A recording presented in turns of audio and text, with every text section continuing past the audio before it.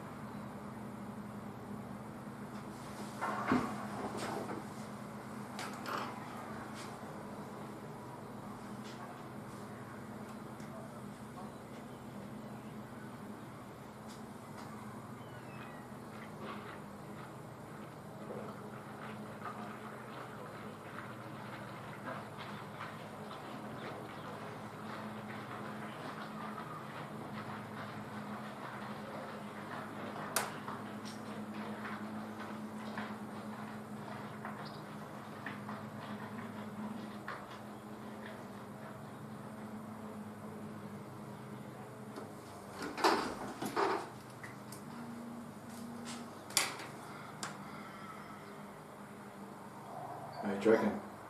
Yeah, I'm just coming past Hammers. Right, fella. We've had a bad run, mate. The roller's broken down in Sheffield. Oh, don't. Yeah, I promise you, mate. That's why I'm running late. Yeah, right. That's right. I see one of your idioms in the box. I see a squish box here. Just near the can bar there. Long one. Yeah, perfect. Right, stand about in 3 minutes. Right, right.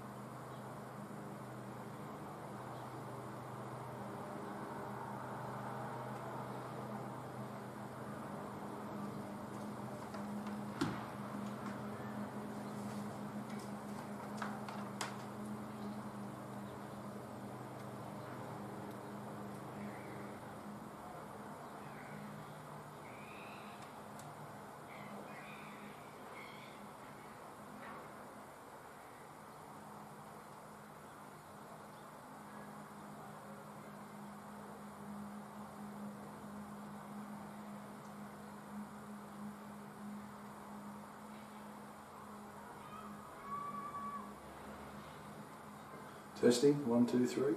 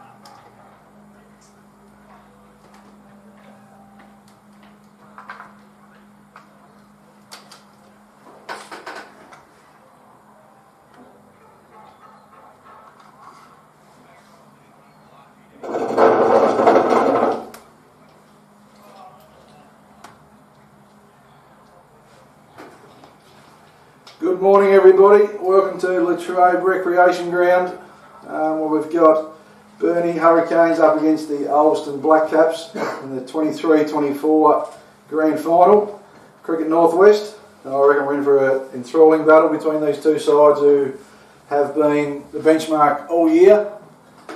The ground is in unbelievable condition. Simsey's done a great job. The wicket looks really good, so I'm sure we're in for a really good contest. We've got big shoes to fill the first couple of sessions. Carly's at work, so my name's Gary Miles and I'm going to be with you for the first couple of sessions. Talking cricket and a bit of all sorts of stuff, I guess, to entertain you guys out there listening or watching. With me first up this morning from Cricket Tasmania is Mark Simmons. Good morning, Mark. How are you, mate? Morning, Gaz. All good here, mate. How are you going? Yeah, ready to go, mate. Obviously, you guys had Alvy last week, and to put 290 on the board is going to win you more semis than not, eh? Yeah, we were probably up against it from the outset. Jacob snares 138 and then 6 foot. You're not going to get too much more of a dominant match-winning performance. So full credit to Ulverstone last weekend, and obviously full credit to Burnie as well, accounting for winning in their semi. Yeah, same there. A couple of similar blokes at the top with Hazy and Snare. They play a very similar role. So here we are up the first ball. We've got Matthew Varner bowling from the last street end, and he's going to bowl to Brody Hayes, who's been in some pretty good form. It looks like he's just wanting the side screen moved. So Ryan George and Jacob Snare will do the honours, and we'll get underway in a minute. Varner just having a bit of a run through. Varner had a few injuries early on in the year, didn't he? So he's sort of been a bit of a late bloomer, I guess, after Christmas, but he's still managed to take 30 or 40 wickets, hasn't he? Yeah, I think he's up around that 34 mark at around an average of 8 or 9, so he's had a remarkable year, to be fair to him, given he would have missed, I would suspect, 4 to 6 weeks with I think it was a rotator cuff injury. Yep. But no, he's certainly been, over the last 2 seasons, since coming into our competition, he's been the benchmark of our pace bowlers. Yeah, about set to go. Around the wicket straight up. Yep.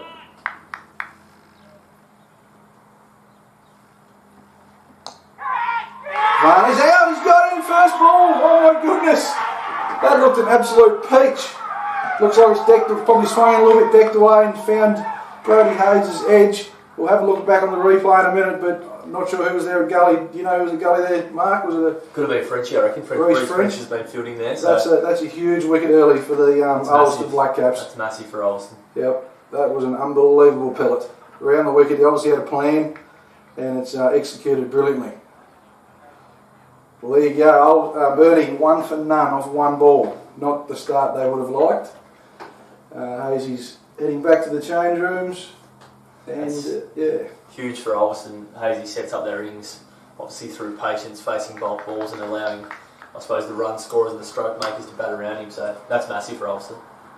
Unbelievable. Let's just go back and see if we can have a look at the wicket.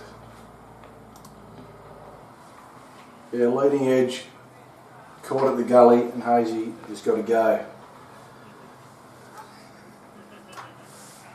That brings Nick Revel to the crease, another bloke who's had an unbelievable season, really. Nick Rev in first grade, he's made 811 runs at 45, taken 11 wickets at 23 with a few right arm darts.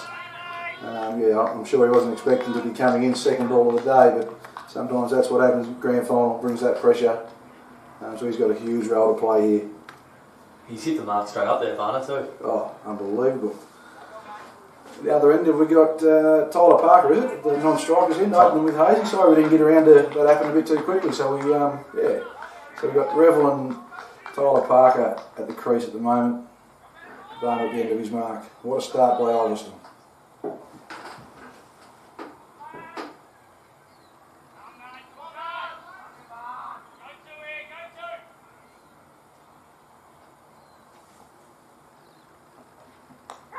Oh my goodness. They are 2 for none off 2 balls.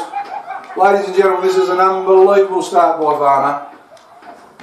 Well, that's probably better than the first ball, to be honest. That was an absolute pellet from around the wicket. Do you reckon he swinged it away, or was just going a bit off the wicket as well, or what? I reckon there's my assumption here is that there might be a little bit off the deck coming into play here because both pads have played across their body. Yeah, they've like tried to work it sort of to mid-wicket there for one, but that just squared Nick up unbelievable. And Nick to third slip / gully. Yep. To be fair to Barner, that's 2 unbelievable balls to start a grand final. You're not wrong. Was that Joshy there at second, was it? Caught that? It was Braden DeVries at third. Braden DeVries. Let's go back and have a look at this. Testing this out early on the technology, but can't actually see, but let's go back a little bit more and watch that replay.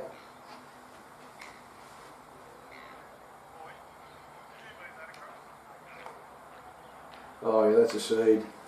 It's unlucky Red down the wicket, but there's not much you can do about that some days. That's cricket. That's a phenomenal start here from the Black Caps. Ollie Walker to the crease, Gaz. Yeah, haven't seen a lot of him, mate, but you've obviously come across him a little bit, and he's had 4 or 5 centuries throughout the year, so he probably hasn't came in at a pressure situation like this. Yeah, absolutely. He's made some runs in some big games too, Gaz. 818 runs, an average of 54. The under-21 Ben Hilfenhaus Player of the Year at the Cricket Northwest Awards night. I think he was the T20 Player of the Year and held fairly well with the overall Cricket Northwest Player of the Year. So a little bit of pressure here, but he's got a skill set to be able to deal with it. Hat-trick ball, first over of the day. Carried to its left alone by Walker. Well, what a start. We've got a man here that is probably not ideal. Welcome Sean Redmond to the box, mate. Thanks, guys. Early thoughts? Yeah, a couple of good pills there by Barn at the start, wasn't it? 100%, mate. Got a couple of key wickets, so they're off to a flyer, unfortunately. Much you can do with them Nah. in 2 balls. Nah, just good bowling. Yeah.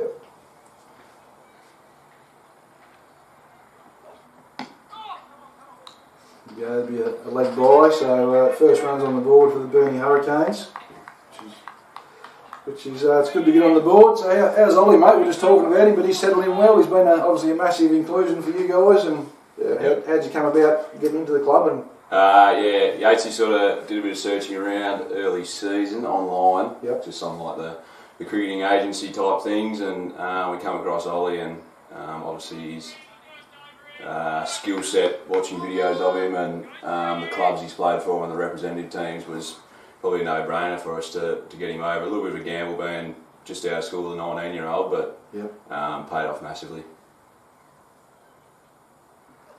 Varner the park lets that one go through to Kelly. Yeah, mate. He's what's he been doing work-wise? He's done a bit of coaching, or is he working, or just making tons for a living? Yeah, a bit of both. Yeah, he's done a little bit of one-on-one coaching and working a couple of schools around Burnie as well, a little bit of assistant work, so that's got him along. And you're right, mate, you go, Sim. And he's fitting to the group well.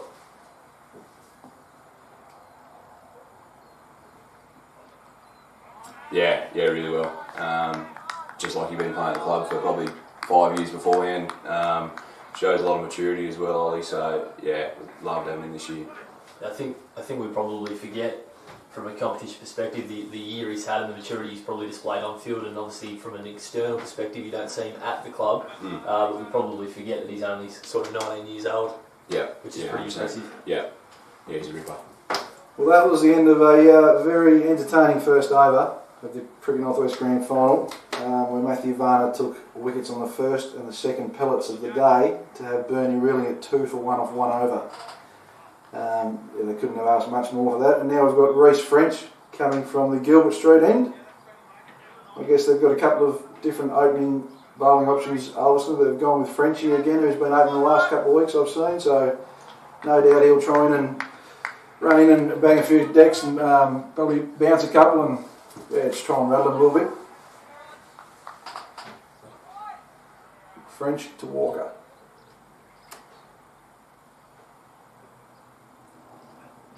There it is, short, and Ollie's just said thank you very much. It's and 6. Put that over the boundary. Oh, it looked like it was 6, but umpire Pierce signals a 4. That was a beautiful shot from Ollie. It's a great shot and shows a display of confidence there with the 2 wickets gone. I think that can really start to set things up here with that shot from Walker. Is that one of his strengths, Sean? Like, where's his scoring options? Obviously, that's probably one of them, the way he played that. Yeah. I guess what impressed me a lot is going down the nets sort of when he first got here, and he's got the bowling machine ramped up at 120, 100 and about that, and he's standing there comfortably waiting for it and just pulling it. Oh, and again, this could be out. Varner's at fine leg, he's taken it. Walker is out. The short one has done the trick, second up. So Sean, you better go, mate. All the best. I think I just called him out there. Reece has given a little bit of a see you later champ, and that's it. Burnie Hurricanes are 3 for 5 off 1.2, and Walker has to go. Massive start here for Ulverstone, Gaz. 3 blokes that have been the 3 leading run scorers throughout the year, I'm sure. Just looking at the stats. 2,200 runs between them. Yep, Hayes, Rebel, Walker, gone. All dismissed in single figures. Yep. Well, there you go. That was Reece went for the short one again, and obviously had a little bit of a plan because they had a deep square in and a fine leg, so that's paid dividends for Reece. So well done to Ulverstone on executing that plan. First ball obviously didn't come off, but yeah. Especially Burnie have won the toss and batted, so they'll be very disappointed by this start. They would have wanted to grind in and probably be no more than one or two down at lunchtime. So they're really on the back foot early. They looked a clear plan there too to Walker. Almost let him get away with the first one, drop another man back, and then another short one from French comes into play and straight down Varner's throat at fine leg. Yeah, that was a bit more leg side, wasn't he? He really just sort of worked it. And unfortunately, or fortunately for Ulverstone, he's picked Varner out. So yeah, that brings Lockie Roberts to the crease, who's been up and down the order a little bit, I guess, throughout the year. Yeah, he's played some different roles. He's sort of opened in some 2-day games, and then he's sort of come in around this sort of spot around that 5, 6, 7. Yep. I mean, the plans here will be interesting from Burnie, whether he goes counter attack or whether he tries to knuckle in here. French to Roberts. Oh, that one's gone back. It's going down leg. No run. Yeah, I see last week he got pretty much a run of ball 41 or 42 last week in the semi, so he obviously came out and tried to take a little bit of momentum away when the game was on the line, probably. Yeah, absolutely. No, I think he does have an ability to be able to do that at various stages. He certainly displayed that against Sheffield when he opened the batting. He sort of hit a run of ball 35 at the top against the new ball, so hence why interesting to see what plays out here over the next 10 minutes. Oh, he's gone whack. He's given himself a little bit of room and tried to go through the covers, but found Jacob Snare at mid-off. Threatens to throw the ball back, but holds onto it. So a brilliant start. Very interesting start here to a Day 1 grand final. Yes, she's all action. Sometimes grannies can do that. 3 for 5. A few nerves about. Burnie Hurricanes 3 for 5, 1.4. French to Roberts. I reckon they've got another plan here. I think there could be a short one coming. He's moved Kobe Walmsley to deep the back square. Varner's at fine leg and he's just shifted Hutton around to square leg. There's the short one. Oh, I think it might have probably... I reckon it's him on the back. There it is. Hit on the back. Yeah, it didn't really get up, but Roberts chose to duck. Bit of a duck pull there, a duck hook. So it's well executed again from Reece. He started well, as have Ulverstone. 1 ball to go in the over, 3 for 5.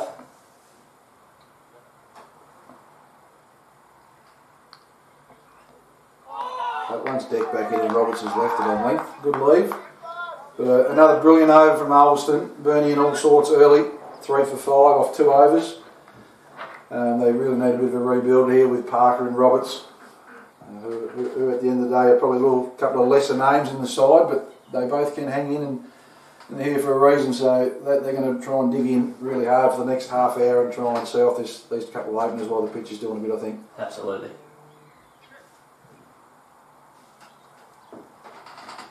Just to acknowledge the standing umpires in the grand final, Darren Close and Scott Pearce, 2 of the leading umpires on the North West Coast, and there's a grand final appearance for both those umpires.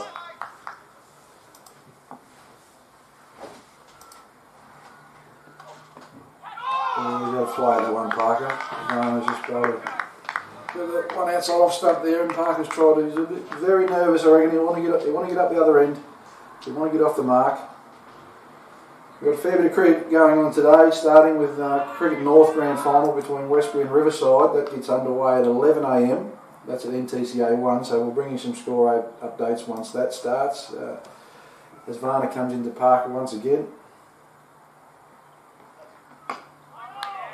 Ball played by Tyler. Fielded there by Toby Hutton. One of the younger guys in the Ulverstone side who's had a really good year.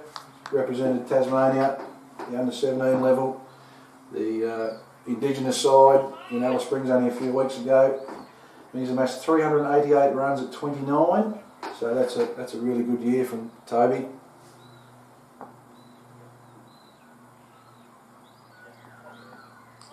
Left alone by Parker, just outside the off stump. And the Cricket Tas Premier League Grand Final is underway with Clarence up against Kingborough. Kingborough have won the toss and elected to bowl. Clarence currently none for 13 off 3 overs, with O'Brien on 3 not out and Workman on 9 not out. So we'll just do a few around the grounds every now and then to check on them scores. It's a full ball. Parker's played that to a wide bit off where Snare does the fielding and Parker is off the mark. He'll feel a little bit better about himself getting up the other end. It's always nice to get one on the board. Yeah, he's hoping for a few more and to bat a bit of time. Burnie 3 for 6 in the 3rd over. What a beautiful day at Latrobe. The ground looks unbelievable. Simsy has certainly done a fantastic job, and the Latrobe Council boys, as they always do. It's looking an absolute picture here today.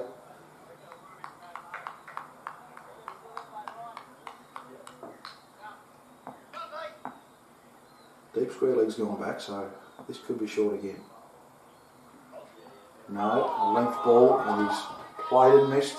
Didn't look far away from the edge. So I reckon there's a plan here, maybe couple up at the stumps, and then he's probably going to put one in short, I think, and try and bring that wicket, bring them guys into play. Cavey Walmsley down there, a wideish fine leg, and Ryan George at a deep backward square leg.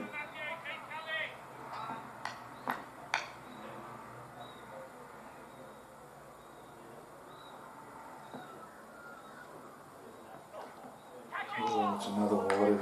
Roberts just flays that one outside off stump. That's the end of the over. There's certainly a plan coming next over from this end, I think so. Yeah, very, very interesting watch at the moment. Another good over from Varner. He's got the really good figures of 2 for 1 off 2 overs.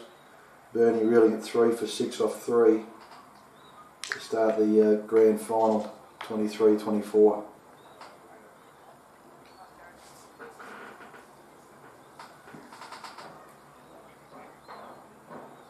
Race will continue from the Gilbert Street end.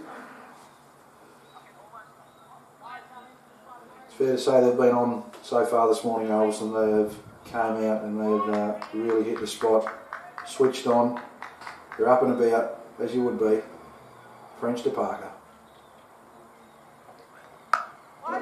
Parker's played that one nicely to Jack Pearce at point. It's off the back foot.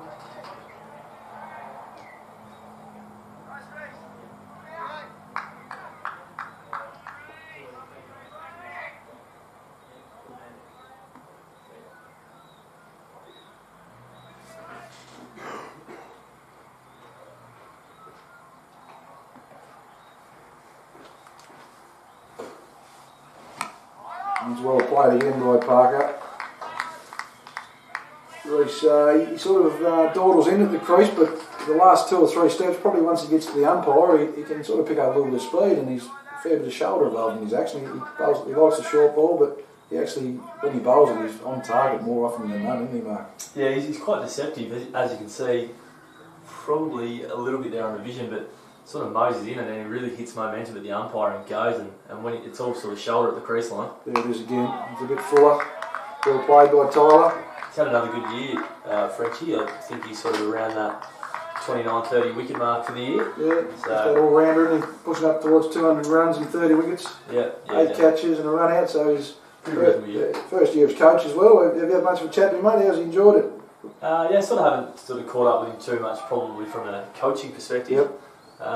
But as you can see, they're still certainly riding the way to success at Ulverstone, which they've had a knack of doing now for some years. I don't know how that's missed, but that's a little French cut down to Varner at fine leg. Parker's just happy with the single. Wants to get up the other end, fair enough. Roberts on strike, still yet to get off the mark. Lockie's obviously tried to whale a couple through the offside, and I reckon he's going to play his natural game. Even though they're 3 for 7, he looks like he's in an aggressive mood. So this could be a good watch the next few minutes.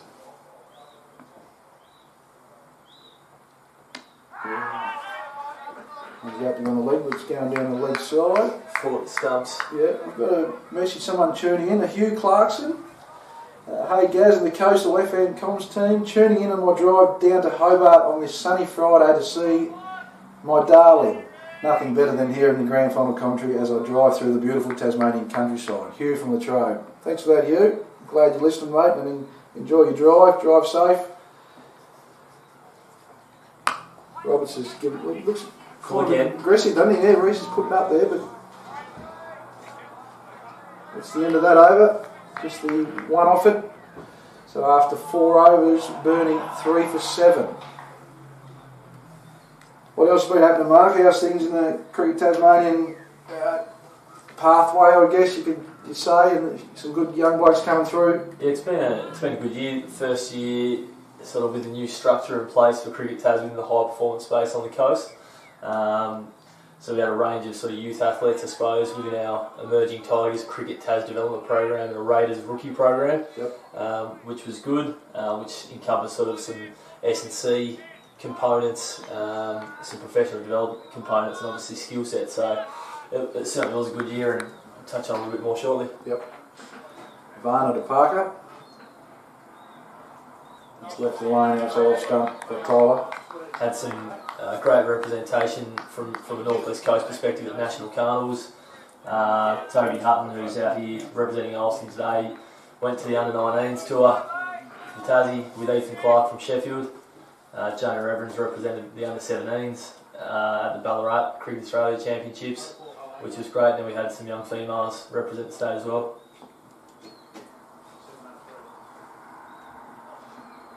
And again, that was left alone by Tyler. Yeah, that's really good, mate. We've got some good young blokes coming through from the coast, and obviously another one like Sam O'Mahony, who's had a terrific year for the Raiders, and so he made the Cricket Tas Premier League Team of the Year, which is a great achievement for Sam. He's worked pretty hard the last 2 or 3 years, and he's really put his name up in lights, I think. Yeah, Sam's been terrific. You can't fault his commitment to want to get the best out of himself and give him a crack at that top level of CTPL, and it's displayed this year with a gig in the Team of the Year. Left alone length again by Parker. It's good bowling to Varner. He's thereabouts, just outside off stump.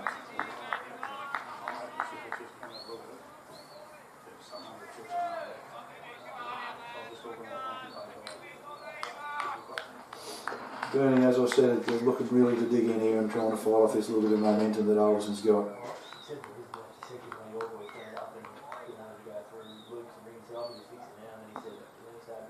Under Parker. Looks like it's probably decked back in off the wicket. And a little bit of chat going on. Varner is saying a few nice words to Parker. Unfortunately, we don't have the stump mic on, so we can't hear what's going on, but yeah, that would be an interesting couple of words. Varner looks pretty fired up, and he's bowling really, really well. He's been on from ball one, obviously, and he's hitting that spot, making the batsman play, and a little bit of assistance from the wicket. Oh, that one, well bowled. Parker's fended off. It's just fallen short of gully, where Reece French has fielded that one.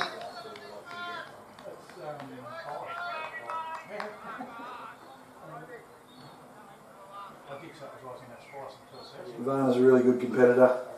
He's come over here, and he's had a good couple of seasons. A really good asset to the Ulverstone Cricket Club. Last year, obviously, when he was here in the grand final, he had a bit of a bad hamstring, but he still managed to get through a fair few overs.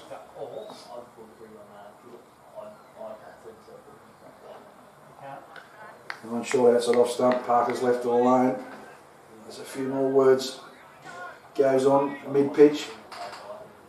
I reckon Parker's just asking him what he's had for breakfast. And yeah, that's the end of another over. So Burnie and Burnie Hurricanes, sorry, at 3 for 7 off 5 overs. Parker on 2 off 16 balls. Lockie Roberts yet to score, he's 0 off 8. We might have a look, see what's happening at down Cricket Tas Premier League Grand Final at the Ulverstone Arena. Like I said, Kimber won the toss in the bowling. Clarence none for 19 into the 6th over. So they've had a nice start. O'Brien 9 off 23 and Workman 9 off 11.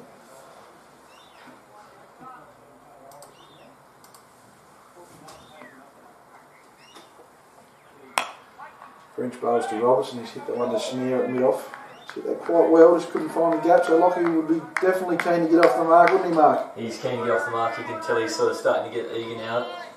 I mean, there's already been a fair bit happening this morning, Gaz, but I get the feel that there's still something to come here, there's something bubbling away. Yeah, they just need to fight through this little period and try and get the drinks 3 down and reassess, regroup. French to Roberts. There's that short one we spoke about, and Lockie's had a go at it. He's sort of squatted and had a bit of a go at it, but no contact. So that'll be positive signs for Ulverstone. I think they're going to, a full one, short one looks the plan, doesn't it, Mark? Yeah, I think at 3 for 7 you're pretty happy if you're in French and Ulverstone's shoes here having a crack at that. So they've got 2 blokes out there waiting for the catch. Varner and Walmsley, both deep behind square leg.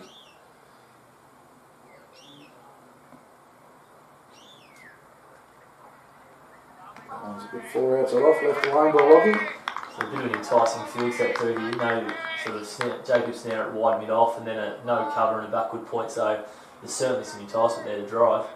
Yeah, there's a nice bit of real estate there on the offside. Lockie looks like he wants to sort of step away a little bit and try and whack it through there from what I've seen the last 5 or 10 minutes.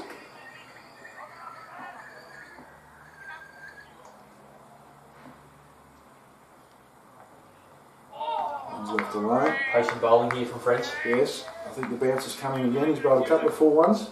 I reckon this one Outside off stump, tempting. might have just nipped back in by his reaction. He might have been close to the off peg. There's young Toby Hutton, he's an interesting one, mate. He's had a really good year, hasn't he? He's really shown some good signs for Ulverstone. Obviously, he's 300 and... He's got close to 400 runs at 30. Probably, in fairness, his first sort of full year, I suppose, from a first grade structure perspective. Had a valuable experience away at the under-19s carnival in Albury Wodonga for Tassie. Went away again for Tasmania at the National Indigenous Championships held in Alice Springs. Yep. So he's certainly sort of had some great experiences this year. I would say sort of like a stroke player, power hitter. Yep. Likes to get on with it.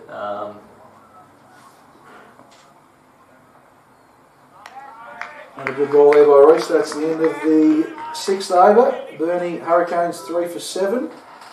I guess Toby and Jack Pearce have had, like through the middle there, they've been fairly consistent. Like Jack's obviously had his, a bit like Toby, he's probably his first full year there in the ones and really consolidated himself at probably number 4 or 5.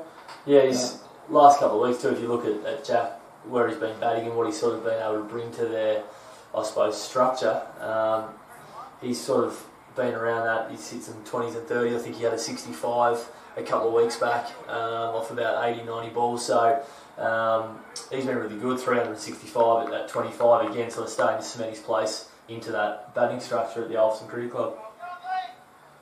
They really like when you got Toby and Jack scoring some runs there. Obviously Braden DeFries is a big in as well. He's played a bit of Raiders and then it really frees up Josh. Like he's comes in at 5 and he sort of can just go about things the way he likes to. He likes to be attacking and take the game away from the opposition. Varner to Parker. He's just locked in the offside. Sneer does the fielding, whips it into Kelly. Yeah, I do agree with that, Gaz.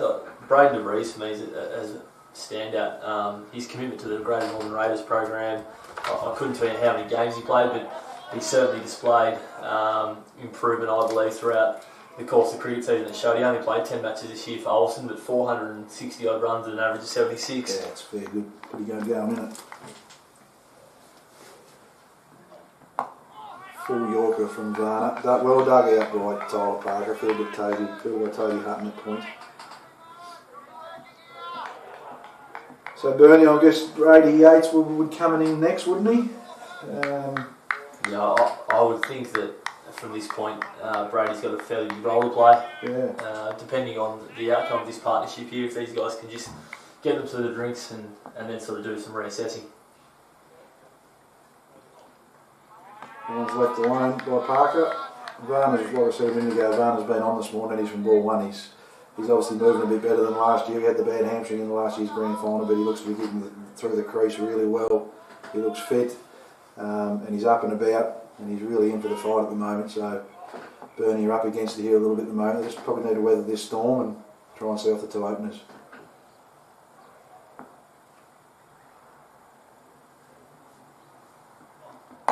It's a beautiful shot by Tyler down the ground, the mid-off. Probably just be one. Jacob Snare does the fielding. Nicely played by Tyler Parker, just punched it through mid-off. Spoke about mid-off's open, so Snare is a wide mid-off, sort of nearly to a cover. So they're leaving that open to try and get him to drive through there to bring him the nick into play. Enticing the drive. I think Varner's played his role really well here this morning, with Frenchie sort of going with that shorter type pitch bowling and Matthews sort of trying to hit the top of the stumps, and clearly it's evident that it's worked here at 3 for 8. Yeah, 100%. Short leg in there. Jack Pearce looks like under the lid, so this one could be up around the chin.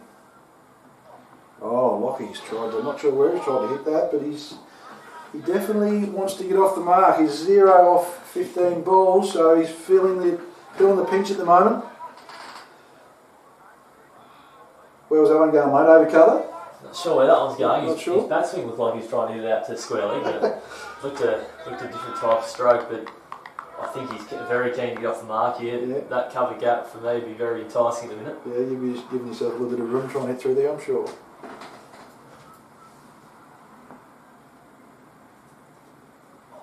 Oh, there he goes, stepping away again. But Toby Hutton does the fielding there at point. It's over. End of the over. Burnie 3 for 8 off 7. Varner with the figures of 2 for 2 off 4. Can't ask much more than that. I guess the threat here for Burnie as well is, should they see off Varner and Frenchie from the Gilbert Street end, you've then got Kobe Walmsley, who's taken 16 wickets at 12, and then you've got Ryan George that's taken 21 wickets at 23, so there's certainly still more firepower to come within that bowling attack at Ulverstone. And then of course, not to leave out Jacob Snare that took 6 for 30 last week in a semi-final. So and a name there that surprises me a little bit, Connor Chewson has taken 18 wickets at 14, so he's been bowling a few little meds. Yeah, Chewson's had a reasonable year with the ball. Sort of just comes in at various stages, I guess, to probably provide a bit of a chop out and a point of difference for their attack. And, it's been a proven success based on that. Ryan Blakes, it probably just comes on and breaks a partnership, but obviously he's averaging 14, so French to Parker, who just glides that one to Gully, fielded by Braden de Vries.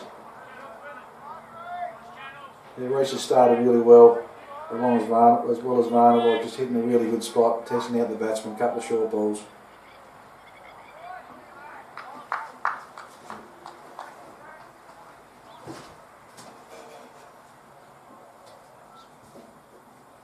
French to Parker.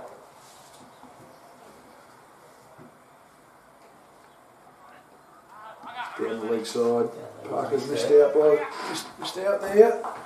We're welcome another human into the commentary box. Umpire was here last year in the grand final. Colin Bruin, how are you, mate?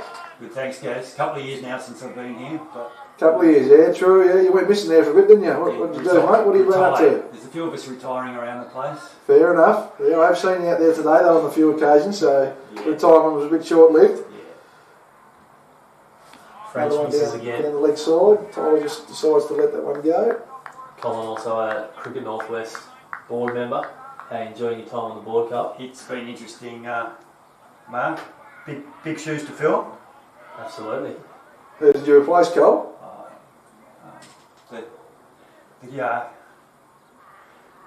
the high performance, the person who went to the high performance role at cricket tennis. Yep.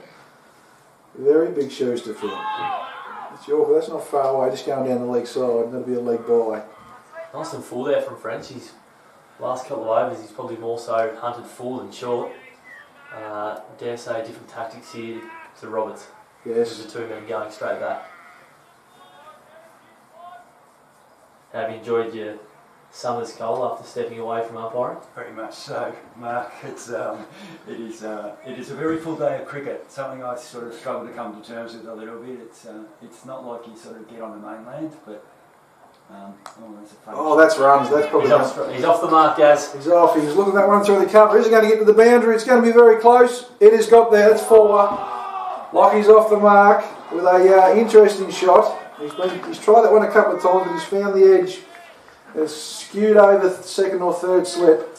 Back to that short ball from French, and on this occasion, or short of a length more so. We'll have a look at the replay. With Roberts just giving himself a little bit of room. Bruce actually come around the wicket then, so that was a bit of a plan. And over the top of Josh Walmsley there. French to Lockie. He's worked that one. Looked like he wanted to go through the offside again, but Reece kind of followed him and he's just worked that down the fine leg where Varney does the fielding. And that is the end of the over. So it'll be 3 for 14 off 8 overs, the Burnie Hurricanes. So they're just setting a little bit as they needed to do after that start. It was all in a bit of a shock. I reckon it's a bit. What do you reckon, Carl, about the start, mate? 2 for none in a grand final off 2 is yeah, you don't see that often. No, that's for sure. I was just talking to Josh Marshall in the stand. He was telling me that a few years back, Sheffield was 7 for 30 at lunch in a grand final. Come on, we're not talking about that, mate. Did you guys play in that game? 2014, no, we got rolled for 40 odd. Yeah. Unfortunately, we got beat by a better side. Like I said earlier, grand final pressure is different than anything else. Once a side gets momentum, it does swing around a little bit, and that's what Burnie are trying to do now. They're trying to get the momentum back off Ulverstone and build a little partnership. Varner to Roberts. That's a full Yorker, and Lockie's he's put that pretty well out to Ryan George, deep square for a single. 3 for 15. It's an interesting conversation. I guess the 3 days of play still brings you into the game. Should this be a 2-dayer, at 3 for 15, you're up against it with some heavy pressure, but given it's a 3-day scenario, you can flip things around at the back end, so that certainly brings both teams still in play, I think.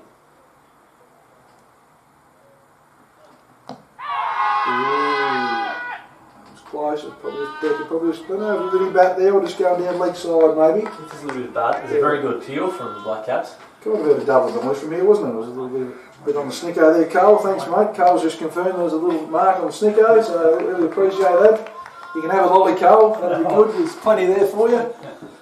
I'll leave some for Coley for later on. Varner to Parker. There's that short one. Well executed. Parker's played that well. It's just ducked out of the way. It's a good sniff, that. Yep. Straight past the badge. A few cars here early on the first day of play. On the hill of the Trowbridge. A few RDOs, I reckon. A few council workers on their RDO. Getting about. But I'm sure over the weekend there'll be a lot of people come and go, as this is going to be a really, really good, even battle, I think.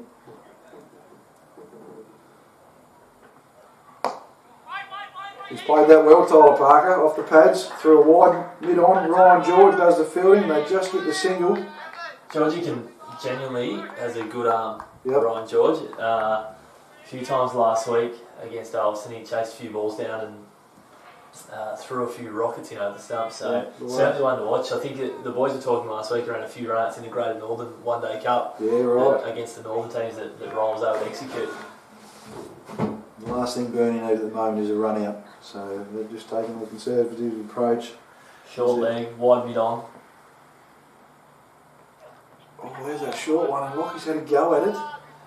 He plays sort of that duck hook, doesn't he? He plays it a little bit different. He doesn't really stand up and ride it. He likes to duck and then try and whack it and hope for the best, I guess you could say. But he's still here, he's still surviving.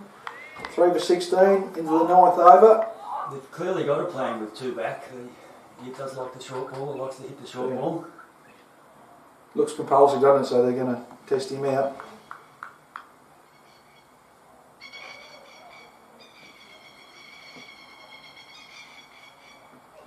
And again, that one's got him on the shoulder blade, so Lockie still has a go at it.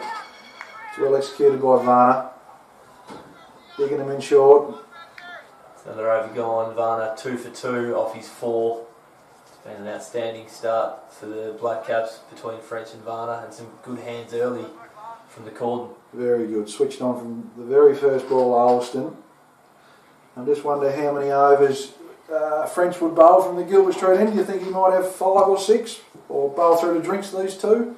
Well, I think while there's still a plan to Roberts, perhaps him and Varn keep coming. Yep. Although I see Ryan George starting to limber up, so perhaps only 1 or 2 more for French to maximise some spells throughout the day, should there be some partnerships. French to Parker. Well played. Length ball. Tyler looked very solid there in defence. Sort of probably a little bit underrated, Tyler Parker, in the sense of sort of being able to absorb some pressure in those bits and pieces. He's got 220 runs this year at sort of 18 or 20. I know he made 100, I believe, was it last year? Yes. So he's certainly got something to offer their batting lineup.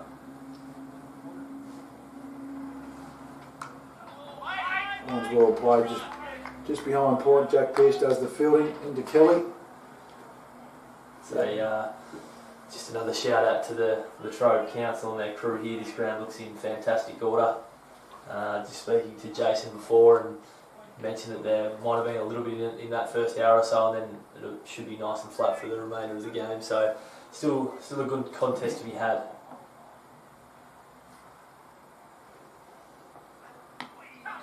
Step back a little bit from French. He's got Parker. Which is probably exactly what you want from a cricket wicket over a 3-day game, isn't it? You don't want it to be a road straight away.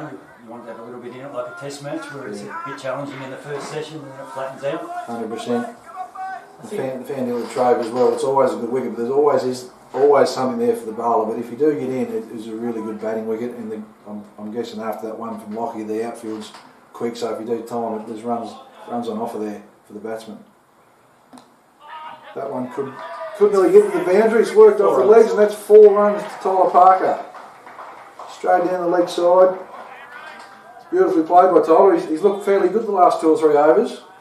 He's just, like I said before, absorbing some pressure, taking some time away here after that the start that Ulverstone were able to get off to. But going back to what you said before, guys, I think you're right.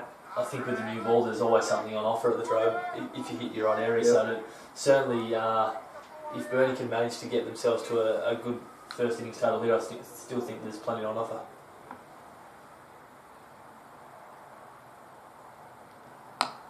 Solid in defence again by Parker. Very good. The score's 3 for 20. Hasn't updated. I reckon it should be 3 for 20 off 9.5. Hopefully we'll tick over there in a minute for the viewers watching. You might see this potentially be Frenchie's last year. Might be. Georgie's getting a bit loose there at mid-on, isn't he? So he's nearly ready to go. Sweatband on. One's left alone by Parker. So Worms has gone to a leg slip after that little shot down the leg side by Parker. It's over. 3 for 20. It's the end of the over. 3 for 20 off 10 overs. Tyler Parker on 8. Lockie Roberts on 6. What else has been happening, Cole? I haven't seen you on the running track in Port Royal for a while, mate. Did the park run there of a Saturday morning? No, I've been still belting a few out there. Just right. doing what I need to. Good man. Just ticking the legs over, I've mate. been roped into umpire a game of footy tomorrow, which wasn't part of the plan. Tomorrow? Where are you tomorrow, mate? Over at East Devonport with Burnie play. Burnie play Hills. Is it Hillside or Hillwood, is it? Hillwood? Yep. That was the one. That'll be a good little contest. The Burnie boys that line up right, I think. Around the grounds, Clarence and Kimbra. Clarence have started well, none for 30 off 10 overs. O'Brien 13 not out, Workman at 10 not out. So that's a really good start for them at Blundstone. Oh dear, Lockie spooned that straight to snare mid off. That's that shot we've been talking about. And I reckon he'll be kicking himself because he probably didn't need to play that, and he's short of the length ball from Varner. And Lockie Roberts is just on the back foot, just picked out Jacob Snare, who didn't have to move, and took a very comfortable shot, comfortable catch. Sorry. 4 for 20. Work to do here. Brady Yates heading to the crease. 393 runs at 28 this year. But has been a proven run scorer within the Cricket Northwest competition over many years. So some work to do here for Brady and Tyler. 100%. And Brady likes the short ball as well. He's a bit of a compulsive hooker, so I wouldn't be surprised if they have a look upstairs straight up with a couple of blokes out. But a massive innings here for Brady. Experienced campaigner. As Mark said, 4 for 20, so backs against the wall. But they just need to try and keep fighting and trying a little partnership here between Parker and Brady. Tolls look good. Again, Varno, who's got 3 for 4 or 5.1 overs. He is certainly up and about, as are Ulverstone. Hasn't bowled the big spells this year, Varno, with a few injury issues, so you should see what they try and get out of him in this first session. Do they go for the jugular or do they? Yeah, it'd be interesting. I mean, you probably give him a couple more the way they're going, and probably get him through to drinks. Yeah, it's interesting you say that, Cole. Last week he bowled 4 at the top, and then sort of come back again late in session 1, open session 2, he came again late, so you're spot on with that. Varno to Yates. That one's decked back a bit high. We spoke about a little bit of movement if you get in the right areas. Brady survives, and he will look to dig in here, I'm sure. What are you doing, Gaz, if you're in this scenario? Oh, mate, you're just trying to get the drinks, aren't you? No more than without trying to lose a wicket. Really trying to just let a few go, get in behind them, get up the other end, rotate the strike. That stayed low. That stayed a little bit low, didn't it? Did you hit that? Let's go back and have a look. Right there.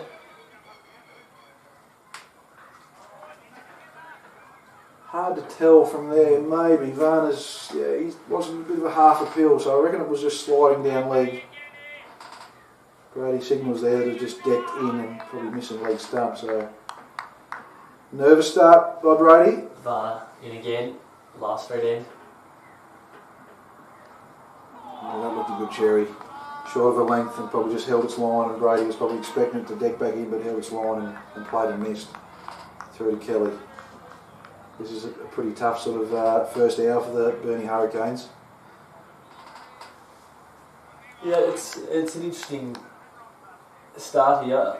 It'll be interesting to see what Burnie come out after drinks and try and do, whether they go for a counter-attack approach. I mean, they've got Johns and Kurt Lamprey and the likes to come, so there's certainly an option there for them to counter-attack and try and get something on the board.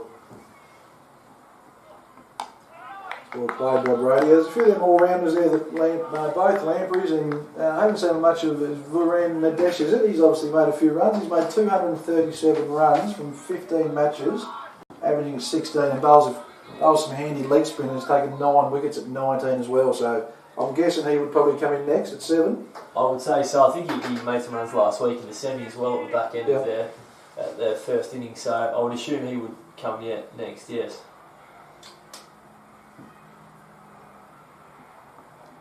Varner and Brady, who lets that one go through to Kelly, and that's the end of the over. It's also not to forget that it was only 2 seasons ago that Sean Redmond made 100 on this ground against Latrobe in a regular season match, so still some batting to come. Very, very capable.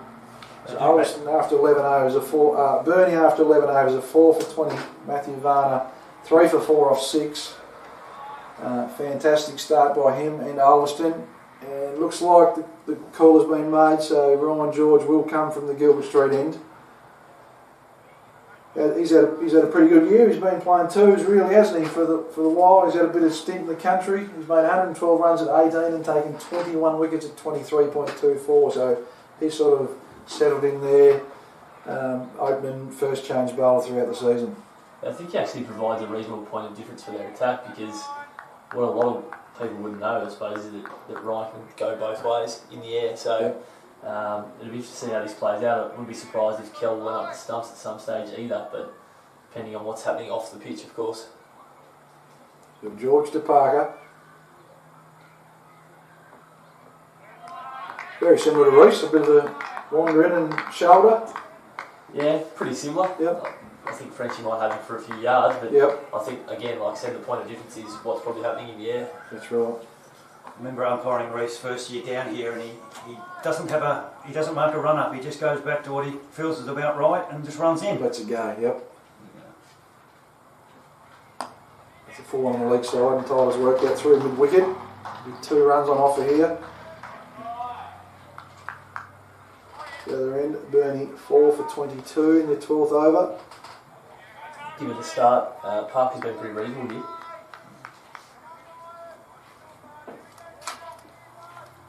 What a day at Latrobe.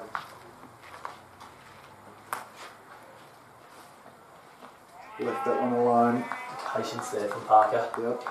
Hindsight's a beautiful thing, Mark, but you would have won the toss and batted today. Based on my conversations that I had over the lead up into this game with curator Jason Sims, I'd have probably bowled first, to be honest. Because I think there's just enough there for the first couple of hours of play to put a dent in things, which is exactly what's happened here. The damage is certainly on its way to being done at 4 for 20 early in the piece, with your 3 key batters that have 2,200 runs between them for the year. It's all dismissed for under 5. That was a better ball by George. He sort of, the leading edge there, just straightened him up a little bit.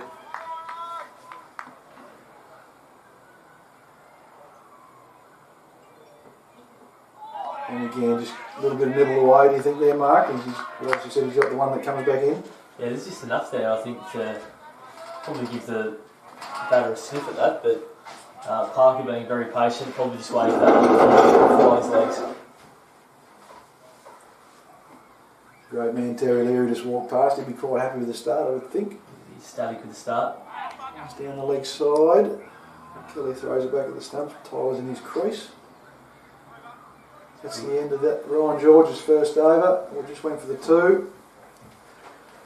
Burnie Hurricanes 4 for 22 off 12. Tyler Parker on 10. Brady Yates yet to score. And Varner's going to continue from the last street end, so he's obviously going to have a couple more and try and push hard to try and sneeze, get a 5th wicket.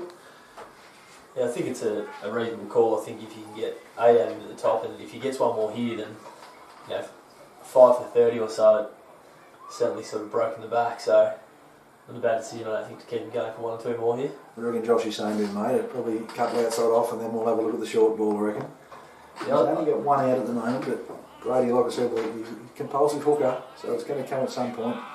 Yeah, I think you're right. I think you made a good point before it. For many years, Brady's liked to consistently pull and hook the ball, and I think that they'll go there at some point.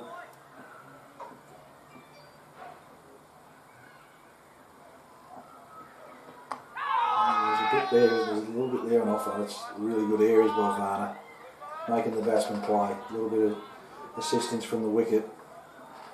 He's been unbelievable this morning, hasn't he? Yeah, absolutely.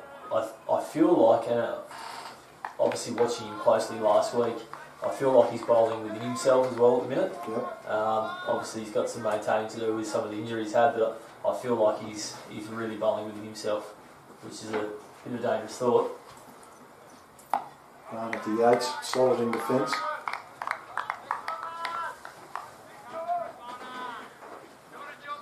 Another bloke that's obviously had an unbelievable season is Jacob Snare.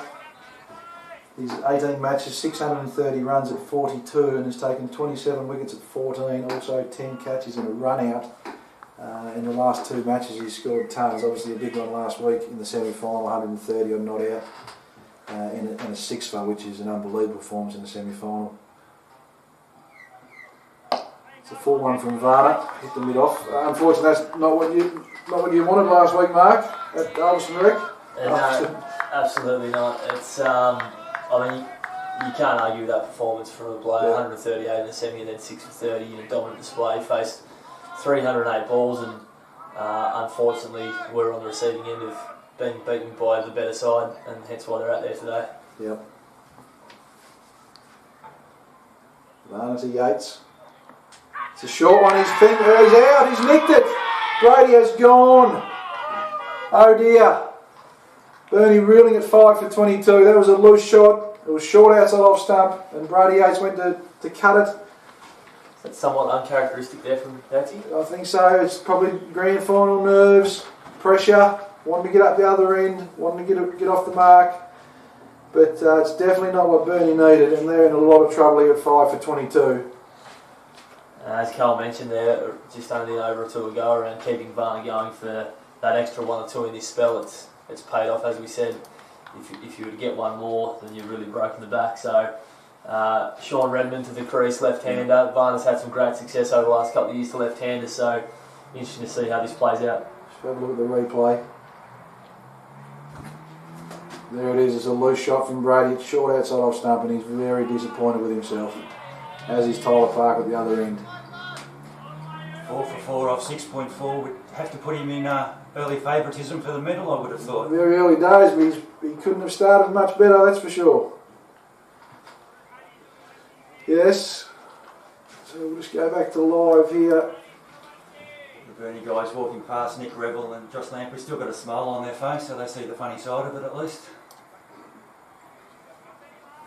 I think regardless, you've just got to keep enjoying your cricket. I understand that there's a fair bit at stake here at the end of today's play and tomorrow's play and Sunday's play, Carl, but Still a game, isn't it? I think at the end of the day it's still a game, and you've still got to keep enjoying yourself. 100%. So that gamble's paid off there, I think, with continuing Varner for a couple more overs, and Sean Redmond, as we spoke about not long ago, can definitely bat. Made some handy runs over the years for Burnie, and he's got a massive role to play here. Varner to Redmond. That one's left alone. That was right on the spot though, first ball. Looks like it's probably just going away off the wicket. Redmond lets it go through to Kelly. Burnie Hurricanes 5 for 22.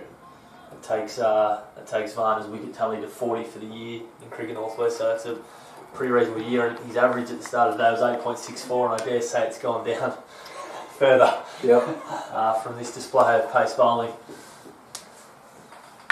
Varner to Redmond.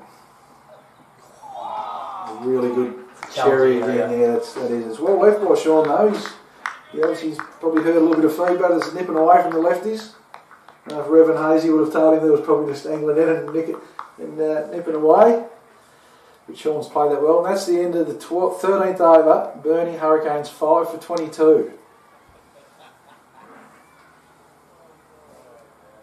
George again from the Gilbert Street end. First over went for 2. We've got a toss here from NTCA 1 yet between Westbury, and they would have started, but the score, to refresh this, if Mark will be able to find a score. Cricket Day's Premier League Clarence Nunn for 37. There's Ryan Bowers to Parker, and that's played to the offside, mid off. Carly's setting up beautifully here. He did maybe tell me that there's a refresh button somewhere, but on Riverside 1 for 13 after 6 overs. there you go. Garwood not out, Mackerel not out, Eldringham bowled by Joel Lloyd. Ryan George, he's played and missed. Outside the bat. I don't know, it might have been inside by the way Jordan Kelly taken it. As alluded to earlier, Gary, Jordan Kelly coming up to the stumps now. For Ryan George, keep Tyler in his crease. The lid comes out.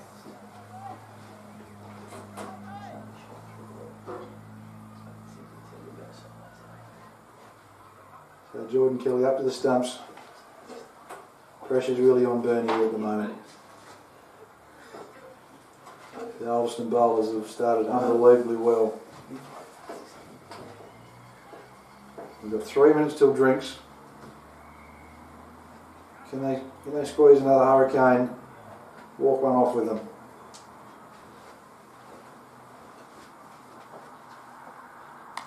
One's flayed away behind point from Tyler Parker. Should get a couple. Jack's are pretty quick there, and he keeps it to 1. So well fielded, Jack Pearce. Parker's been good this morning. Yeah, he has. He's really dug in. And someone there at the top really needs to. So Tyler's got a huge role to play here to get the drinks, reassess, have a chat, and then him and Sean after drinks to really grind out till lunchtime and try and keep wickets at the minimum. So Ryan George will bowl to Sean Redmond from the Gilbert Street end. Kelly up to the stumps, Yeah. as noted before. Just came up, yep. Constitution at first slip, Josh Walmsley at second, Reece French in the gully.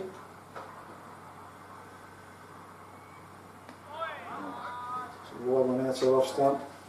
So I reckon there'll be one more over after this. Just, I know if Cole was umpiring, he'd want to get off and have a bit of squash, but I reckon there'll be one more from the last street end.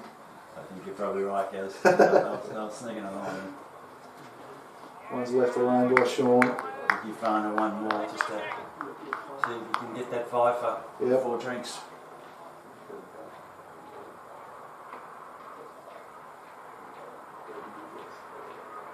Five for 23 in the 14th over, the Burnie Hurricanes. And then the third slip. Third slip, that Braden de Vries goes into third. Ball bowled again by Ryan, he's hitting a good spot there. That's the end of the over. 5 for 23 off 14 overs, and umpire Close walks to the wickets, and we're going to have one more before a drinks break. Who's going to bowl, Gary? Varner? Varner's got the hat off. He's, like Cole has said, he's going to push hard and try and really break the backs. Charging towards his mark. A 5 for a drinks in the first session of a grand final would probably haven't seen too many times in the history, I wouldn't have thought. We've got a bloke coming in soon to have a chat in the second hour of the first session who in a grand final a few years ago had 5 for none at one point, but we'll talk to him after the drinks. So Varner at the top of his mark to Tyler Parker, 3 slips gully. He's left alone, yeah. Patient again from Parker. 11 off 43, doing his role here in difficult circumstances for the Hurricanes. Tyler bowls a few mids as well, doesn't he? Like he's got that bit of a knack as well to come on and get a couple of wickets to break a partnership. I think he's performed a couple of roles for the Hurricanes throughout the years. He's taken the gloves at various points. And Rev has too, hasn't he? Rev's done a bit of keeping throughout the year, I've seen. Yeah. He told me so.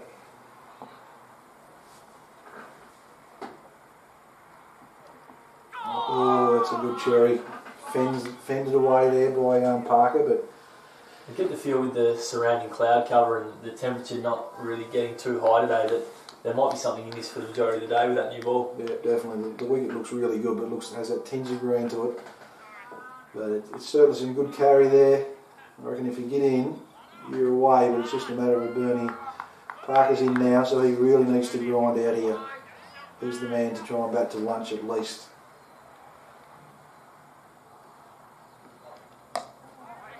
Wide fielded by French in the gully.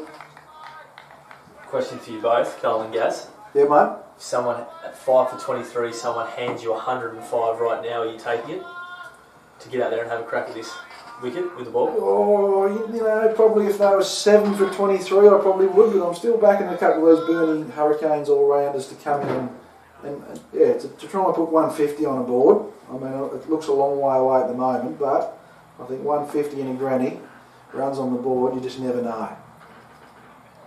Yeah, I think I'm with you there, Gaz. I think if they can just sort of somehow stem the flow here a little bit and just bat for a while, even if they don't score too many, it will get easier. And they've got, you know, Lamprey and a few to come that can score if once it flattens out. So Sean actually come in front of Nadesh, which is an interesting one. So he'll be next, and then the 2 Lampreys, and then Johnsy will probably be at 11.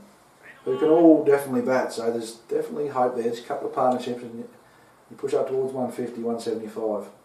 Varner to Parker, it's all played on the leg side for a single. It's tucked away, fielded by Ryan George. Tyler John's a previous recipient of Player of the Match in a grand final. Yes, I think so. Several years ago, so he's a proven performer in these types of games.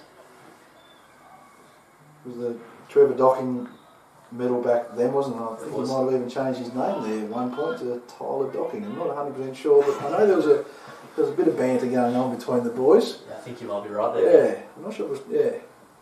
Anyway. I thought he might have changed his name during the week because he was named as Tyler Jones in the team, was he? Team of the year. Redmond confident leading outside the very, off stump. very confident leave out there after off stump. That'll be drinks. That'll be drinks on the first morning of the Cricket Northwest Grand Final between Burnie Hurricanes and the Ulverstone Black Caps. Burnie in a lot of strife at 5 for 24 after 15 overs. Matthew Varn at 4 for 5 off 8. An unbelievable start. Reece French got the other wicket. They were really on this morning, the Ulverstone bowlers. So we're again set for a very interesting second hour of this morning session. We'll be back in about 2 or 3 minutes.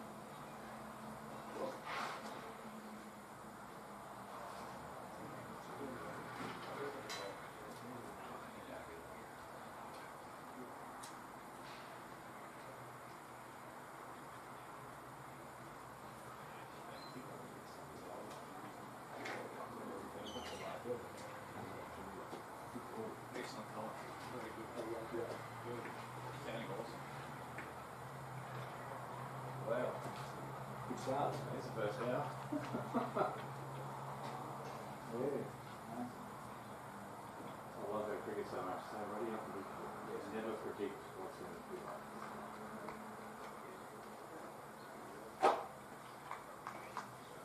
No chance to run into a lead group, right? Score. So I can start right here.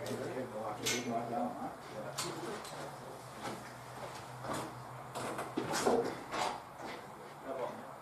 How long Jimmy's done?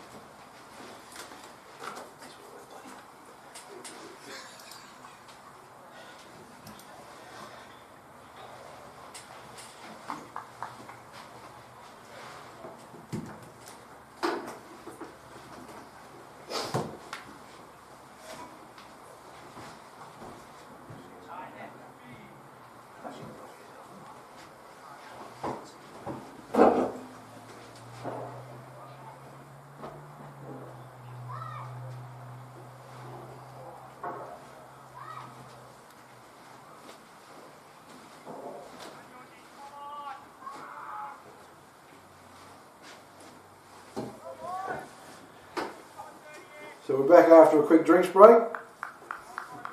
Burnie at 5 for 24 after 15 overs. But Ryan George to continue to Tyler Parker.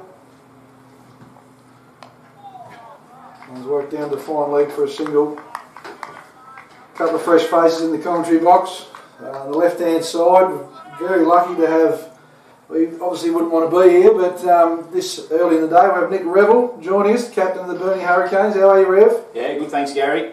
Could be better, could be still out there, but these things happen, mate. Yeah, that's cricket, isn't Can't it? get them all the time. Just saying, it looked a fairly good pellet to get first up. Yeah, pretty nice one. I mean, just a nice bit of new ball bowling, I think. Made both Brody and I play early on, which is obviously what you're looking to do with new ball, so Yep. unfortunately we need them. But Yeah, that's these things cricket, happen. isn't it? It's, yeah, that's cricket Right. at times. On my right hand side we have a bloke that's a lot of people would know, but he hasn't been around Cricket North West for a few years. So I'll introduce him after this ball from Ryan George. Once it's on the hip, Sean gets the thigh pad. So Brent Burgess, the former, I won't go through all the clubs, but welcome Brent. Welcome to the commentary team, mate. How you going? Good, thanks, guys, and g'day, Rev. Hey, Brent. Apologies not out there seeing you bat this morning, but just looking at Varner, we bowled exceptionally well this morning. In areas that made batsmen play. Handy spell. Hopefully it's finished. Do you reckon he'll have a couple more, mate, or do you think he might be done? Look, to be honest, I've had a quick break. I'd be going with Varner for one or two more. Yeah. Unfortunately, Rev's sitting right next to him, but as a bowling team, I think if they can get one or two more, it'll certainly break the back of the Hurricanes. Holding the fence there, Sean Redmond. On the other side of the stick, just listening to you guys before, Burnie really bad some time and solidify in this session. I think in the grand final, 120, 150, judging on the movement, sideways moving this wicket, it will certainly provide a very good contest. 100% we'll see Braden DeVries go into a catching mid-wicket.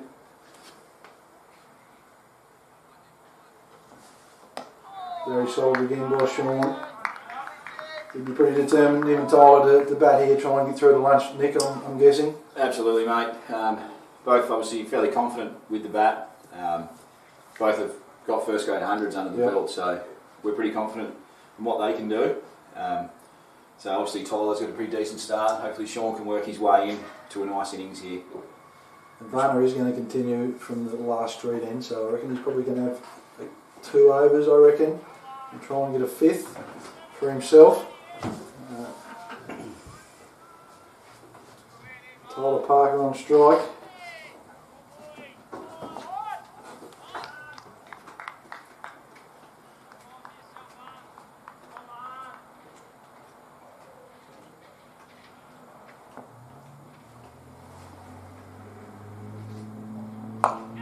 Played that well.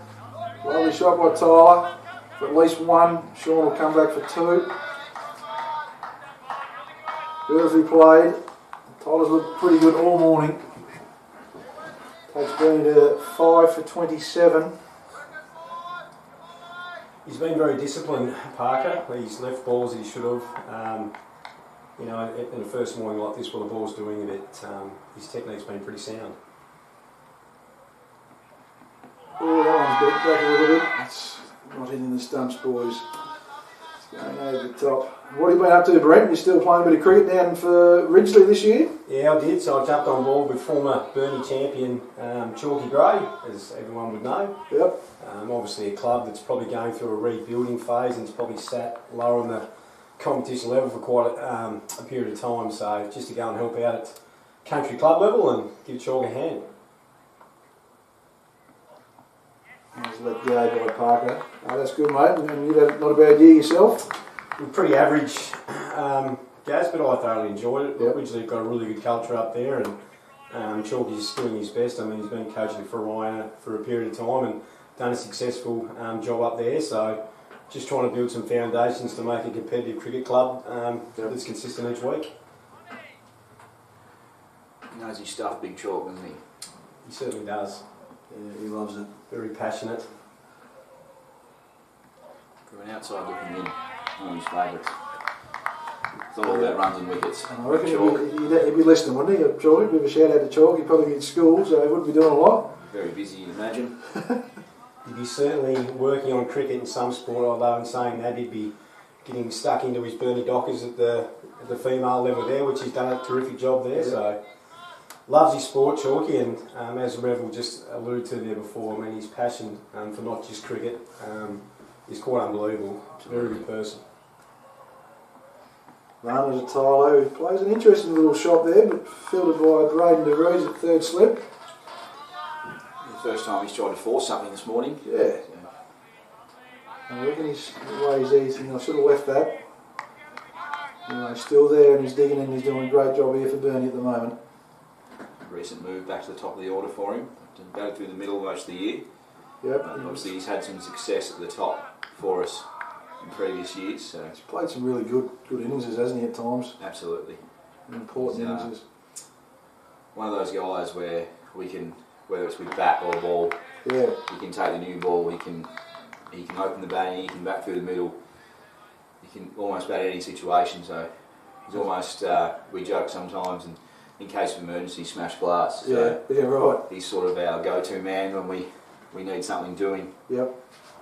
We were talking earlier, he's obviously taken the gloves as well this year at times. Yeah, through the T20 campaign, he showed an interest that he'd like to have a go with the gloves and actually did a really good job. Yep. Which he'll enjoy someone telling him he did a good job, but he knows, well, he thinks he did. He's just looking for a bit of validation there with the gloves, but yeah. And yourself, mate, you've had an interesting year. You've had one of your better years, and 811 runs at 45, and you've taken 11 wickets at 23, and also taken the gloves at some point. Yeah, had a little go.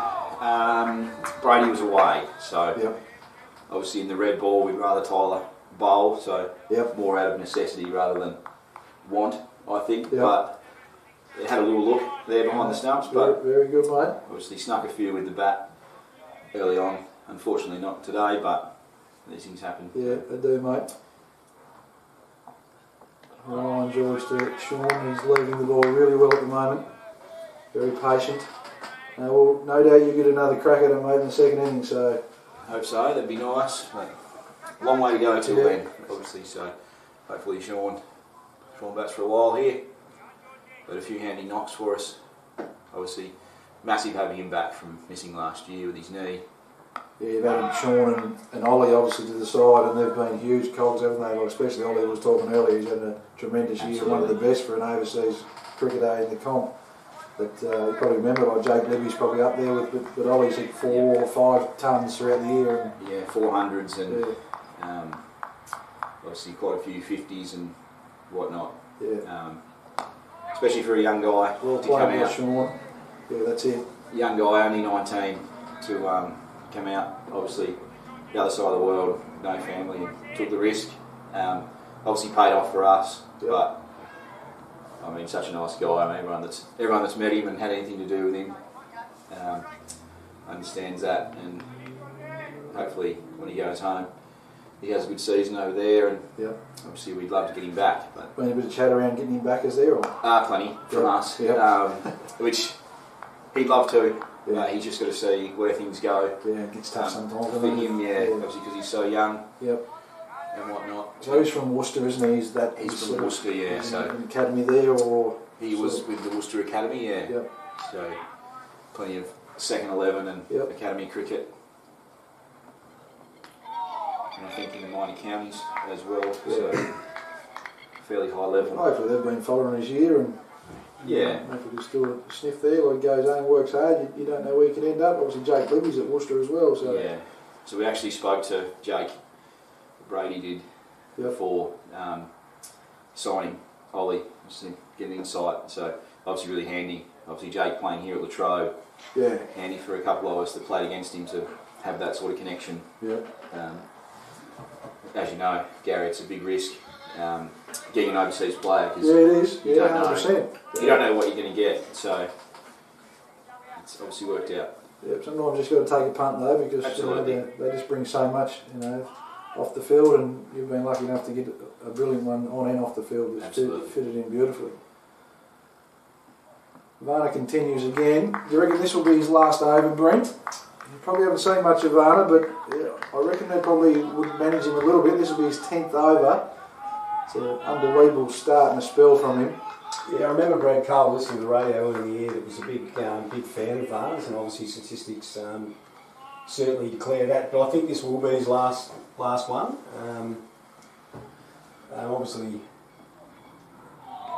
Obviously Parker's been out there for a while and feeling pretty comfortable. I think it's probably time to try something different. And if they get a couple of wickets, well, then it's probably an opportunity to bring Varner back on to clean up the tail. Probably would be Kobe Hornsey as well, as a complete different bowler than Varner. So just mixing it up, he bowls the left arm and wobbles it about. So I reckon that would be the change, unless they give Snare a couple of overs. But I think Snare, he probably just was doing a bit, might just hold back. Very solid by Sean defence. Around the grounds, we've got Riverside and Westbury. Riverside are 2 for 25 in that grand final. NTCA 1. Garwood and Eltringham out. Paddy Mackerel on 9 not out. Cooper Anthers on 6 not out. Young Coop, a good young player from the north, scored 100 odd in the semi-final last week. But you'd say Westbury on top there at 2 for 25 early on in that game. Absolutely, especially with That's very short from Varna. especially at NTCA 1 where It's a wide from close. a Yep. lot of spin there. They've obviously got big Hume, he takes a lot of wickets up Yes. there and loves bowling there. Ran through Launceston, I think it was last year, 6 or Yeah. 7 wickets. So Man of the match on us, didn't he? yeah, he holds the key there, I reckon, with the ball for Westbury. That was very short, Brent. That was something they used to dish up back in the day, mate. I doubt that I'll get it up high these days, but it's probably a good indication that Varna's getting a little bit frustrated. It looks like he's just slowed down a little bit, doesn't he? He's still got a little bit to say, but it just looks like he's fair enough too. He's about this is his 10th over. He's got 4 for 8. Yeah, it's probably a good indication that obviously the batsmen get comfortable and the wicket's probably flattening out just a touch, which is good for Burnie. Because like we've touched on before, grand finals are a funny game. If we go back through the history of grand finals, look, anything can happen. If they can scratch their way to 120, 150, you know, who knows what can happen. So he's just trying to shake that away there, Rev, isn't he? Like Yeah, that's faced a bit of him over the last couple of years. Obviously, as a left-hander as well, he generally spends a lot of time over the wicket and looks to take it away. Yep. So he usually operates back of a length, not a great deal at the stumps. So has he bowled around the wicket to you guys throughout the year, or was today? He has. He has. Yep. he didn't play the white ball games, but in the red ball, a few weeks ago, he spent the majority of the time around the wicket, which Stole by Shaw. Yeah. I guess is a lot more popular these days. A lot of Well, right isn't it? armers spend a lot of time Yeah. around the wicket to the left-hander compared to what it used to be like. Ever since Broad and had that bit of a battle with Warner, it's sort of gone to a new level, hasn't it? And I the think blokes so. have just started trying to nip it away. And It's not much fun a lot of the time. no, don't imagine it would be, mate. No. Kobe Walmsley is warming up there now at the mid-wicket, so I reckon the change will happen next over. I'm giving Varn a bit of a clap, so he's trotting off down to fine leg. I reckon he's going to have a spell and maybe come back for 1 or 2 before lunch. But a tremendous opening spell from Matthew Varner. Ryan George to Tyler Parker, works that through the offside for a single. Fielded there by, he's misfielded. Toby Hutton keeps it to 1. A little bit surprised by Ulverston's tactics here. I don't mind the fact that Keeper's coming up. I'd probably prefer him back and just be patient with George because he's not the quickest bowling going around. But I'd certainly be trying to be consistent outside off stump and trying to get him drive from through that cover area. Just with the keeper up, I think probably withholds that shot.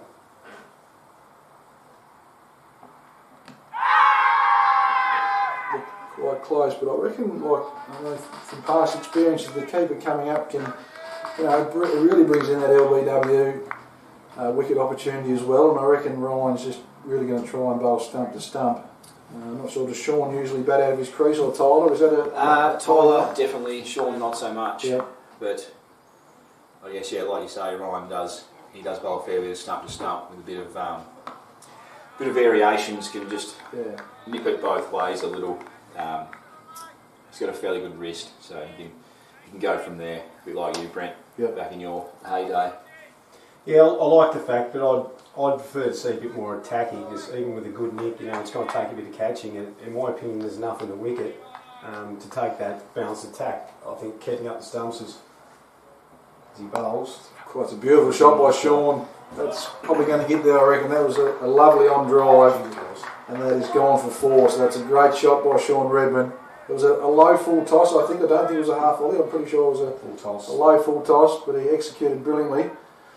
So that takes Burnie Hurricanes to 5 for 34 in the 20th over.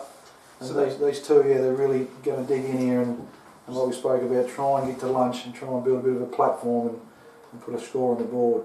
That shot there just probably indicates my point. Clearly, as Rev said, he's a stump-to-stump bowler.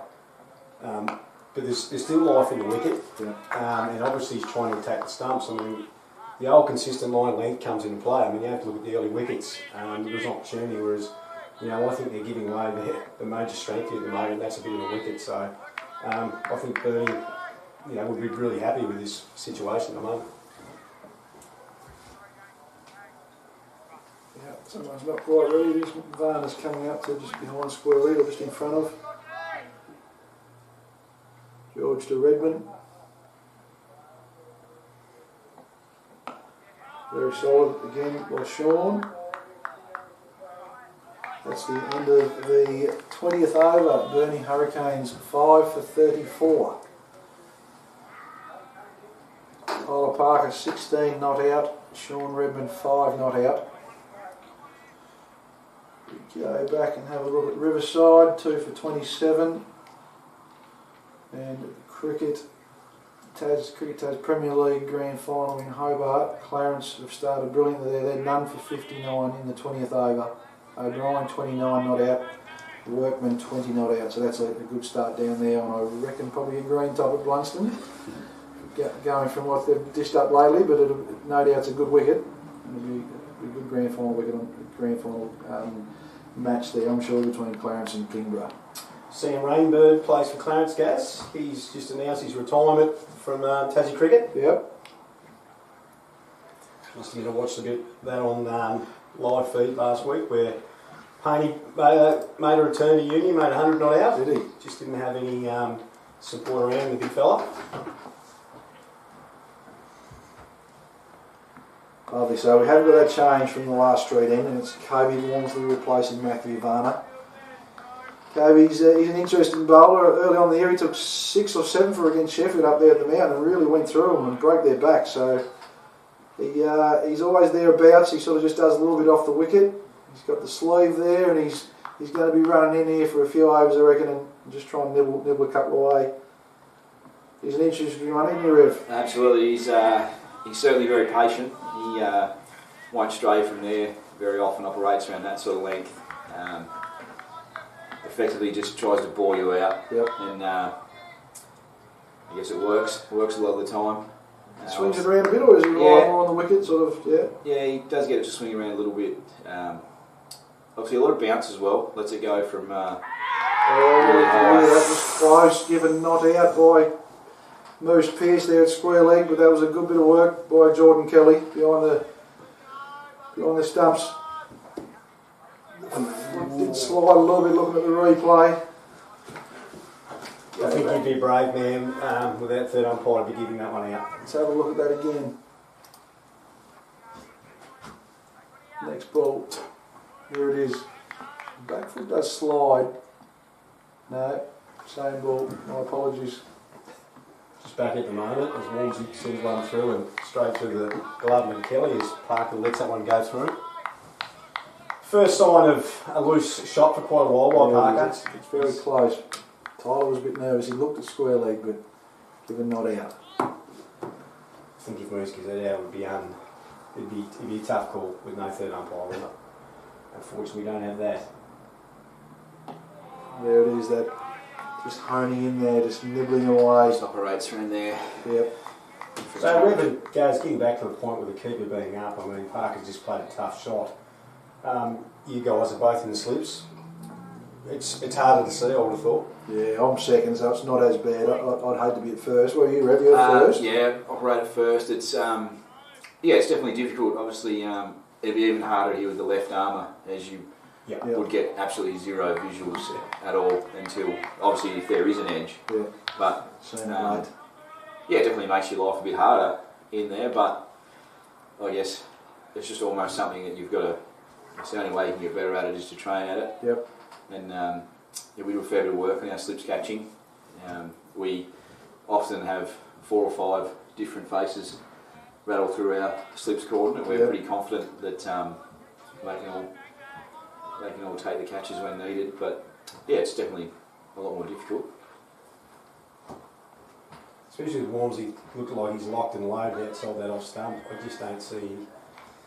Well, no, I've graphed it a little bit here, but I just don't see the worth of the keeper being up at this point in time. I think Burnie would be wrapped as a batsman with that at the moment.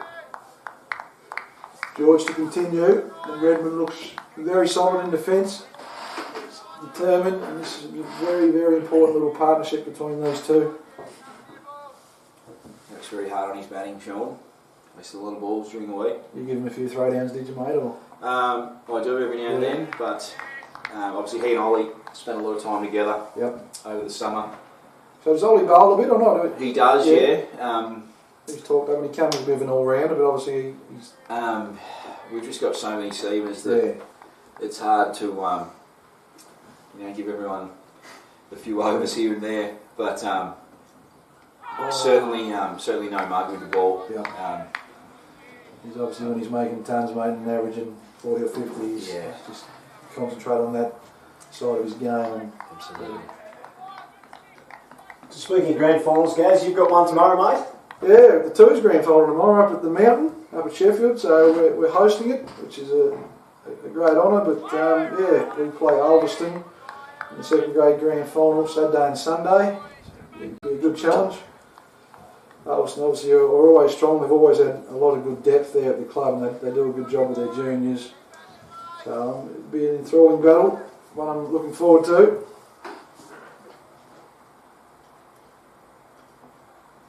Beautiful shot by Sean.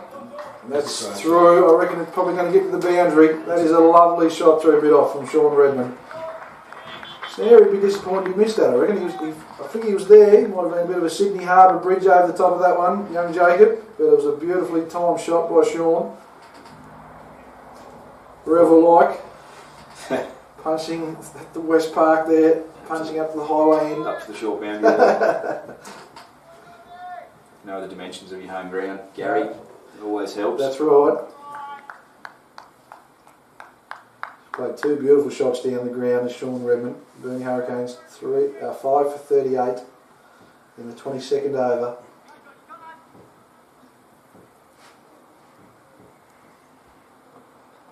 Well, that was a bit short, and Sean went to whack that one through behind point.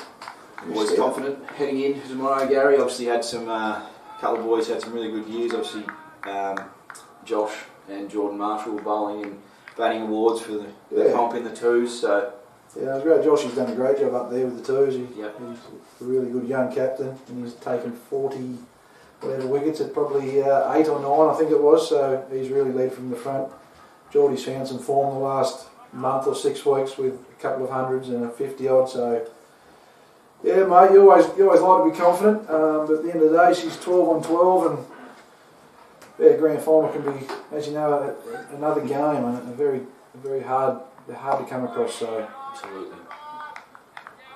As long as he continues to tire and he's played that nicely to get off. Speaking of tons, Gaz, you got yourself one the other day. Have you recovered? No, don't talk about that, mate. She's all good. Yeah. Nice little return to form for you, Gaz. Oh yeah, mate. Nice to get a couple out in the middle, but. Yeah, no, we've got some good kids up there at the Mount at the moment, and some really good group. And just touching on from what you Rev and Gaz were talking about before about the foundations of cricket clubs. I mean, I look at Ulverstone and the Burnie Hurricanes and their junior development programs and kids that are now come through their program and are now playing senior cricket. It's no fluke that these guys are playing in the last dance, because their programs are fantastic. I was lucky enough to come through the Burnie program as a kid, and the work they do and still continue on now there's no fluke why these guys are continuing playing the last dance every year. Yeah, 100%. You know, Ulverstone, they have the young Toby Hutton and Jack Pierce. Toby Hutton, he's sort of going to be like a Walmsley, Alex Winwood sort of left-hand, hard-hitting batsman in a way, I think, from what I've seen. Yeah, he definitely takes the game on. Yeah, that's a beautiful shot by Tyler through the covers. Yeah, at least 2. Which is good for a young man. It'll just be 2. Yeah, no, they've sort of, I reckon Josh has had a little bit to do with both Alex, who went down and had a crack at Glenorchy this year, and I was talking the other day, he said he would have liked a few more runs, but he has made a couple of scores, so it's good that he's gone down there and had a crack at that level. Absolutely. Yeah, because he had a dominant year last year. He was 140 against us at West Park, and it was very impressive. Well played in by Tyler Parker, single there into the cutters. He's obviously bowling a few overs up there too, Rev. I'm not mistaken. He took a 5 for a couple of weeks ago. Alex? Yep. Obviously bowls the handy little offies, obviously probably a little bit more than handy. Yeah, doesn't mind tossing them up, trying to spin them. A lot of wickets last year, didn't he? Absolutely. Wickets and obviously a very good all-round fielder. Fields in the slips, really nice hands as well. But yeah, it's always nice to have that to go back on if you miss out with the bat. Obviously roll out a few overs here and there. Yeah, I happened to play against a kid who was playing a 2020 game for West Ridgely last year when I was at Stokeport, and he looks very technically sound with a bat, and a lovely kid. Yeah. Really nice kid. It's the end of another over, end of the 23rd over. Burnie Hurricanes 5 for 41. Tyler Parker batting beautifully at the moment on 19, and Sean Redmond really digging in as well. He's played a couple of really nice shots down the ground. He's on 9. So Burnie just forming a little comeback here, trying to take a little bit of momentum back off Ulverstone, which we spoke about. And ebbs and flows in the grand finals are very interesting. The two opening bowlers are having a spell. Ryan George operating from the Gilbert Street end, and Kobe Walmsley operating from the Last Street end.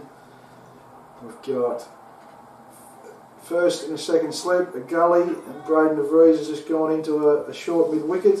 So it looks a bit of a ring field, stump to stump kind of bowling. It's in the air, but it's in the gap. It's going to be a couple of runs again to Tyler Parker.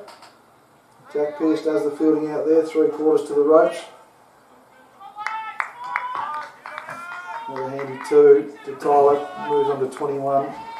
Burnie Hurricanes 5 for 43. This is a nice little fighting partnership, Rev. Yeah, absolutely. One we obviously desperately needed when we were 5 for 20 odd or whatever we were. So good to see a couple of boys digging in out there, plenty of pride on their poles. A few nice shots now.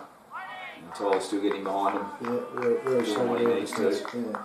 It's one of them things, like, you still want to try and play your natural game because you have to keep the scoreboard ticking over as well, because then if you face out a few baits and you lose the wickets, you're not really going anywhere. So you still need to get down the other end and rotate the strike and just Exactly right, Gags. You can't win a game without scoring.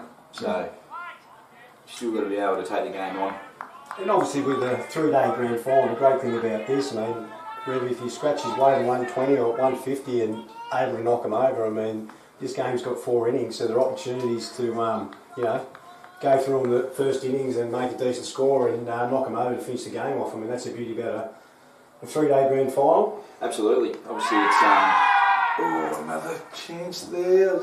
It's obviously in play there, Brent, that keeper up. I'm not sure if you're going to change your opinion or not, but he's been close a couple of times there, young fella. I'll take it on the chin when they get a wicket. Rightio. At the moment, I would say they've scored 15 to 20 runs with the keeper up. So, yeah, like you say, Burge, there's a lot of time left in the game. So hopefully we bat for as long as possible and obviously eke out as many as we can. Obviously, we're really confident in what these guys and what the rest of our batting order can do. Obviously got some really good hitters late in the order as well. You want to save young Kurt Lamprey to probably the middle session at least, wouldn't you, before we let loose? It'd be really nice. Obviously, Gaz, you've seen what Kurt can do. Yes. Very dangerous. Hits a really nice ball. Yep. Unfortunately, so have I. Yeah. So yeah, and then obviously we'll have a big job to do with the ball whenever our time comes. But if we can look to almost do something similar to Ulverstone, obviously everyone wants early wickets, don't they? It's what the game's about. If you can get the good batters out early, it goes a long way to seeing the game up. I'm looking at your bowling statistics, Rev. I mean, they're absolutely fantastic. So you'd be very confident with a bowling attack, whatever Ulverstone chasing. Absolutely. Obviously, Sean coming off 2 5s in a row against a pretty decent Wynyard outfit, and then Tyler Johns has got 30 odd wickets for the year with the new ball, which has been really impressive. Obviously coming back this season after being in New South Wales for 3 or 4, which has been massive for us. And then guys like Josh Lamprey does a really good job for us. Whether he's another guy, he can bowl with the new ball, he can bowl with the older ball, he can adapt, do whatever he needs to. And obviously Hazy with some left arm spinners, more than handy. So we've got plenty of options. We're on the dash, bowled some leg spinners, bowled some really good spells for us. And obviously Kurt, haven't mentioned him too much with the ball, but bowl's probably the best Yorker a lot of people have seen around here. He does have a good one. Speaking of left arm orthodox, we have Jacob Snare into the attack, replacing Kobe Walmsley, who just bowled the 2 or 3 overs. And I reckon Snare will probably settle in from this end for a long spell. He likes a long spell and really hard to get away, isn't he? Absolutely. He'll be there all day. Yeah, and obviously we spoke a little bit last week about his 100 odd, 130 odd not out batting the day, but also took 6 for 30 odd, which was an unbelievable effort in the semi. It's a fair game. And he's right on the penny there, straight up his Snary. Probably just going back into yesteryear, but grand finals do present a funny game. I mean, it's a game of momentum shifts, and I'm not sure how many years ago that if people could remember, and Ulverstone probably were on the wrong side of it. When requiring 100 runs, Burnie with 2 hits left in the shed, when Dale Baker and Cade Bellinger were out the crease and managed to chase him down. So cricket in grand finals are, you know, you can make a name for yourself. I mean, Dale Baker didn't have to make his name, he was an absolute champion of this competition, but cricket is a funny game, momentum, and anything can happen. That's for sure. Hopefully we get a swing round of momentum in purple variety for the next few hours. Nice Burge.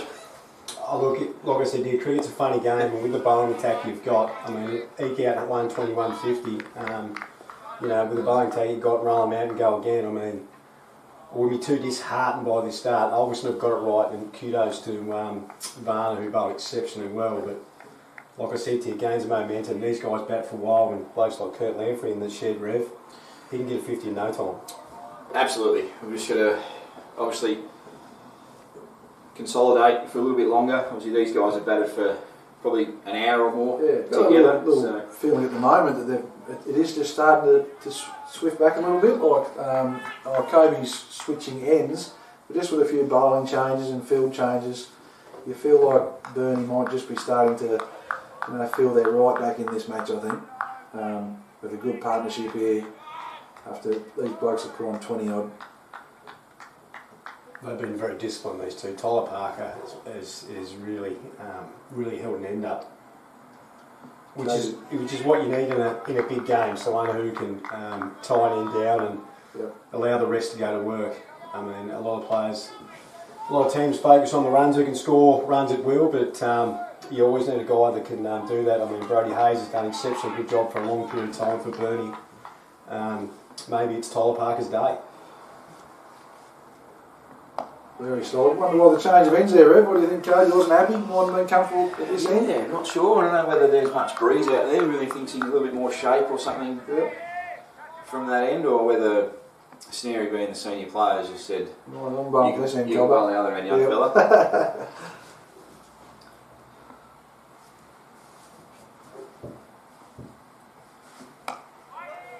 No worries, so Rev's going to leave us and head back to the stand. All the best, mate, for the rest of the day and for the next 2 days. Thanks for joining us. Yeah, no problem.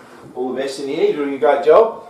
All good, mate. We've got big shoes to fill. Bradley's at work, so we'll just tick along. Absolutely. No worries, Rev. We'll talk to you later, mate. All the best to you, Rev. Yeah, thanks very much. Play well, mate. And like you said to her, she's a long game and long way to go. All the best. So you get nervous, Gaz? I mean, you've played a lot of cricket. We've been fortunate enough to play with a few flags together up in the mountain at Sheffield, and you've been there for a long period of time. And look, to be honest, when you and Rich left the beloved Devonport to go to Sheffield, you guys have certainly been a main steering wheel of the success of the club. So, do you still get nervous ahead of a big game, Gaz? Oh, well, I was more nervous about probably coming here today and talking, doing this little gig than tomorrow at the moment. I'm sure in the morning when I get to the ground there'll be a few butterflies getting about. Very excited more than anything to play with some young guys and a good bunch of blokes. Like I said earlier, we've got a really good setup up at Sheffield at the moment. Some really good young blokes that are coming through the ranks through a nice little junior pathway that we've got set up at Sheffield. So, very exciting, and the future looks strong for the future. In the long term as well, which is great. Obviously, there's a few tough years there at Sheffield where we had to battle, and you're ringing blokes up just trying to get some fill-ins. But due to Simo's work and his recruitment, he's done a fantastic job retaining and recruiting some good young kids. Ethan Clark and Jonah Evans are going to be good players for the club for a long time, hopefully. So the club's in a good spot, and we'll give our best shot over the weekend to try and bring some silverware back to the club. You're spot on, Gaz, and as I alluded to earlier about the junior programs that Burnie and Ulverstone have had for a long period of time, and hence their success at the top level and lower levels. Going back to looking at the stat, the games this year of Sheffield through under 12s, under 16s, we're seeing your second grade now playing grand final. Your A grade just missing this week through Ulverstone's dominant performance. Yep. That's an edge through. It goes between the keeper and first slip. Snare's disappointed. It was well bowled. That's where Snare he's acted there all day. The straight one. Yeah, he just gets that probably a little bit of drift there. Snare he's not a massive turn of the ball, but he's always making you play, and he's just doing enough in the air. It forces you to play that shot, and Redmond's managed to squeeze that through a small gap between Kelly and Jewson, mind you, for 2 runs. Burnie Hurricanes 5 for 45. Solid in defence there from Sean again. But Jacob Hill settled in from this end and bowled a long spell. It was very hard to score off. A very experienced campaigner. He's been a very good servant of the Ulverstone Cricket Club, Snarey. Yeah, just getting back to that, Gaz, so you can obviously see that Sheffield is certainly going in the right direction, and it's really good to see because people tend to forget that Sheffield's only a little place, not with a huge population, but what Sheffield have been able to achieve, having been outside that big community, is quite amazing. So Simo's done a terrific job, but like I said to you, I take my hat off to you and Rich Gaz, who played a huge... it's gone through the reckon. Jack Pearce's hands there. Really, well, he's a gully, but he's very close. So the Snare's come around the wicket. Redmond's just asking the side screen to be moved.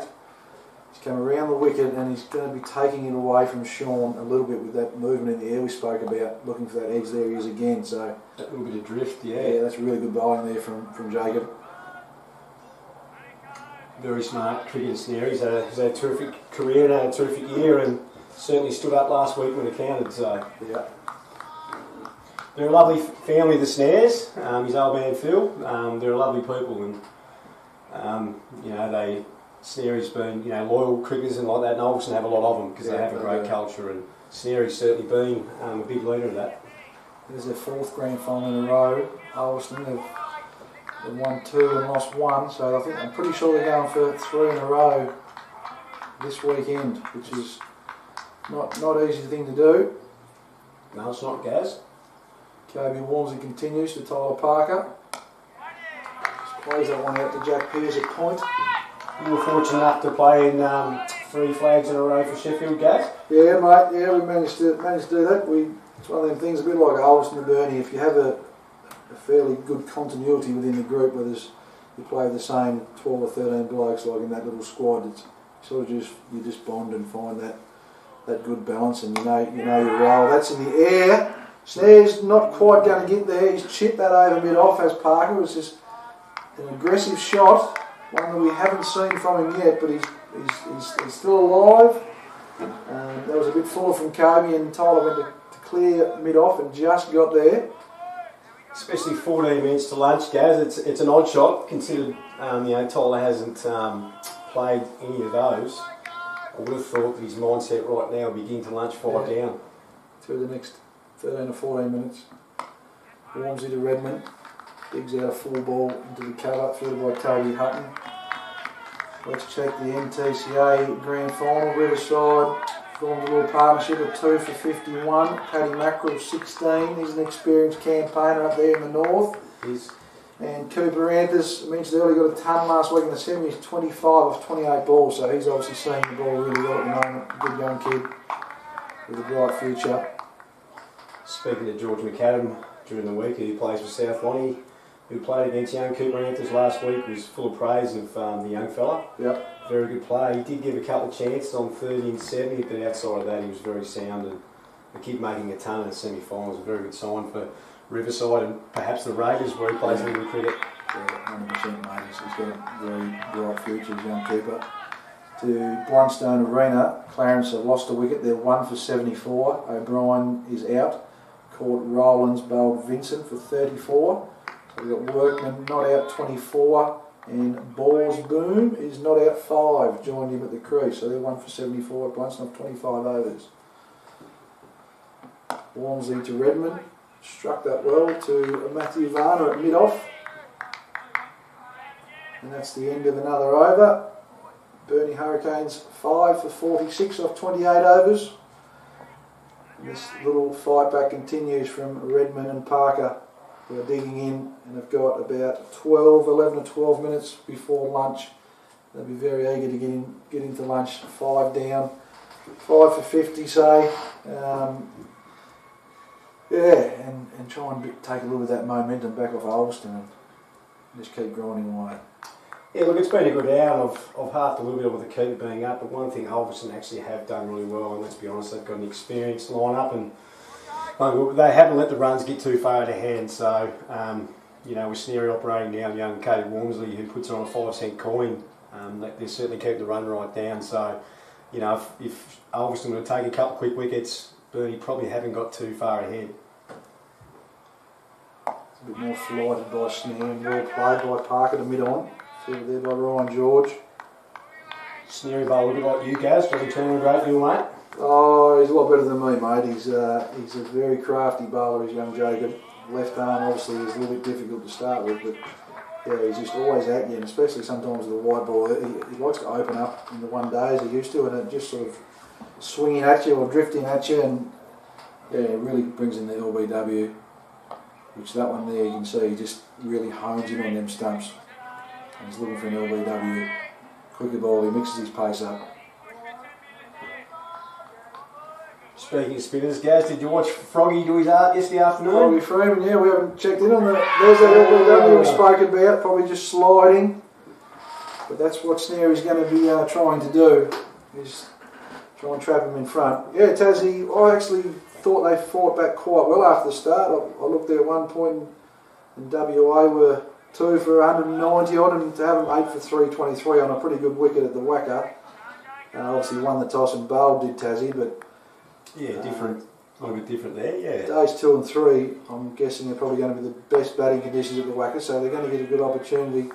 That game obviously doesn't get underway until 1 o'clock this afternoon, so that's the end of Snares over. Another good one, a close LBW shout. He's got none for 2 off 3. Burnie Hurricanes 5 for 46 off 29. Yeah, getting back to Froggy, he bowled exceptionally well yesterday, picked up 3 wickets after winning the Hobart medal call. The Emerson medal, yeah, he took that out with, made a double 100 with the bat this year, did Froggy. So, no, the ball that got... I did see it. Who was it, mate? It was a right-hander, wasn't Hardy? Yes, it was Hardy, absolute ripper. Yeah. It was... hit a little rock or something, mate, there. They're not bad sometimes, them rocks on length. Well, the Wacker doesn't usually turn like that on the first day, so it's... there's a close one again. He doesn't look like a big turn of the ball naturally, Froggy. I mean, I think he varies his speed and his length quite well. And look, I thought he bowled exceptionally well yesterday, given the circumstance. And because WA play attacking cricket, young Connolly certainly went to work, and Hilton Cartwright was certainly in a hurry.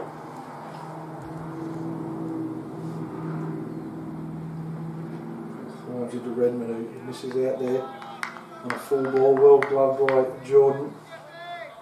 So we've got 9 minutes until lunch. Probably got this one and 2 more overs, I would say. Probably with Snary, maybe Snary might get another one, but he gets through his overs pretty quickly. But a really, really good first session. Grand final, it's really a true grand final style in a way. Like there's some wickets early, now there's a little partnership. Swings and sways, and Burnie are fighting back really hard. Yeah, look, it's been a great session, Gaz. Like you said, Ulverstone, I think, bowled exceptionally well, but you've got to give a little bit of credit where credit's due. Parker and Redmond have really dug in and kept out the good balls and scoring off some bad ones if they get one. Very strong straight, Redmond.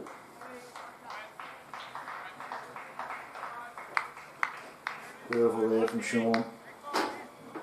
He's looked really good in the V, hasn't he, down the ground, mate. Yeah, anything over pitched, he certainly drove strong straight down the ground, which is one of the toughest shots to play, but it's also a good sign you're seeing the ball well. Yeah. I've had a anonymous viewer send in ask you a question, Brent. Wants to know who have you seen as best celebrations for flags over your cricket journey? I'm tipping this is someone I played with. Well, possibly, but no names can be mentioned. Just like you to answer the question, please, at some point today. So, someone who I've seen as the best celebrator apart from yourself. Oh, come on, that wasn't me. It's a good shot there by Tyler to Jack Pearce, and that's the end of another over. Burnie 5 for 47 off 30. Tyler Parker 22 not out off 89 pellets. Sean Redmond 12 not out off 53 pellets. Really good partnership, and we've seen a couple of times they're digging in here for the Hurricanes.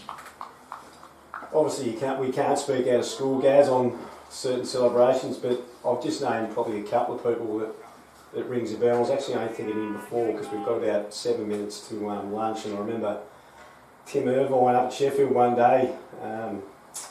Alex King was batting in the last over before lunch and told him to bat the over out, but knowing Alex King, or must have been, he's played some great grand final innings for Sheffield and single-handedly won us one. Tried to put one over cover and hit down straight down cover's throat. He wouldn't do that, surely. Beaver wasn't overly excited with it. Snare continues from the last street end. But speaking of Alex King, he certainly was one that was probably upper echelon of celebrating flags, Gaz. Yeah, you've been involved in a few, mate. How many have you actually won? A grade, we'll just go A grade Cricket Northwest to start with. So I was 1-2 back-to-back at Burnie when I first started NWTCA cricket. Yep. And I also won a back-to-back with Sheffield, adding on the three-peat from the Sheffield Cricket Club. But at the same time, Mowbray also played in a three-peat as well. Yeah, they did, yes. I happened to play in their first one and the last bunch of guys up there. Absolutely. Big shout out to John Lefevre. Yeah, he'd be listening down Bridport. He wouldn't be doing much in his classroom, I wouldn't have thought so. No, I doubt it. Gabby Reid and then them blokes, great bunch of fellas at Mowbray. Had some really good years, and they're obviously very young at the moment, Mowbray. And down the wicket comes Redmond, well bowled by Snare. Think of Mowbray, think of Dwan Solder. Big Saldy, yes. Big shout out to Soldy. Speak loud. If he's listening, he'll love that. And your grand final, you had 5 for none at one point, is that true? Yeah, it was, Gaz. What year was that? There's another edge from Redmond with Snare bowling around the wicket. He gets 2 runs to Sean down to Warmers down there, fields that. I reckon it was 2002, 2003, Gaz. Yeah, you was 15, 16 year old? Yeah, so it was the second flag at Burnie, and this one was against Wynyard, who I actually left 2 years before to go play at Burnie. So I think when you were at the stage of probably 2 for 50 when I come on the bowl, and we only made 150, but look, it wasn't it wasn't anything special that day. I was just lucky enough to put the ball in the air, and the slips did the rest of the work. Yeah. Yeah, I actually remember being there. I was actually a couple of years younger than you, and I was thinking, who is this bloke? He's tearing through the bowl from the not the bluffer end, the other end, and you were fair letting them go, Cobber, and good on you. That's some good memories, I'm sure, of your career. To have 5 for none in a pretty good side as a 15-year-old is a pretty good effort. So we've got a bowling change from the Gilbert Street end. Toby Hutton's coming on the bowl, probably to get Snare another over, I'm thinking. Try and squeeze a quick one out. Bowls a few offers, a little bit like Alex Winwood. I was a little bit like Adam Milner. Look, guys, I was very lucky enough to become up in the Burnie. Look, I played with some great players, and I was certainly very fortunate enough to play with some really good players, like we mentioned Dale Baker before, and the Cade Mondays. Shane Walker was there, and Clay Young, and the Leatherburrows. Good Burnie names, aren't they? Yeah, Phil Loring captained me first year, and what they did is they presented me with a really good opportunity. I mean, we had all those players, and I could have been easily batting at 9 or 10 or not getting a bowl, but they really give me the opportunity. So I was very fortunate enough to play in and around some very good players. Yeah, that's fantastic, mate.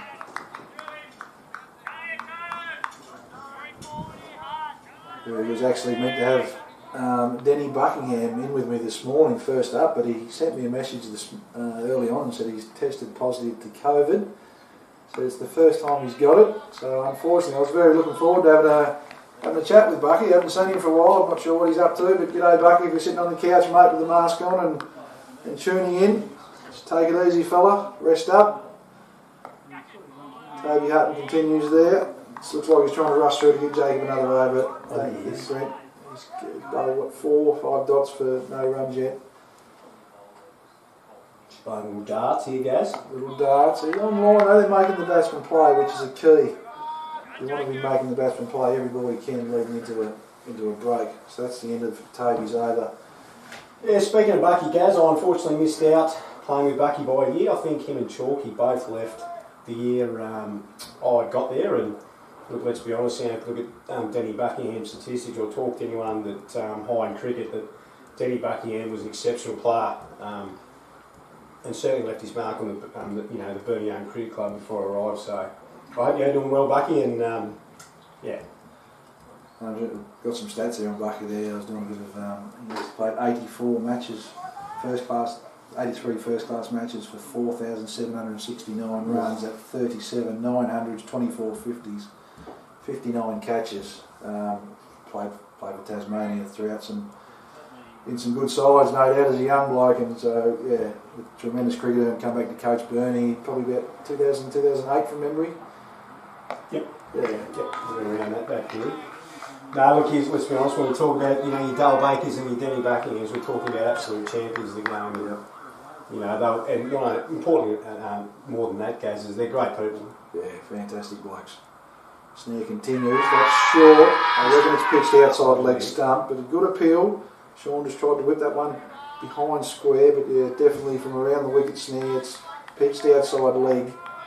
But as you would last over before lunch, you're always going to go up. Try and snag another one here. Snare continues, it's flatter, it's honing in on the stumps, very solid by Sean. 3 balls to get through until they can have a chicken burger from the tray.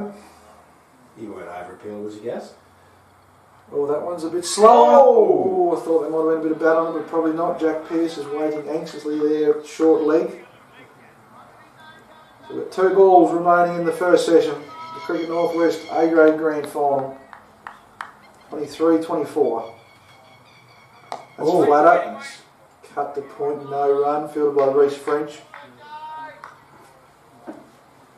So this hour has been really pivotal, I think, to Burnie fight back. We spoke about they need to just form a little partnership and try and take the momentum back off Ulverstone a little bit, and they've certainly done that. No, absolutely, they batted really well. Well done to Tyler Parker, who's anchored the innings, lovely. Very solid there again. So that is lunch on day 1 at Latrobe. Burnie Hurricanes 5 for 49 after 33 overs. Early on, they lost some early wickets. First ball of the day, Brody Hayes was caught by Reece French off Varner for a duck, and the second ball of the day, Nick Revel was caught by Braden de Vries off Varner for a duck. Ollie Walker played a beautiful pull shot to get off the mark before he was caught by Varner at fine leg off Reece French, a short delivery. Lockie Roberts looked in an aggressive mood and he got out. He was caught at mid-off by Jacob Snare off the bowling of Matthew Varner for 6. And Brady Yates, a short one outside off stump, was trying to cut Varner, was caught behind Jordan Kelly for a duck.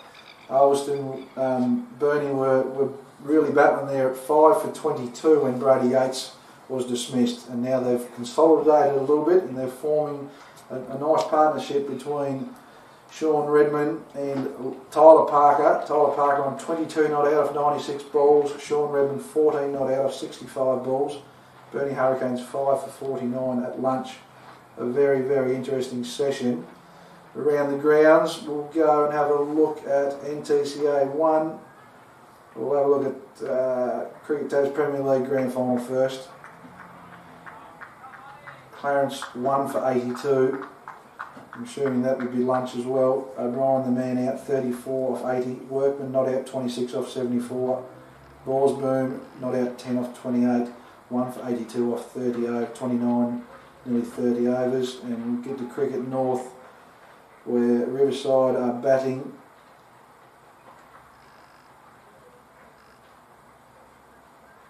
Riverside, oh dear, they've lost a few here, Brent. They're 5 for 59. 5 for 59 off 22 overs. That game started at 11, so they got half an hour still before lunch. Tommy Garwood was bowled by Jono Chapman for 1. Eltringham bowled Joel Lloyd by 1. Cooper Anthers is out. LBW to Humey. Aidan O'Connor is out. That's a big wicket. Hollywood caught by Thakarola. I think that's how you say it. And then Pete New was out. First ball caught by French off Hollywood. So they've had a little collapse there. Paddy Mackerel not out 22 off 55. And Apted the man just come to the crease. So that's after a good start by Riverside at 2 for 50, I think they were at one point. They're now 5 for 59. So Westbury, as they tend to do, just find a way to always be there the last weekend in March usually, and they've got a terrific record, and they're right on top there in that grand final. Very similar scores with Burnie 5 for 49 here and Riverside 5 for 59 at the NTCA. We'll be back in roughly 25 minutes, half an hour, to bring you some more commentary from the second session. Thank you, Burge, for popping in, mate, having a chat. Thanks for having us, guys. Yeah, no, all good. We've got Dion Tuxworth out there marking a few lines, and I think it's Latrobe's Pom out there as well, Dan Lather as well, which is his first year in Tasmania, so I'm sure Tuxie's doing a good job with the spray can, as he always does. He puts a lot of time and effort into the Latrobe pitch of a Saturday morning, Friday night, Sunday morning. So yeah, we'll be back in roughly 25 minutes.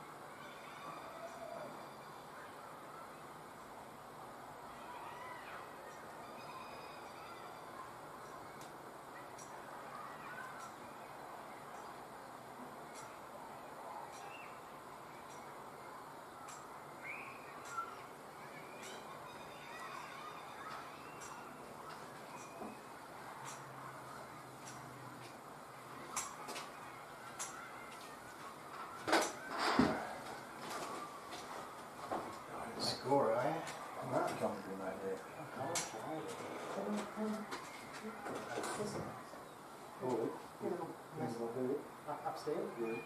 Front of one piano. You go up there, mate, and the toilets up there in the clubhouse. There's a can on there, up the stairs, and someone will show you.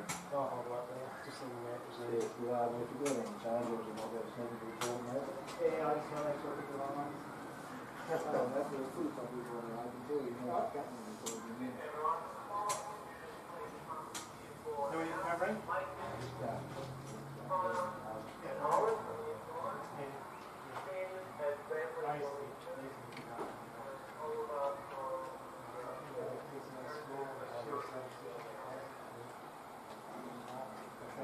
Order for after lunch? You're okay for after? You've got people coming through? That's you by yourself after lunch? Got any still around? Broadcasting or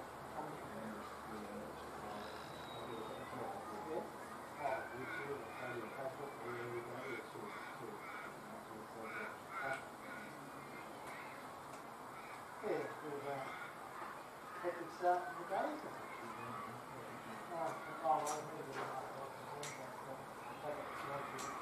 Slow start.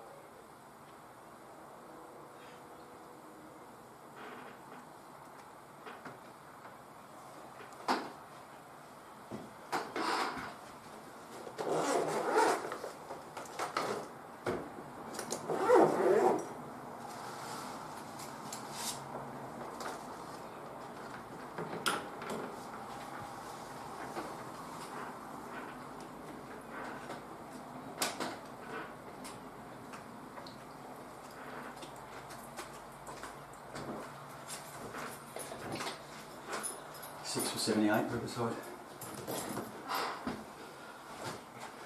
Oh, no.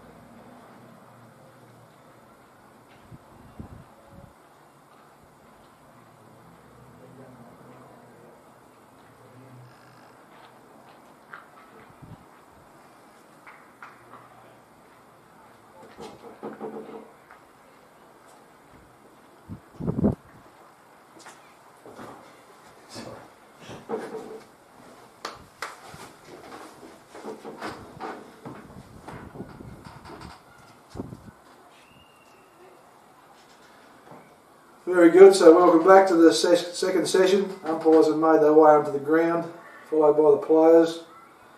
Before we start here, we'll just check NTCA 1, have it for a score update between Riverside and Westbury.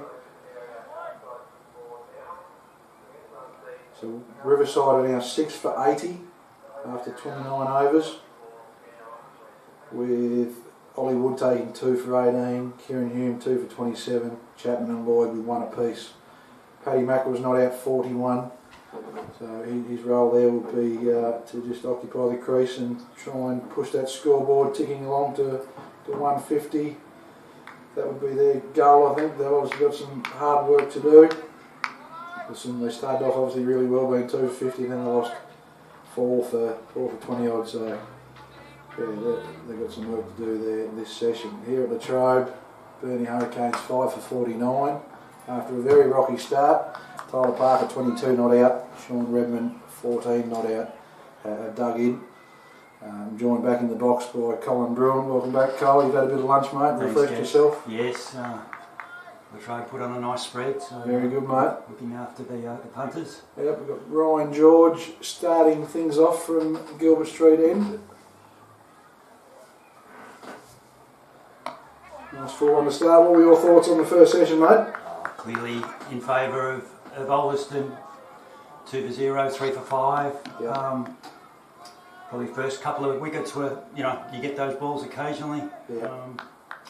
5 for 50, still clearly in the Ulverstone court, but it's a big partnership this one, you feel. They grinded well there. That's a good shot by Tyler, cut shot. Not sure if it's going to get to the rope, but it'll get close. Pearce and Hutton are after it, and then Pearce collects that from just inside the boundary line and keeps it to 2. So a good start there from Tyler, who I thought the first session, his dedication was fantastic at the crease. He just really rotated the strike and he's occupied it, and he's been patient, and yeah, really good start by him. He'll be hoping to continue. Yeah, it's just a matter of occupying the crease now for Burnie. They just need to bat some overs, take some time out of the game. Need to keep it ticking along, but wickets are key for them. They need to sort of have it a little bit flatter for your lampreys and the likes at the bottom end coming in and hopefully sort of knocking it around a little bit. Yeah, that's right. I mean, Curtin, they'll be hoping not to bat to the last session, so that'll be the plan there for sure. There's George, puts that one on the leg stump and dot ball. It's a beautiful day in Latrobe, Cole. It is. Ground looks spectacular. I went and had a look at the wicket. She looks like it's going to be an absolute beauty, and probably already is. So if these batters are in now, I know they've got to start again after lunch, but if they can get through this first 15-20 minutes. Well played by Tylee. I think it'll really flatten out here in the afternoon and be really good for the next 2 days. But still have something there all weekend for the bowlers, especially with the new ball. Latrobe's a wicket like that. It's always got something to offer. Yeah, whether it be football grand finals or cricket grand finals, Simsy does an amazing job on getting this up. It's a showpiece. It's the best on the coast in my view. Yeah, no, it's really good. Simsy does. He puts his heart into it and treats it like his own. And yeah, he's done a fantastic job with the ground and the wicket. Latrobe Council boys. That's the end of the first over after lunch. Just two off that one. Ryan George got none for 18 off 8 overs. Burnie Hurricanes 5 for 51 after 34. With Parker 24 not out and Redmond 14 not out. Not surprising, they've gone back to Varna for the start of the second session. Yes. With 4 for 8 off his 10 overs, so he'd be hoping to sort of break the back of this innings and grab a couple early and get into the tail. He certainly will be. He bowled magnificent there this morning, 10 overs straight up, and he was at the batsman a lot. To take 2 in 2 balls is an unbelievable start in the grand final, and to have 4 for 8 off 10. Talked a little bit earlier, he's putting his name right up there early for man of the match honours so early in the game. So he'll be testing Redmond out. Sure, he's loose to go. Couple of warm-up deliveries to Sneary. So obviously put his injuries behind him with his rotor cuff and that, so he looks good to go. Yeah.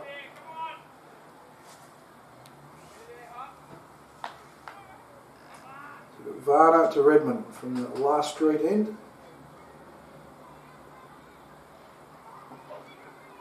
He's down the leg side. Slide uphill, but no date on that one. Very much a warm-up ball that, wasn't it? It didn't seem quite the pace of his early spell. Sean's probably missed out on one there down the fine leg as well, just to get up the other end. Fine leg's quite square too, so he might have even got a 4 if he got something on it. There's an KB launches down there, a wide fine leg.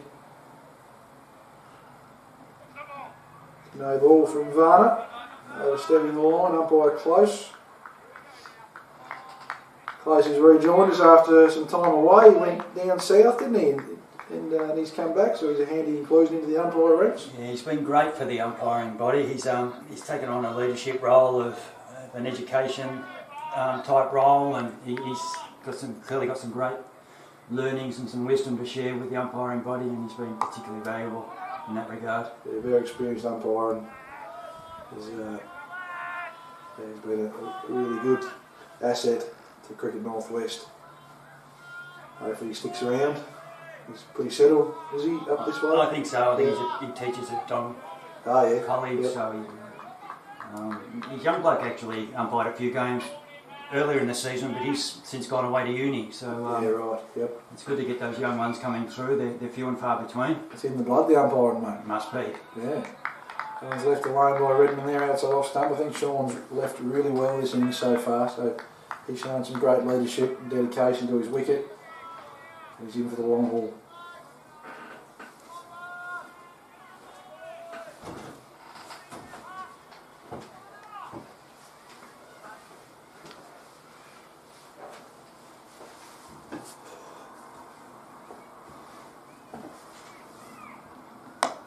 Nicely played there off the back foot from Redmond into the covers. There's a bit of space there, so he hits up the other end. We've got another guest next to me here. Haven't met this guy before, Ollie Walker. Welcome to the commentary box, mate. And unfortunately missed out today, but how's life in Tassie, mate? You've settled in well by looking at the scores and everything, so welcome, mate. Cheers, mate. Yeah, it's good. It's definitely different to being back at home. Yeah. In January and February when it's 23 degrees. It's cold over there, mate. It's pretty cold over there. It might be 2 or 3 degrees. But no, I've settled in quite nicely. Yep. The lads have been great, so I can't really complain. Yeah, that's good, mate. A young fella, it's a big thing for a young bloke to move to the other side of the world for 6 months, and experiences and that to be something that you'll remember forever. Oh, 100%. I think at 19, fresh out of school, it's one hell of an experience to come all the way to the other side of the world. But like you say, things I'll never forget from now. No, that's right, mate.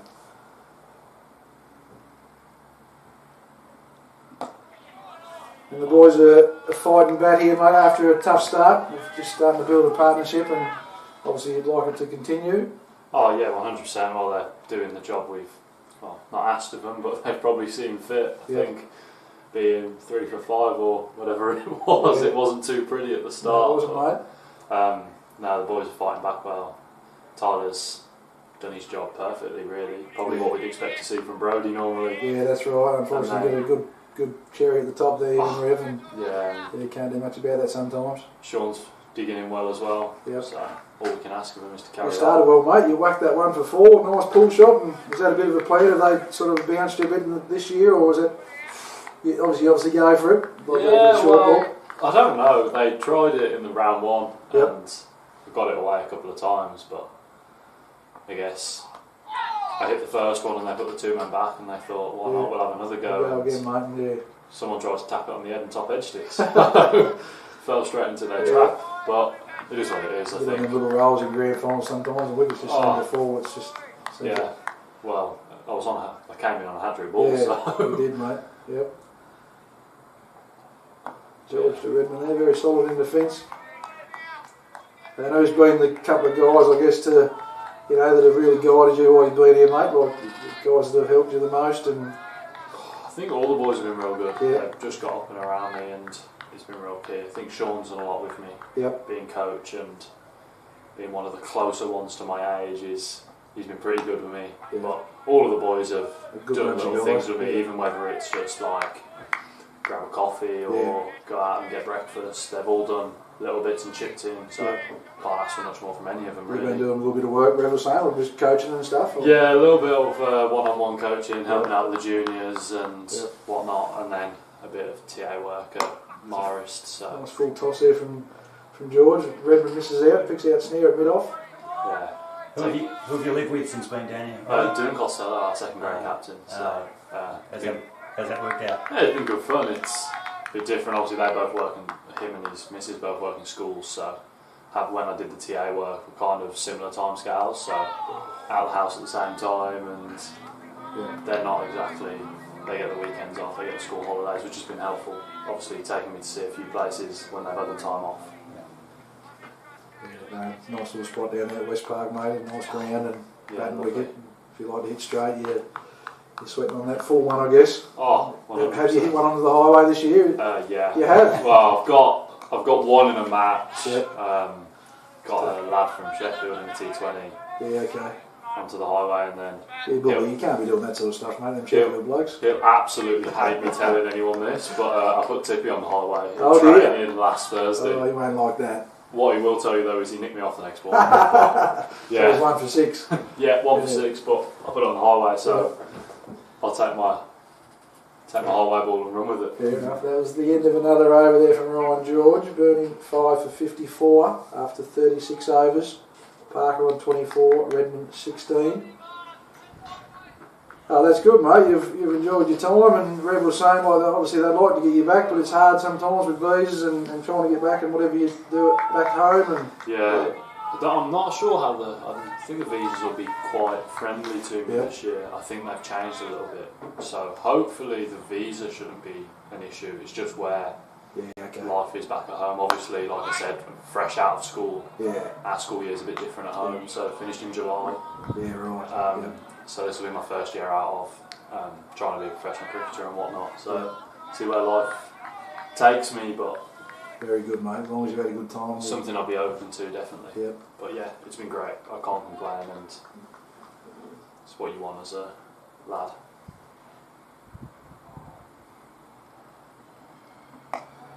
Well played there by Sean. Just takes the quick single there to Jack Pearce. All they've got to do is just rotate the strike, keep ticking over. Yeah, just build a lot of time to bat yet. Oh, there's a lot of cricket. Yeah, just build something and see where we can go from there. Yeah. So you scored 4 centuries throughout the season. Yeah, 4.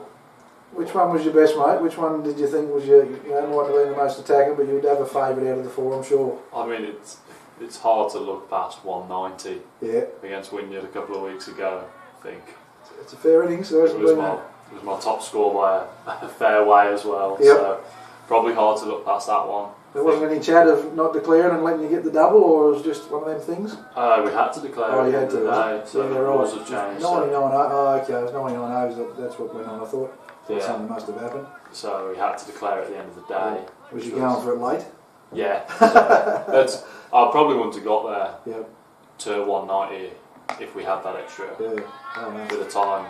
But yeah, me and Brady had a chat with about 4 hours to go and went, Yep. you've got to get 30 of them here and you've got to get them quickly, so tee off. It And, was a load of crack, mate. Well done, yeah, that's a Couple. massive innings.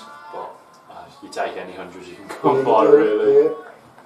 It's a big inning, like not with them about Cole, is there? Like to get the few blokes get hundreds and that, but to get big hundreds like that, it's pretty rare. I've never made it that high, Gaz. You? Haven't you? No, I've never got to 190, no. No. So no, yeah, I'd say 190 was pretty special. The innings against Ulverstone in the semi-final was pretty nice Yeah. as well. Obviously, chasing 280, there was a bit of pressure on, and Yeah. everything just seemed to hit the middle of the bat on Yeah. when I was going for it. But Good days, them ones, mate. we fell short on that one, Yeah. unfortunately. But no, I'll probably have to go with 190 Yeah. and your highest score.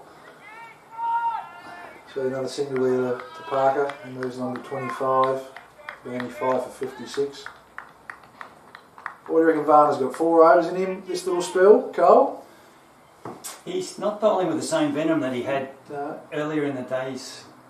That being said, he's probably going to nick someone off in a he minute. probably will. But he, I don't think they'll bowl him in big spell. I think they'll go in 3 and 4 over spells for Yeah. the rest of the day from here. I think they, he probably hasn't got that match fitness. He hasn't played No, as especially much bowling cricket as previous years. 10, bowling 10 straight up as well. It's, Yeah. wouldn't kind of use that for a while, so. I'm guessing Sneary will come back on this end and they'll rotate a few of the other meds from the other end. I reckon Constitution will get a little bowl at some point. He just nibbles them around a little bit. Yeah, the Burnie guys have just got to keep turning it over. Tyler's batting well. Sean looks solid. Just got to stick at it. Just bat some time. Take some overs out of the game. Well played there by Tyler. On the adventure to Greens, mate. Have you been there or not? Was that? Greens in Burnie? Oh, Obviously not if you said where's that. no, yes I have. Probably one too many times Yeah. for my liking, but you say that about any place. Yeah, that's really. right, mate. Yeah. Burnie got a good bunch there. I'm sure they'd like a beer after the game. And Yeah, we've ventured there a few times. Yep. A few of the lads. Pretty sure I got showed up after the first game, so yeah, right. Yep. set us up nicely for the season. Yep. Aidan Costello, where's he these days? Dylan's brother.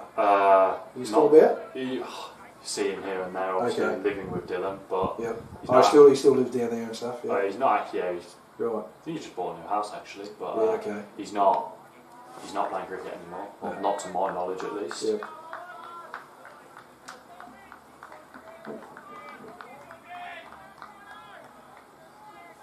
And what else takes up with your time, mate? Into golf or what sort of? Yeah, I do quite like my golf. I Yep. don't claim to be any good at golf, mind, but No. no, it's Tricky enjoyable game. when the boys when some of the boys can get out and about, obviously Yeah. away from work commitments. Bit of golf. I try and go to the gym Yep. every now and again, so that basically takes as much time. And then hitting cricket balls, Yeah. do try and hit a fair few of them. So That's good, mate. It's paid dividends for you anyway. So. George continues. It's a nice shot by Tyler. Picks out Braden DeVries at mid-off. And you've booked to go back, mate. When's departure date? yeah, next Saturday. Next Saturday, So yeah. 8 days. So do you get the dinner in? When do the boys? Yes, so the dinner's on the Thursday. Thursday night. Oh, that works out well, mate. Obviously a bit of a recovery day. Yeah. Friday. Didn't want to go out on Friday just in case. No, and you got the big flight ahead of you. Oh yeah. Yep. 3-legged. Where's your stop over?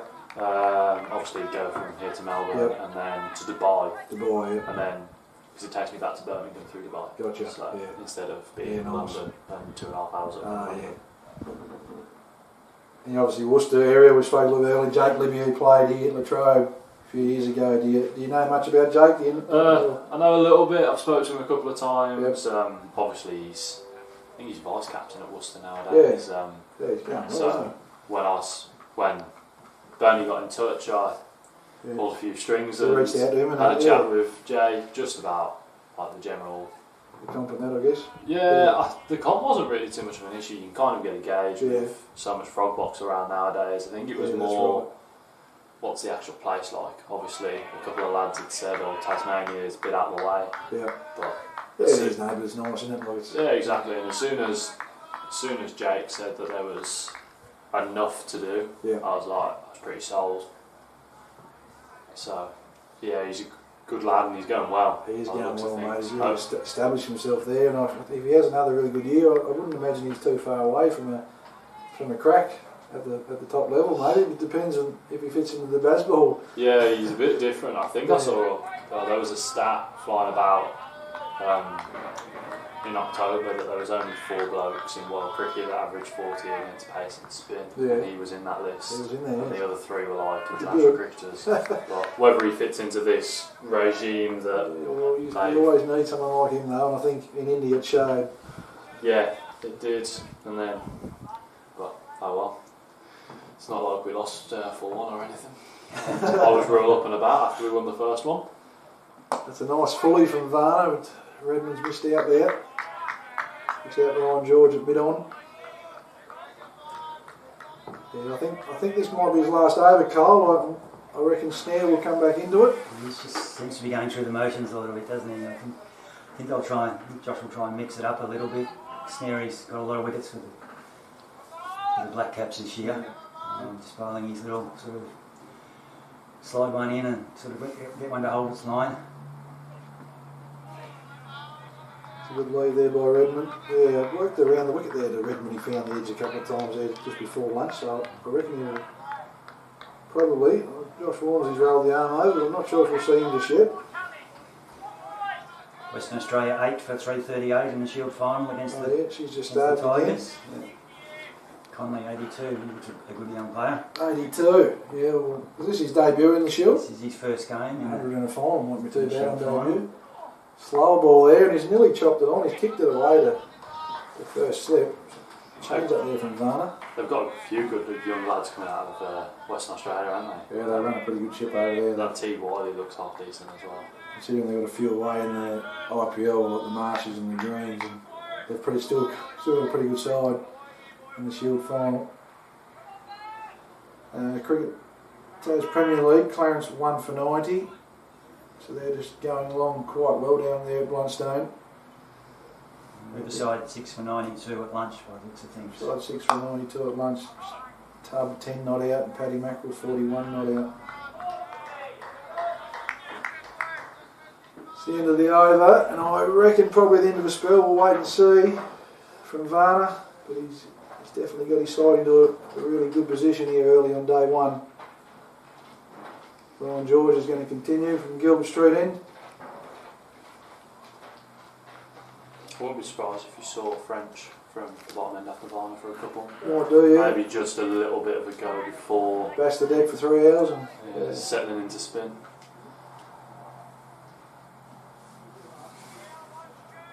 you haven't had much of a bowl, Rev was saying, mate. You're a bit of an all-rounder, but haven't done a lot with the ball. Yeah, not a lot. No. It's hard, isn't it? Yeah, We've got a lot of bowling. That's right, yeah. I think we always have a laugh and a joke. Oh, where's that going? That's cleared square leg. I reckon it's going to kick on for a 4. Going away. It is. Good shot by Tyler. He didn't get all of it, but he got enough. We always have a laugh and a joke that we've got 11 blokes that could bowl. Even Brady could take the gloves off and roll out some Yeah, offies. he's very handy off spin bowl, Brady Yates. So no, I haven't had much of a bowl. Yeah. Obviously, probably liked a little bit more of a go, but when So when you're strong, you've got 6 or 7 options there. And, exactly that, even Hazy came on there and took 6 for Denver, didn't he, if he lets it go? and it's worked out with that, so I can't really complain. No, that's right.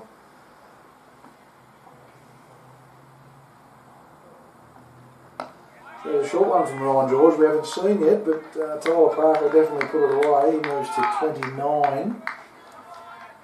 Burnie 5 for 60. Score hasn't ticked over yet. So this is turning into be a very handy innings from Tyler, and Sean's there at the other end. Very good little partnership. Nicely played the mid on. Fielded by Snare, whips it over the top to Jordan Kelly.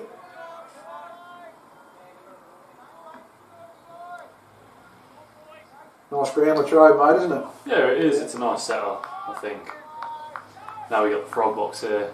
I know my family are pretty happy that there's a frog box for it. They turned in now, would they be? I don't know. They might early? be. It's what time is it? Yeah, it'll be 2 or 3 in the morning or something, or early, late? yeah half 2 in the morning, I reckon. But Dad might still be up now. He knows that I've come on to. Did you let him know you was coming on? Did you? Yeah, I let him know I was having a bit of a chat. So You happen to be up, mate, sitting in the lounge room. I might have. Oh, I don't know if he's ventured to the lounge. He'll be tucked up in bed, I reckon. Cup of tea and a custard cream. Yeah. Oh well, shout out to Mum and Dad, wherever you may be over there in Tommy Land. I'm sure they're loving it. Work tomorrow, so that'll be up in about 5 hours' time. But no, very nice setup. All the grounds are pretty nice. I mean, my only encounter with Ulverstone, it was raining and windy, so Yeah, okay. it probably skewed my view of it a little bit. But no, all of the grounds have been pretty nice. I've They're been looked to. after by the council these days. They do a tremendous job. They're all 40 grounds as well, which makes a difference. Yeah, I think Ulverstone's the only one that's not. So they always. Like, they will have a little bit of a stand and. Yeah, it's a beautiful ground though. Ulverstone always has been. It's always been a pretty good wicket. Varner's going to come for another one. Really searching for a 6th wicket here. He got up and about there. He had a little throwback at Sean as Sean wandered down the pitch. I reckon he's okay. This could be a convinced. little I reckon battle. he's convinced Josh here to give him one. A little bit of a fast bowler bantry. Yeah, this will be interesting. We're expecting a short one this over at some point then, I reckon, Ollie. There's got to be, hasn't there? Yeah, we're going first ball, do you think? No, I would. No, I don't couple reckon. 4 and then a short one, just a couple of length balls and then then have a look upstairs. Interestingly, going back over the wicket to the left hand, which he hasn't done all day today. No. I'm guessing he's probably lost that bit of shape, so he's probably just come back over to go a bit more of that angle going across. Push it across him a little bit. Just there, I reckon. Well bowl, well played by Sean, looks very solid. Fielded by Pears at point. Sean's obviously a fast bowler himself as well, so he'll be going. When would I bowl a short one here? When would I be bowling it at myself? Sean bowl this end, does he, at Latrobe? I could not tell you. No, he was injured in the. Oh yeah, okay. He was injured in the 2-day we had. He had some sore shins. Yeah, though I didn't bowl there for a couple of games, did he? Yeah, well, and then came back Very and solid there. took 2 fifers. Yeah. So. Can't ask for much more than that. I know at West Park he's got his favourite end, but whenever I'm played in here, he does move it. He does switch around a little bit. Grand final 3 years ago, he got some pretty important wickets on the start of the 3rd day. He got Josh Walmsley leg before, and Jordan Kelly leg before in the 1 over. I even spoke to a couple of the more bowling of our team.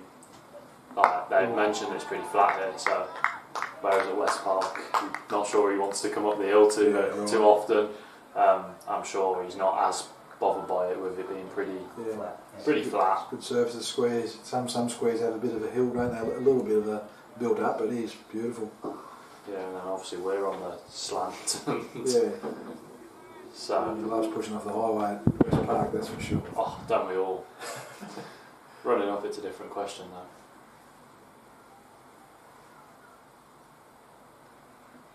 Oh, there's that short one. He's put him on his backside there, kind of, and he bounces to his feet pretty quick, but no chat either. I thought there might have been a bit of a couple of words, but Varner's walked back to his mark. Right smile from both of them. That was a good bouncer. Sean will put that one in the memory bank. Yep. A good little battle going on here at the moment. A couple of fast bowlers going at it.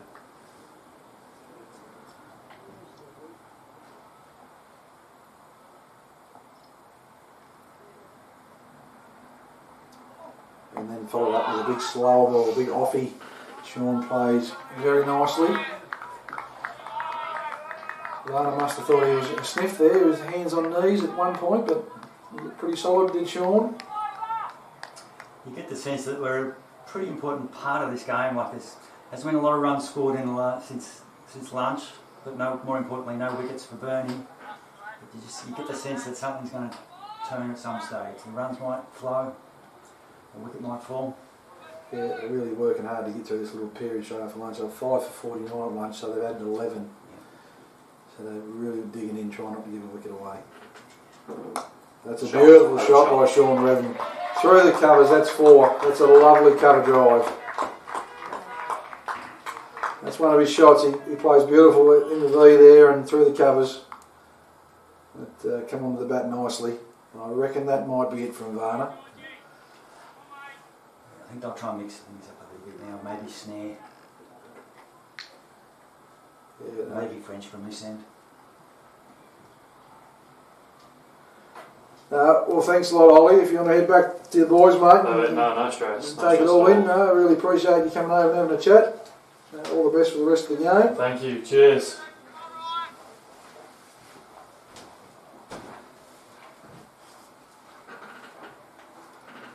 Ryan George to continue.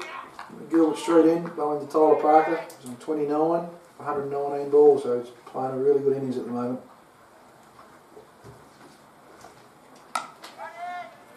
Played in the covers filled by Toby Hutton. He's had that odd play and miss, but he really hasn't looked like getting out, has he? He's looked really solid, which is a credit to him. 29 off 120 is a... He's gone back to the top as well. Like he sort of floats around a bit in the order for Burnie, but he's gone back to the top, and it's been a good move. Full toss. Hit back to Ryan. Well fielded. Yeah, it's an interesting little stage of the game. I mean, if they bat for another half hour and get another 10, 15 runs, it's like we said earlier, you push up towards 150 minimum in a grand final. Anything can happen, especially with Burnie's bowling line-up. So these boys won't want to be doing too much different than what they're doing now, just trying to rotate the strike and ideally get them to drinks to start with. But if they could try and bat the session, it's a long way away. But that would be their aim at the moment. These two really knuckling down.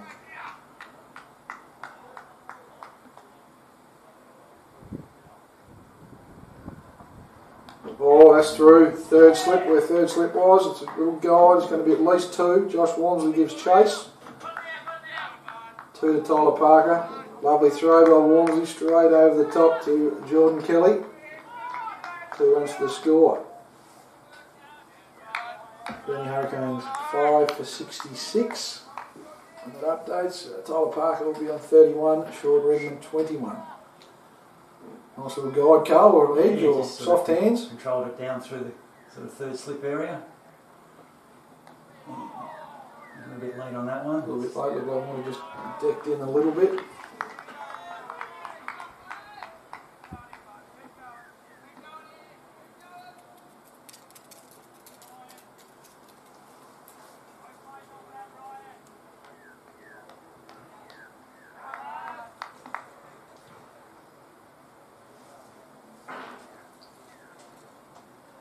That was short outside off, and Tyler Parker cuts that. I don't think it's going to make it to the rate, but it'll be at least 2 again. Jack Pearce gives chase and keeps it to 2. Bit of evolution there from Georgie. He disappointed himself, but well played by Tyler. They've taken 4 off each of the last 2, so it's just starting to free up a little bit. Looks like Varner is going to go again. He's searching hard for a 5th, isn't he?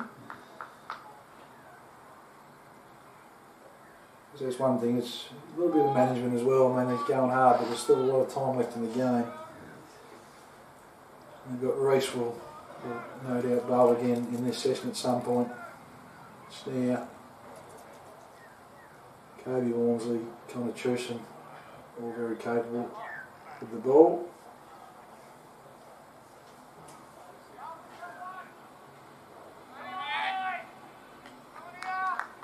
Probably thinking if they can grab one somewhere that there's a chance to run through them.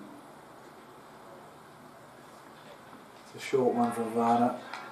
A little bit of a smile from Redmond back at the bowler.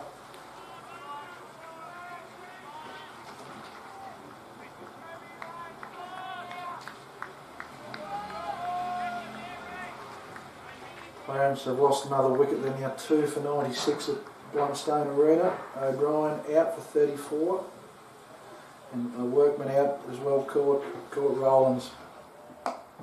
Nicely played by Sean. He's working Court Lawrence Bowl Walter for 31, so Osborne and 17 not out, and young Murrow is 1 not out.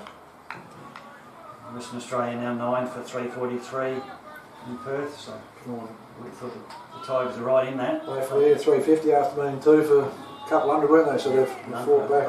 Yeah. I think today and tomorrow will be the 2 best batting days out the Wacker. A beautiful wicket. Short ones, well played by Redmond. Gully, fielded by Reece French. A good way to for the Tigers to send Matty Wade off from red ball cricket. Yeah, he's gone to the top order as well, hasn't he? Yeah. He'll love the bounce over there, Wadey. I reckon he'll be pace on. And Morris is still injured though, isn't he? Lance Morris, I'm pretty sure he's still. He wasn't playing yet. No. He's still a pretty good bowling line up there, haven't they? There's a short one. Redmond just was going to play at it, but then just pulled out the last minute. So young Cooper Conley's on 86 not out there, so he's still there. I reckon he's probably going to go for that ton, and I don't reckon Riccioli will be facing too many balls. I reckon he'll be pretty smart. It's a fair debut though.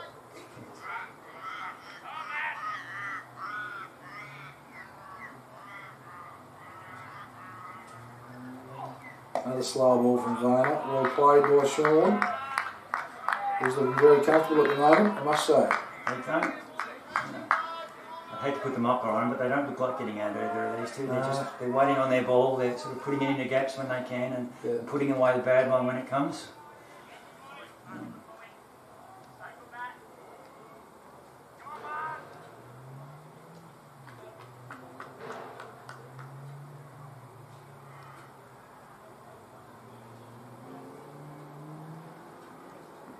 One very solid by Sean in defence. So after being 5 for 22. Arms go in the air, Varner just kicks the ball away, so I wouldn't mind betting they'll make a change at this end. Yeah, I've said that for a couple of overs now, but it looks like a couple of boys are just going over him, so I reckon he's probably done. I think he's done. I think he's sort of...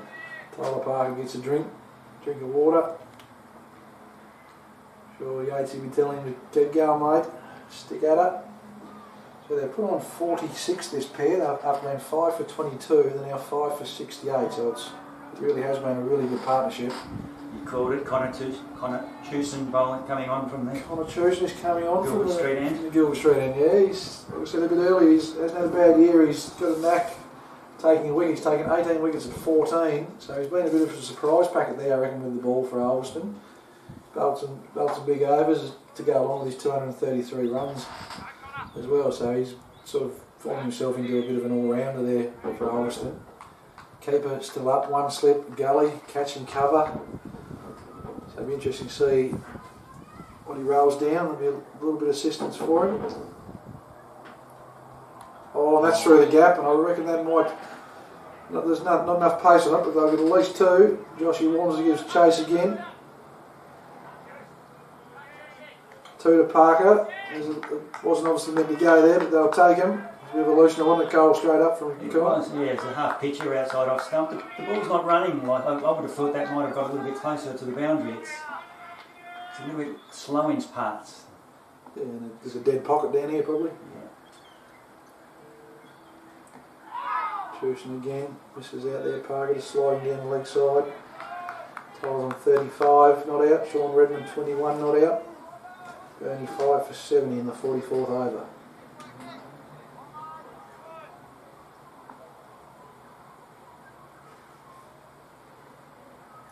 She's a pretty casual approach to the crease from Connor, but he obviously does the job when he lets it go, so that's all that matters. Probably 6 or 7 steps, and he's going to try and bowl. He's targeting on the pads here, I think.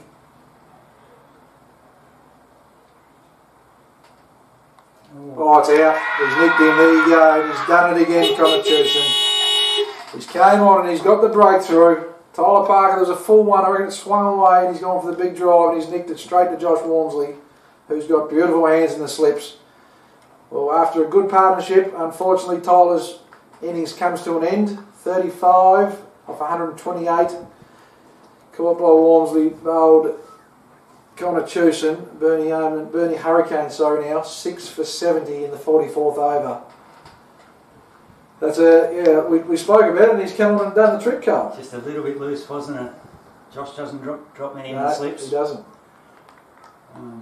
We went a little bit hard at it. He sort of. He's very disappointed with himself because he really hasn't played a big drive like that through his innings, but sometimes the old eyes light up, and unfortunately he's nicked it straight to Josh.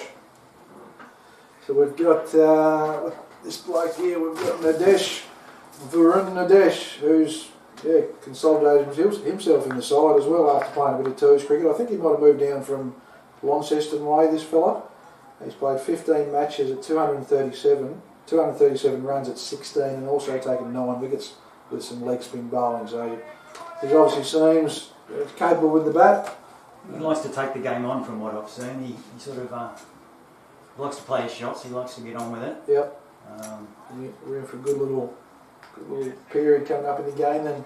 He's be a risky character, I would have thought.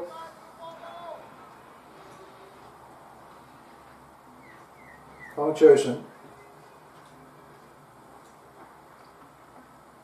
Oh, that looks like it's just gone away. Beautiful, beautiful. Looked like a good penalty to get first up. Doesn't run very far at all, Connor, does he? No. Very economical in his approach. Saves his energy for the crease.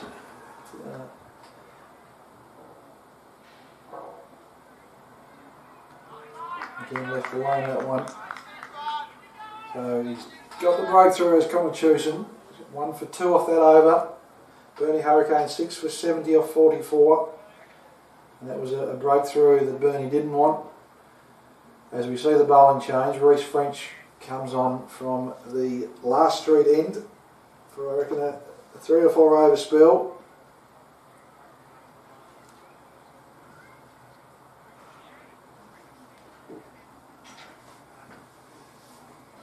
He's going to go around the wicket to the left-hander, is he? Redmond will be on strike. Yeah, looks like he's coming around. Get many nerves, Carl. We've done a couple of A-grade grand finals. What's the nerves like, mate? How do you approach the week? It's pretty... Just stand there and count to 6 goes. Yeah, that's it. That's all the job is. Don't get too involved. No. You've done two or three since you've moved down here? I've done 2 since I've only umpired the 2 years and I did the 2 grand finals, which was, they were really good games. Again, I know these 2 teams. It's a full one to start with. There's at least one to Sean. He's pushing hard for 2. He's going to come. Kobe warms it down there. Fields it deep, backward square leg. So Redmond goes to 2, goes to 23. Burnie Hurricane 6 for 72. Both grand finals went pretty much the same way. The team batting first posted 220, 240. Yep. And the team chasing sort of fell 30 to 40 short both times. So scores are hard to chase down in grand finals. So if they can post something mildly respectable, you never know. No ball from Reece, well played by Sean to mid-on, fielded by Ryan George. Yeah, any sort of runs on the board over 150 in a grand final is pressure, isn't it? Like it's a different game. Now Sean's got to try and build that partnership here with Varane.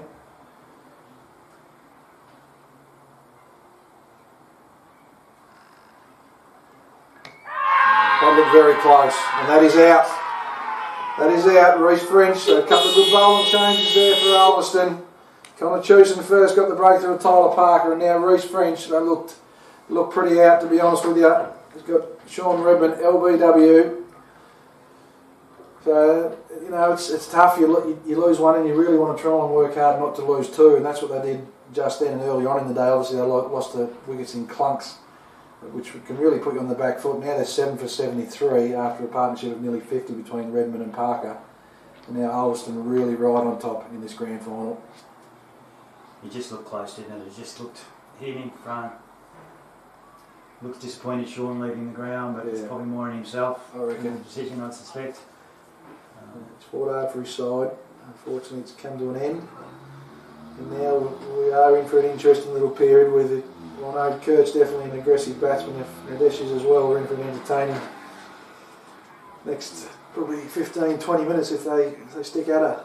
If these 2 can bat for half an hour or so, they could all of a sudden be north of 100, and who knows from there. Yeah, I think they've got to play the natural game too. I mean, there's plenty of runs out there to be had if they're good enough. If they want to back themselves in, and plenty of gaps, fields in. So I reckon if the ball's there, Kurt will whack it straight. No point in probably going against the way he normally plays, because he'd probably just nick off if he does that. So he might as well, if he's going to get out how he plays, I think. Yeah, that race will be quite full, or testing out with a few short ones. We have got the 2 back, so I reckon the short one's not far away. Well left by Lamprey. A couple of big wickets there. French and Chewson come on and got the job done in their first over. 7 for 73 in the 45th over. Just had the sense something was going to give, and unfortunately for Burnie, it was the 2 established batsmen out within overs of each other. And they're on the back foot again. It's very full. It's well played by Kurt. Through mid on, just for the single. So Lamprey's off the mark. Burnie Hurricanes 7 for 74. Brings Nadesh on to strike. Reese has got 1 left in the over. 2 to come in the over, sorry. Leading the I wonder 2 if he's back. going to have a look up. I don't know if he's going to have a look upstairs here, Cole. What do you reckon? I think with the 2 back, I think it's going to be one of these 2 balls. There it is, and it's well played. It's taken a single to Pearce. That point, it's well fielded, but a good single also. And Nadesh is off the mark as well, so that was nicely played on the back foot, mate. Just punching, looked very comfortable. Maybe a couple of words from French as well. The batter just turned around and might have said a couple of things back, so we love that. Been known for a little bit of chatty yourself in a big game, Gaz, I understand. Oh, well, you've got to be in the contest, mate. At the grand final this weekend, how are you feeling about that? Yeah, no, not too bad, mate. But, French comes in the curtain. That's a beautiful shot. Just be the one again, but looked very nice to mid off. Jacob Snare does the fielding. Yeah, they're up against Ulverstone tomorrow, so in Sundays at Sheffield, which is nice. Yeah, but we'll give it our best crack, mate. I'll be, like I said earlier, they're always quite strong and have good depth, so we'll be in for a battle, no doubt. All grand finals are good battles. I think we're already seeing with these 2, if they occupy the crease for a while, they will score. So they won't. They're not going to sort of play back maiden on maiden. They will sort of look to turn this strike over, and if they get a ball to hit, they'll hit it. It's just a matter of how long that lasts. Protrusion to Kurt Lamprey from the Gilbert Street end. I feel this could be a really good battle, this one. I reckon if there's anything up, I reckon Kurt's going to have a go straight.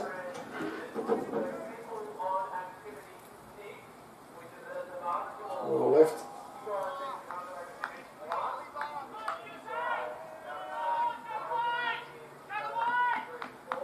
Riverside still 6 for 92. Looks like they've just come back out after lunch. 30 in the 32nd over. Tubb not out 10 and Paddy Mackerel not out 41.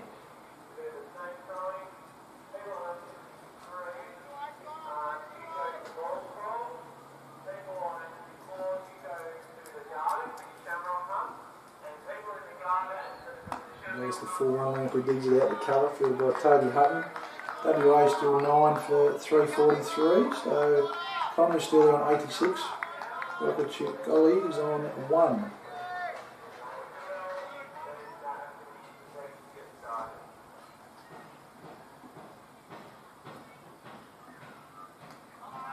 Left that one alone by Kurt Lamprey.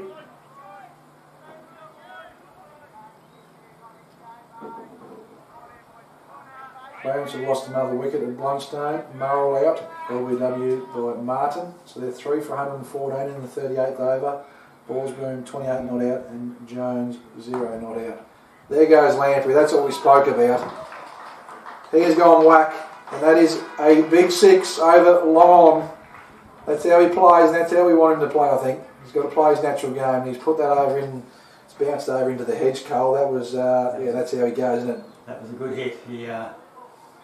And he only needs to play a few of those shots, and all of a sudden the field drops back, and you can start dropping him into gaps and sort of scoring. But Yes, it looks like he's got a new bat too. He used to use a real old one. I can't remember what it was, but that stick out there looks fairly new. This one could go as well.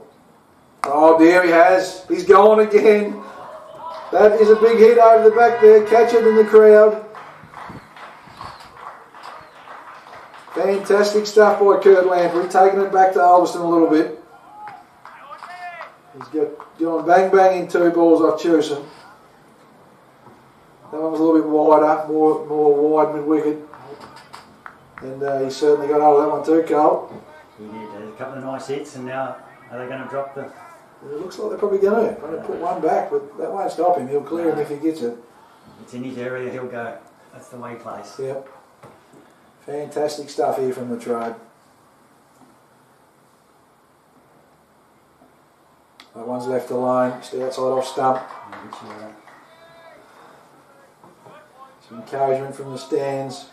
Burnie boys definitely like to see that. So 7 for 88 now after 46. Lamprey's moved to 14 and Dadesh is on 1. Just looking at a Victorian Premier Grand Final this weekend as well, with Casey playing Carlton. Carlton coached by Evan Goldfuss from Lonnie. Yep.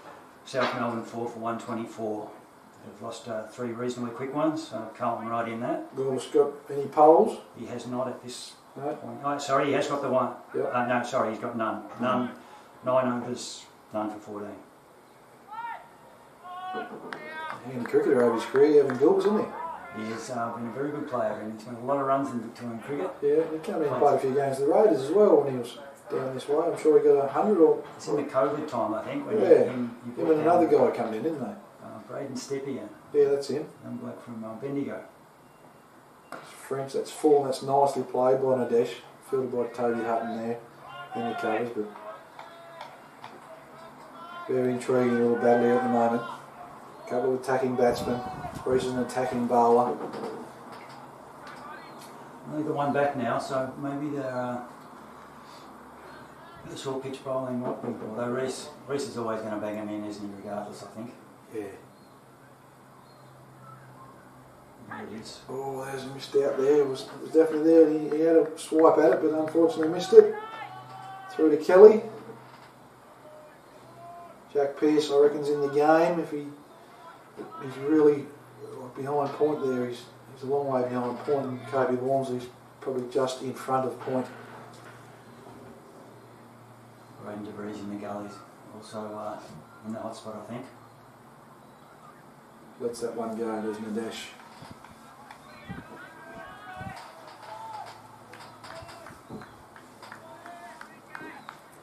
A few cars about, mate, on a Friday afternoon now. Come in to have a bit of a look. Yeah, good crowd.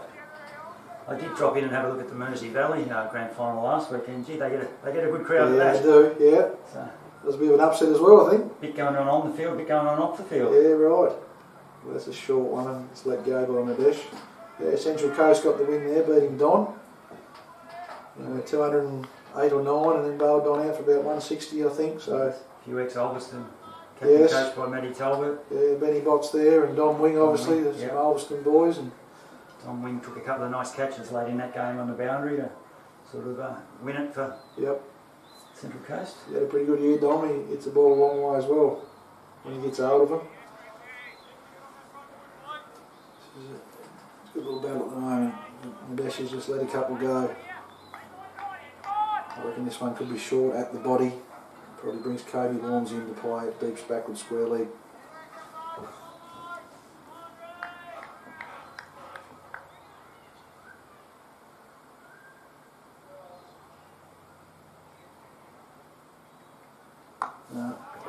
Very solid by Nadesh in defence. That's the end of the over. What do you think? Do they go with Connor again? Do they? Well, he's probably going to bring. He only needs to miss Q1, I guess. He obviously likes, but we'll just see if he takes the hat off. No, it doesn't look like he is going to bowl. Looks like he's going with Jacob Snare. Snare is going to swing around and bowl from the Gilbert Street end. You know he'll bowl pretty straight, so it could be a case of Yes, he could be. you miss, I hit. That's right. It's a good theory to have sometimes. Got Kurt, you've got Varner's out there at a wide long on. Braden DeVries at a deep mid wicket. I'm sure they're going to be in the game if Kurt miscues it, but if he doesn't miscue it, she's going to go into the hedge. She's going over the edge.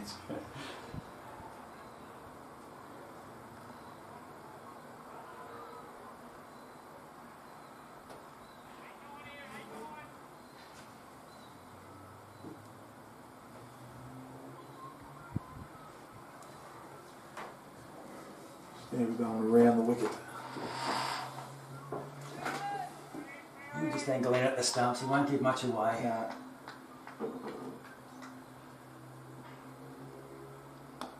It's a good start, it's well played by Kurt, fielded by Snare, no run. 7 for 88, the Hurricanes.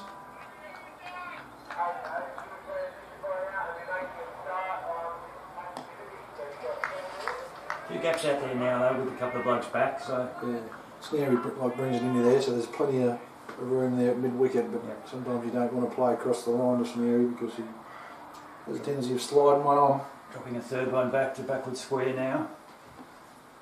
Might be a bit slower. Oh, A little bit high, I was a just thought. little bit high, yes.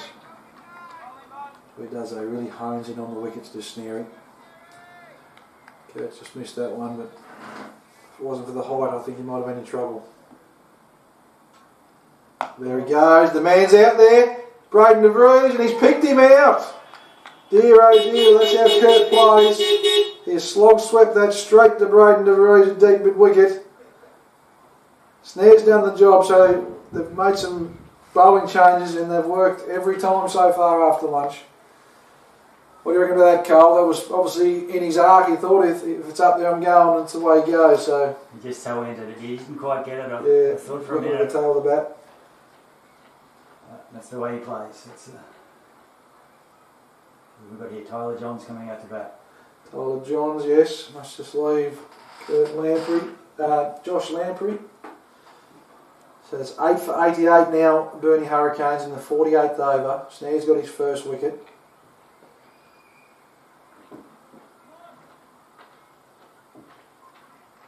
Nadesh is still there, not out one. And he'll be joined by Johns walking to the crease with Josh Lamprey to bat. So they are definitely hoping, Burnie boys, that the tail can wag a bit here and push 100, 120 minimum and then come out and have a bowl. But look, Tyler's a very capable batsman as well. We spoke about earlier that Josh Lamprey as well sometimes opens the batting, so they do bat to 11. And Tyler's had some good history in some big games of some good performances, so he'll be keen to continue that. He's been away the last few years on the mainland, I think, so he's come back to the club. And snares of Tyler Johns, a big appeal, big stride forward, but given not out to Snare's disappointment. I think he thought it was missing off, but I'm not sure Moose quite agrees. So the scorebook would indicate not out, so that's the important thing. Oh, and again, you know, Snare's playing here, he's really honing in on them wickets. He's going to bowl straight, little sliders. Yeah. It's a bit of drift into the right-hander, not much turn. There's like a little bit of sort of friendly chat out there too. Yeah. Good bit of banter. So Burnie in some trouble once again after a good partnership through the middle. They've lost 3 for 20 after Lamprey made a quick fire 14. We've got Nadesh and Johns at the crease. 8 for 88 off 48. Reece French to continue from the last straight end. 2 for 20 off 7 overs does Reece.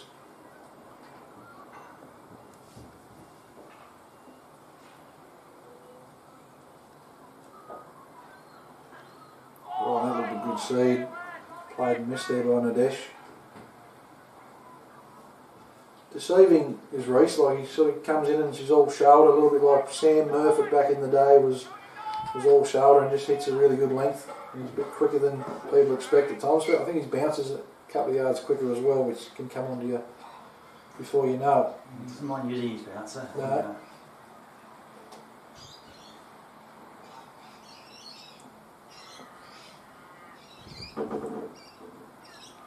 Well played, no run. Thought about Toby Hutton, who's been good in the covers there today. Very compact though, Nadesh. That was very comfortable. I haven't seen a lot of him, but he looks a good player. He looks capable.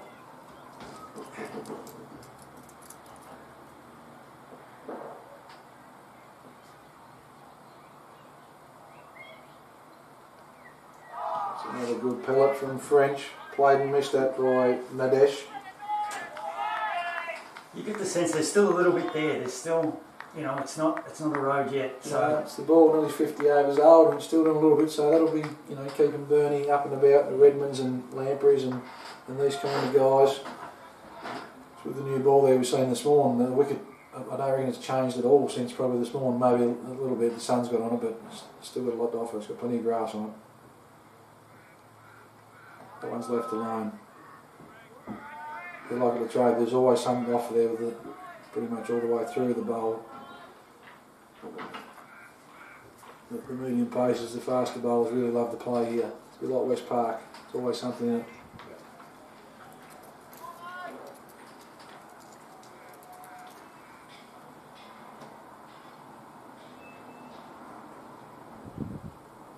There's a full toss and he's missed out, he's hit it straight to point.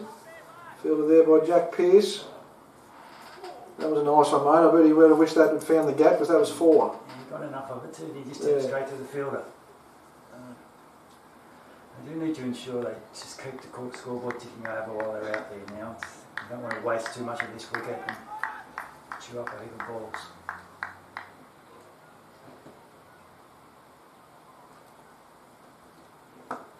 French, it's a beautiful on drive, a little bit aerial, but he's punched it through mid-on for 1. Snare Fields does a good job. That's 2, well ran by Tyler Johns, 2 runs from Nadesh to Burnie, 8 for 90. It was a nice little punch. I mean, I thought at one point there it might have been a bit close to Reese, been a caught bowl opportunity, but it was just a bit wide and went through mid-on.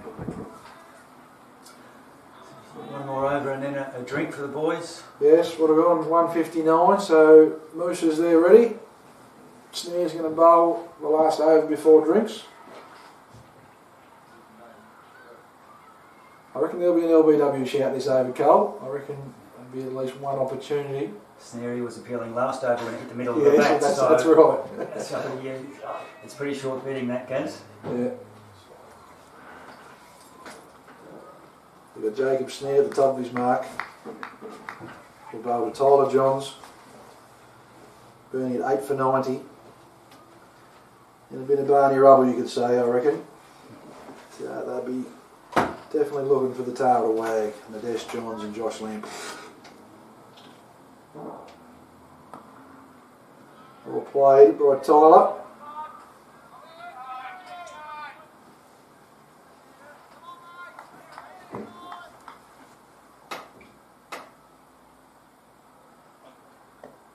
There's no appeal that time, Carl. That was out of the middle. Same one last over, he was appealing. Just got the one back at mid-wicket now. That's very full. I don't think there's any bat on it. No, a good appeal, but dot ball. Jordan Kelly's rolling the no pads, I don't think. I don't think there's anything underneath at all. Not even. Maybe that's what you got your gloves for. Yeah, that's short. And, it's been put down. It's been put down by Walmsley at mid-wicket. A good effort. It was well hit by Tyler Johns, but went to the left of Josh Walmsley, and he's just grasped that one. He'd be disappointed, Josh. He's got brilliant hands. He doesn't drop too many.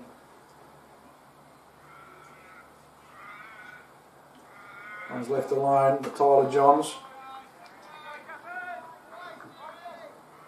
We've got one ball left before we have a drink.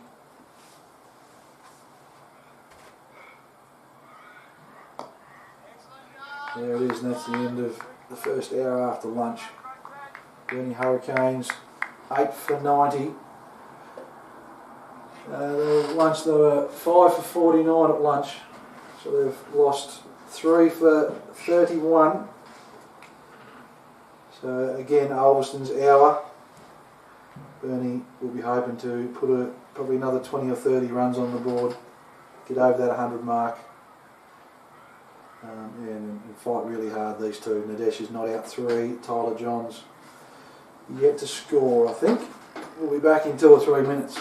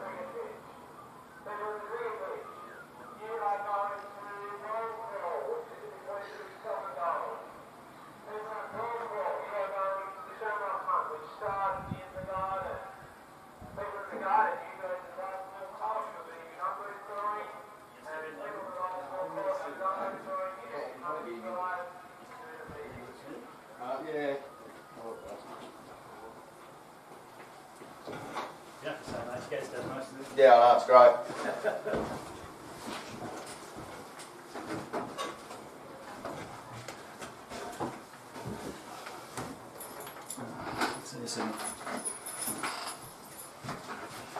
Be good, then you'll get the bolt cutters out. Who knows what happens when. So there we have it, the boys have refreshed. Had a lemon squash from Latrobe's finest. Going to have a little bit of a look in Cricket North Grand Final at NTCA. Riverside 7 for 106. Paddy Mackerel still there, 46 not out. Scott's on 5 now. It's a tub that's been caught and bowled by Jono Chapman. Beautiful shot from Nadesh to start things off. Another special guest in the commentary box.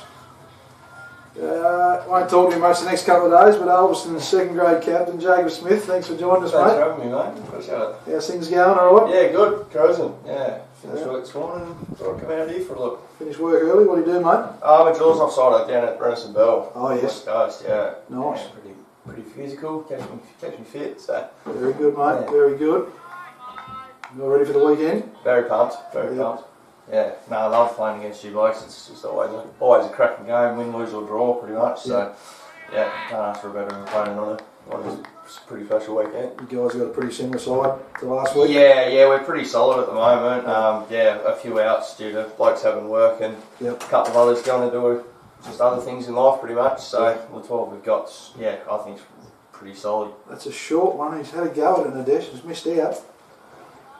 Yeah, it should definitely be a good battle up in the mountain the next couple of days. Looking forward to it. And yeah, we do have some good battles, Sheffield and Ulverstone.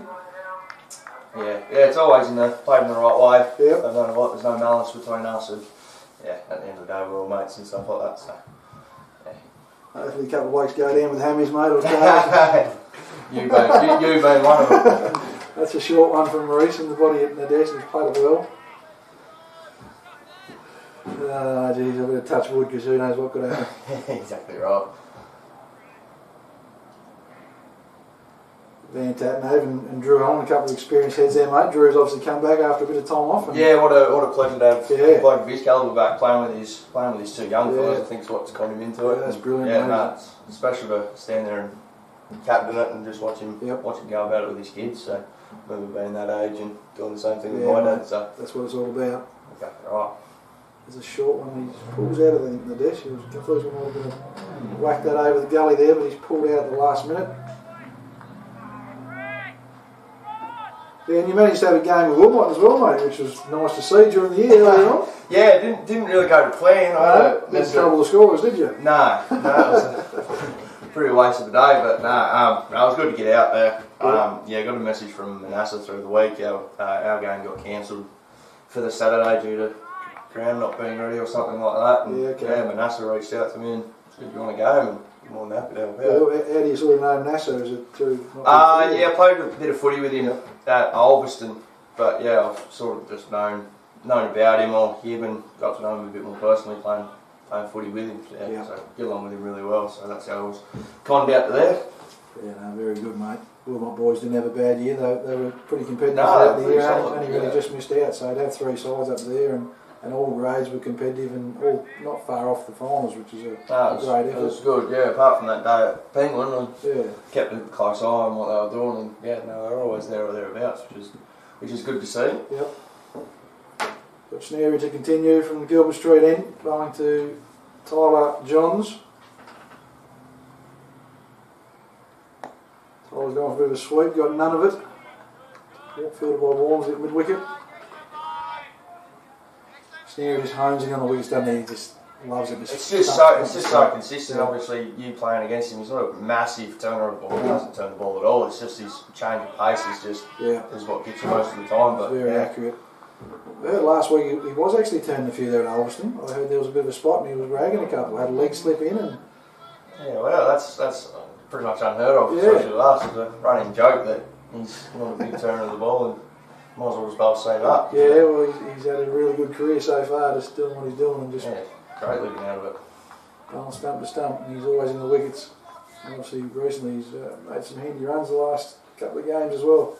Yeah, it's always good seeing him go about it, making runs as well, especially with our first go lineup is so crucial at the top of the order. If he gets off to a flyer, then we're off to a flyer as well. So to have someone like him with bat and ball and in the field is just massive for us. Loves the sweep shot, as Tyler Johns doesn't get it away. Fielded by Matthew Varner there behind square. 3 or 4 attempts at the sweep now.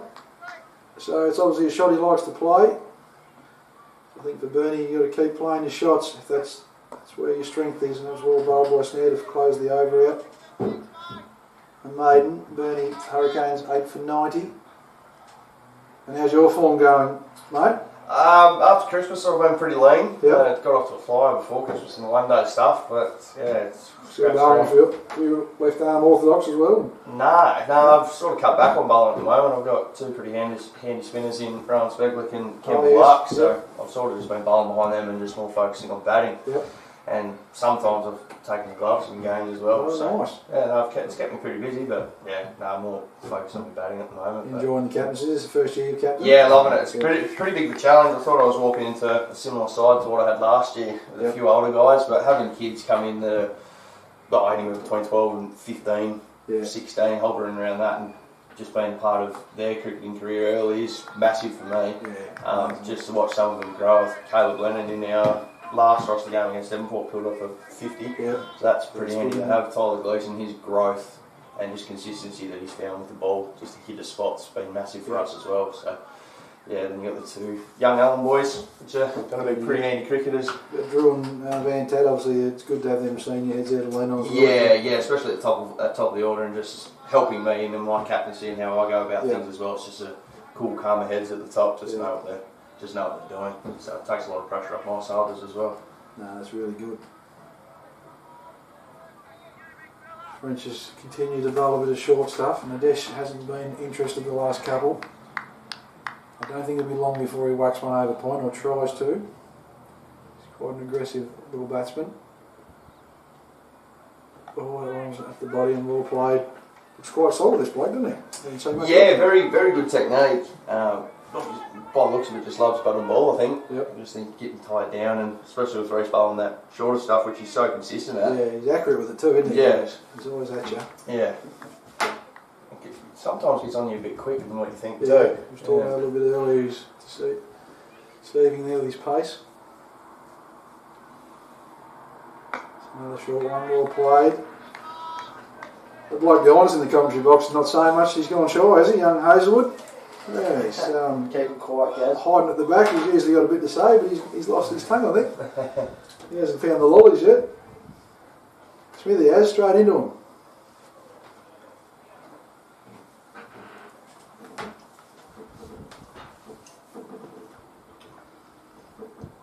Nice full one there, and well played.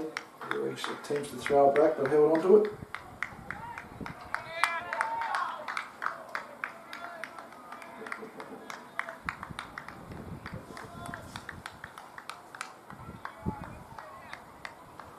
Riverside 7 for 109. Paddy Mackerel just brought up his 50, and Scott is not out 5 from NTCA 1.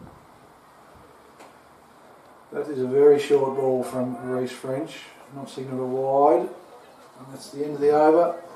Burnie Hurricanes 8 for 90 after 53 overs. Nadesh not out 3. Johns yet to score. Have a look at the Ulverstone Arena with the Cricket Test Premier League Grand Finals going there, and the clearance of 3 for 141. Borsboom 38 not out, and Jones 17 not out.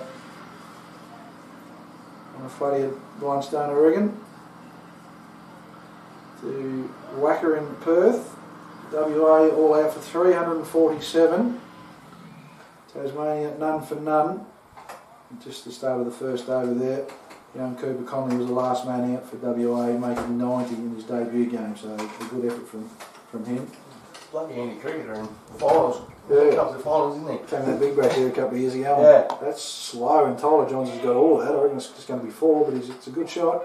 Signal 4 by Drayden DeVries, but there's a sweep shot again from Tyler Johns. It was very flighted by Snare, that one. Yeah, I think he's from last over Snare, just saying that he does like to sweep, taking the pace off. I think it's a dangerous game trying to sweep Snare, especially trying in the nets at trainings and stuff like that. Top edge net comes just into so play. hard, yeah. Handy runs for Burnie. 8 for 94.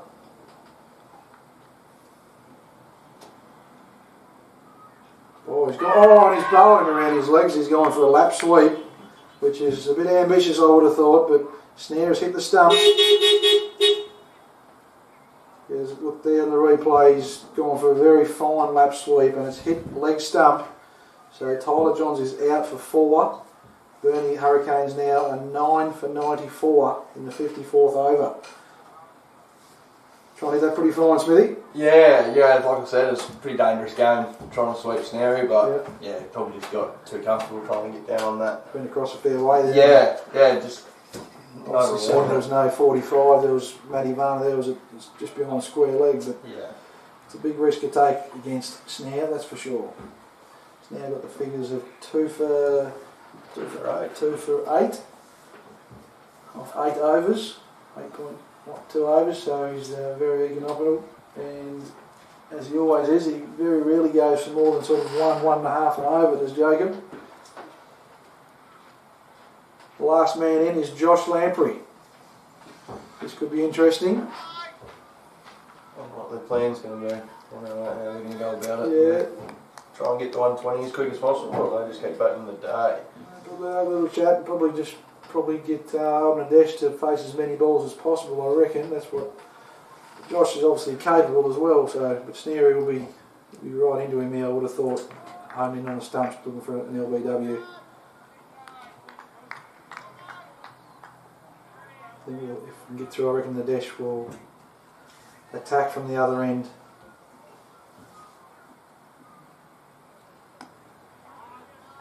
Solid there by Josh Lamprey.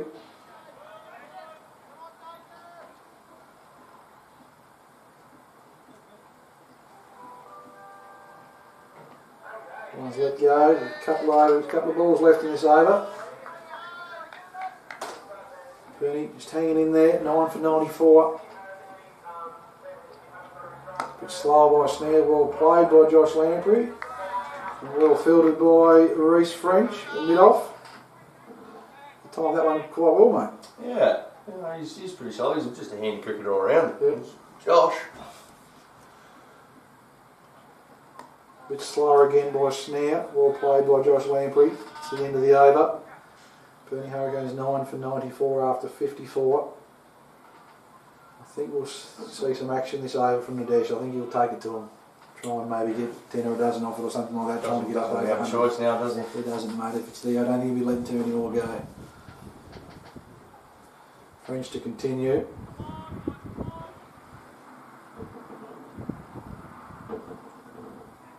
I think Barnard will be itching for a bowl, mate. Try and get 5. Yeah, he does get pretty up and about when he gets to that point, but yeah, that's just him. He's always attack, right, pretty mate. much, no matter if he's done He through bowled well early, it was unbelievable spell. Yeah, just like that wicket had just enough in it for him to be able to get the high-ranking batters out. So.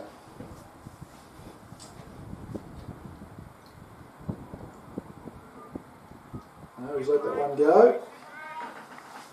Yeah, especially Hazy and Rev, first 2 balls, he couldn't have asked for a better start. No,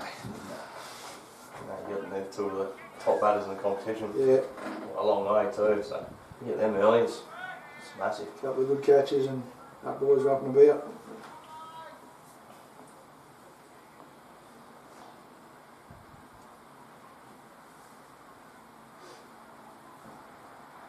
Big slow ball from Reece, left alone by Nadesh. Put a sweeper out there on the offside. But other than that, there's only a deep backward square leg. So there's plenty of gaps. If there's something up, I reckon he's going to try and hit him straight. That wideish mid on, you can afford to touch out of that. A lot of real estate down the leg side. So there's a deep square and a wide mid on. That's the only fielders on the leg side. One short, and he's pretty happy just skipping behind him at the moment. Bit of faith in his partner at the other end. How's Reece gone his first year coach, Smithy? Yeah, no, I think he's been sensational. Take it on, obviously my age, 24, just to take it on. It's a big role, especially when you've got guys like Josh and Jacob there as well. Yep. Just to lean on them as well. But yeah, I think he's been absolutely sensational working with the younger kids as well. Couldn't ask for a better first year. I don't reckon the other two senior sides in the grand final. I reckon he's pumped for that on his. It's a good shot on Nadesh. I reckon that's going to roll. That is going to be 4. Really well played. A little bit of chat as well, but Nadesh gets that one away between gully and backward point. De Vries there in the gully, couldn't stop it. 9 for 98, so they're pushing up towards the ton. Nadesh moves to 7. The handy little runs are late. They'd like a few more of them with the Burnie Hurricanes.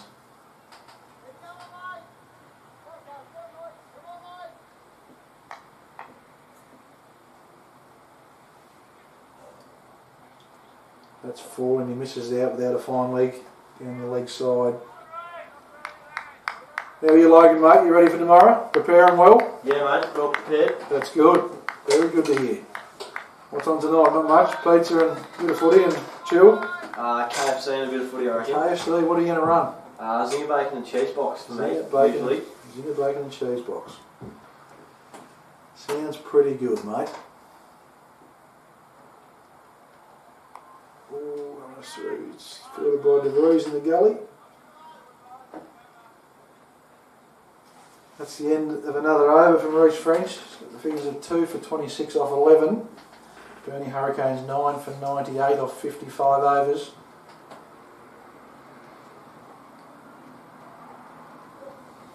Snare to continue from the Gilbert Street end.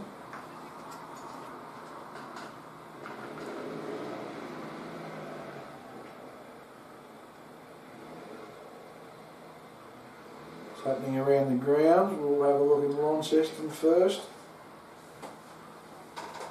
Westbury are taking on Riverside in the NTSA Grand Final. Riverside 7 for 116. Paddy Mackerel 53. Oh, has he nicked that? He's out. He's been given. So Snare has got the last wicket. Josh Lamprey has nicked off. Good catch there by Jordan Kelly. Josh Lamprey's got to go, so Burnie Hurricanes all out for 98 in the 56th over. And they'd be thoroughly disappointed, I reckon, but they've got a job to do now with the ball, and I'm sure their bowlers are fired up, ready to go. A Snare and French make their way off the ground first, which tells me that them two boys will be out opening the batting in 10 minutes.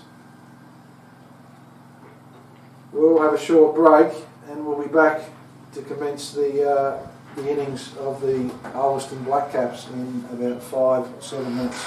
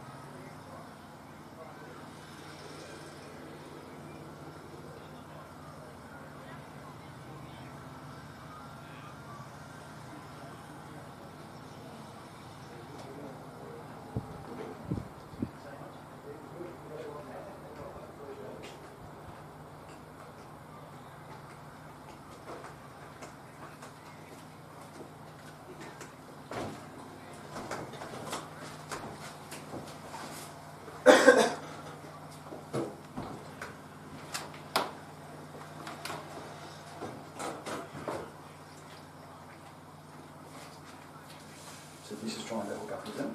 Yeah, so unhook mine.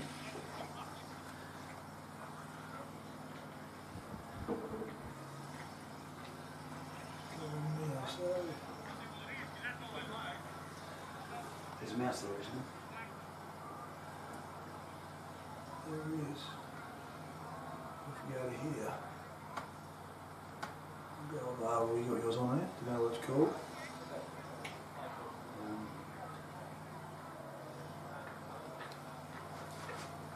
Sound. It should be cons.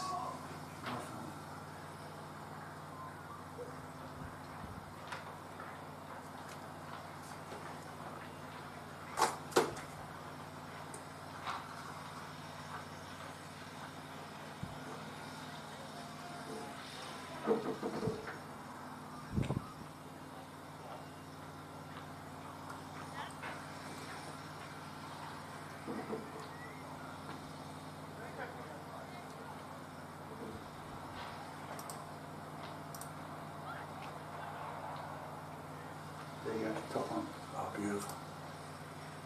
Connect. Put her in, mate. Magpie's one. Oh dear. Cool hangover, is it?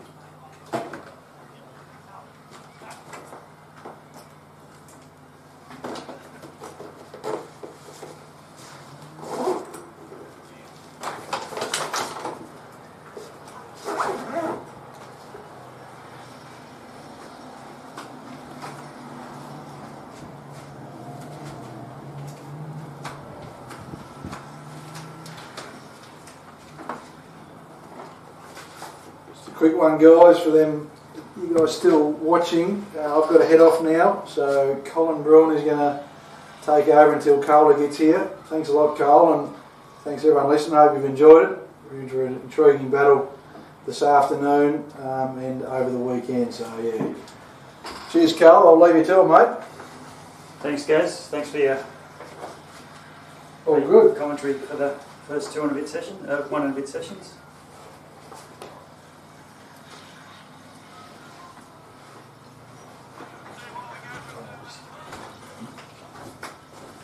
And that'll fix itself. The score goes away and that sort of stuff. Yeah, it does. Yeah. They're just doing that as a break.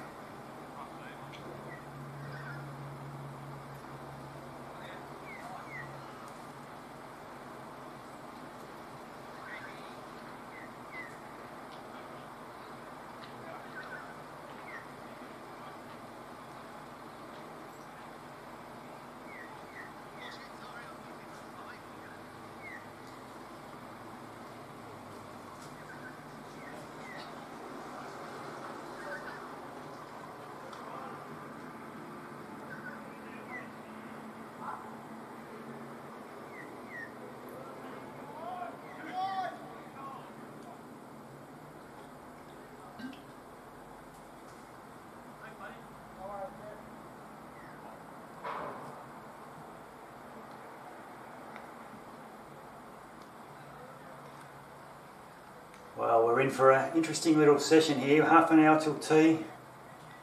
Redmond opening the bowling for Burnie. Jacob Snare on strike.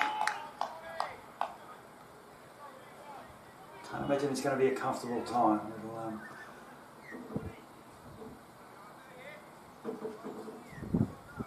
Redmond in. Oh, that's a big wide first ball. 5 wides to start the innings is not ideal when you're only defending 90 odd.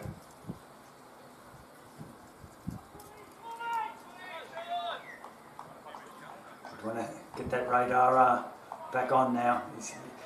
They can't afford to give away too many runs, Burnie. They've got a lot to play with. They need to make sure they strike early.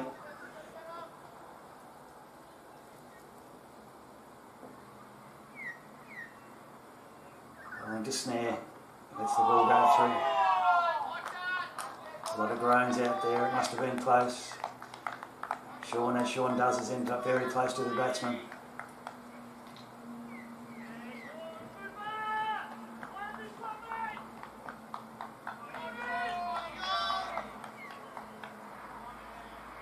gets it in the right area, Sean, he can be a very hard bowler to cope with.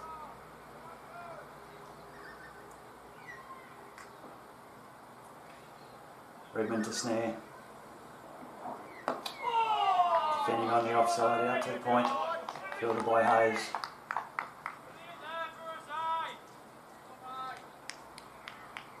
He's hit some good areas after that first ball.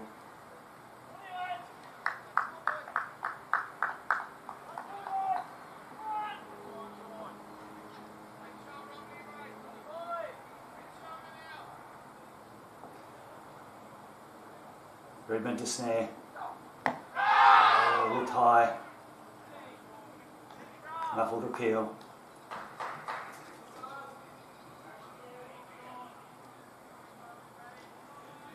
It was the cornerstone of their innings last week, Jacob Snare with 138, not out. They managed to get rid of him early. Gives them the chance to make a few inroads. Easier said than done. Redmond to snare. Out through square leg. Be at least one. He's going to come back for two. Fielded by Lamprey. Good throw into Yates. None for 7. Snare on 2. French yet to face a ball.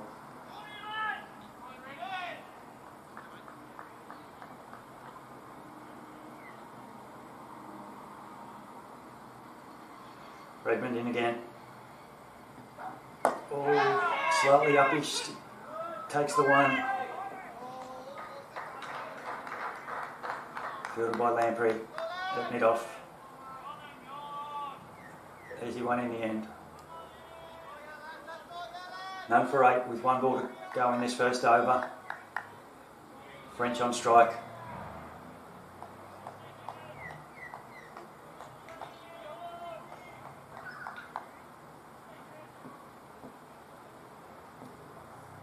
Redmond in. Oh, he's creamed that through the covers. That's a beautiful shot. 4 runs to French. Gets him away. None for 12 off the first over. Just what you want when you're only chasing a low score.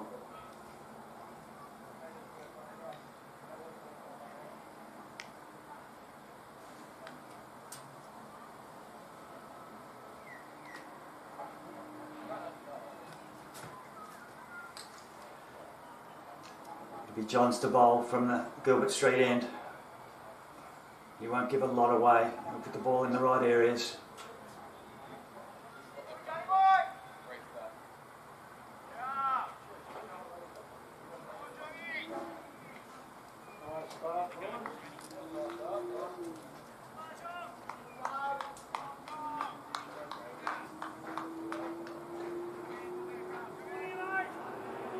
Snare on strike on 3.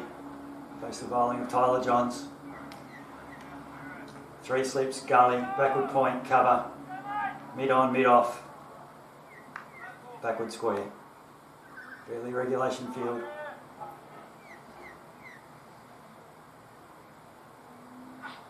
Full toss. Hit through mid on. Should be 2 there at least. They're coming back to 3. Good running.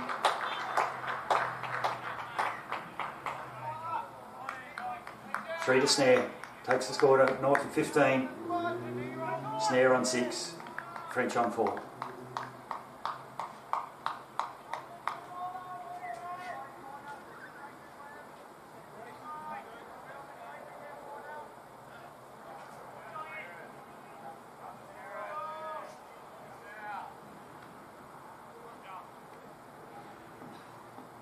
Johns into French. Oh, he's playing a miss. He's gone for the cover drive again. Probably wasn't quite there. 38. He does like to feel bad on ball, Reese. He likes to hit the ball. Very good player through the offside.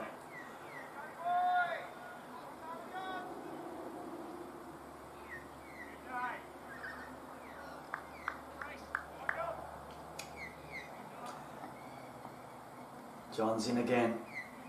Bowling to French. He's got that one out through point for 1. Fielded by Brody Hayes. Score on to Nord for 16. Snare on 6. French on 5. Into the second over. Solid start from Ulverstone.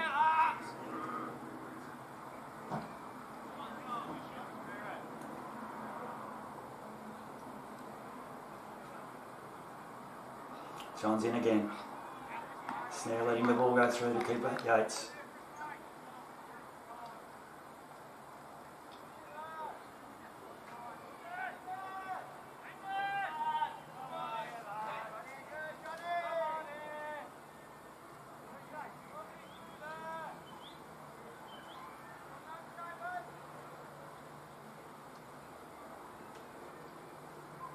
John's in again. Snare is defending on the offside. Out to cover. Tyler Parker Fields. No run.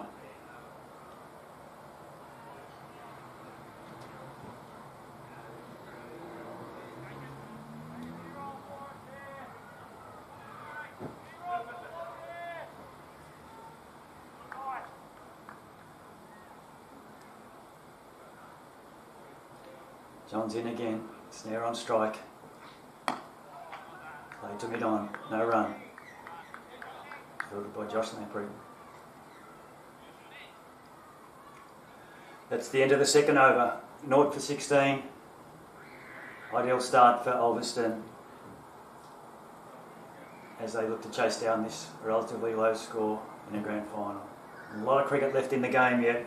3-day game with 96 overs in each of the 3 days, so a lot to play out here. Looking very much like a 4 innings game.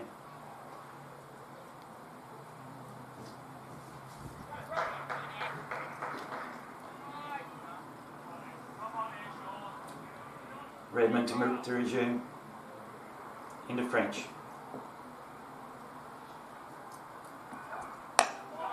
Defending on the offside, no run to cover. Tyler Parker Fields.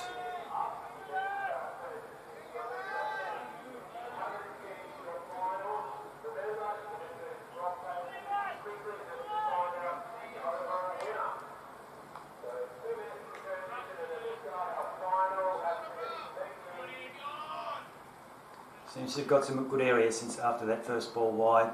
Sean in again to French. Oh, it was a wide one and he's had a go at it, but he's missed it through to keeper Yates. Likes to put his hands through the ball, Reese. It's in his area, he'll go at it.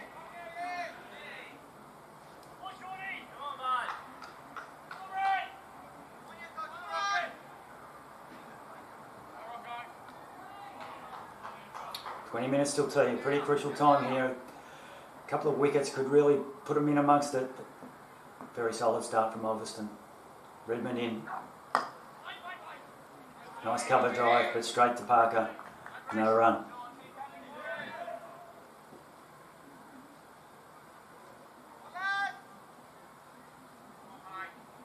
Really positive start from Ulverstone. Looking to get bat on ball, make sure the scoreboard keeps ticking over. He'll bat himself into a hole.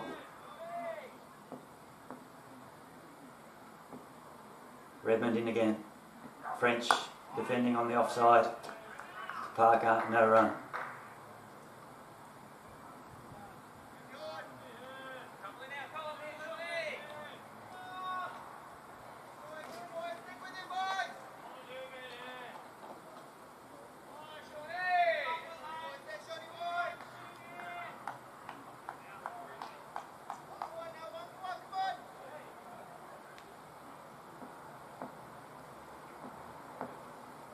Redmond in again to French, letting the ball go outside off stump through to the keeper.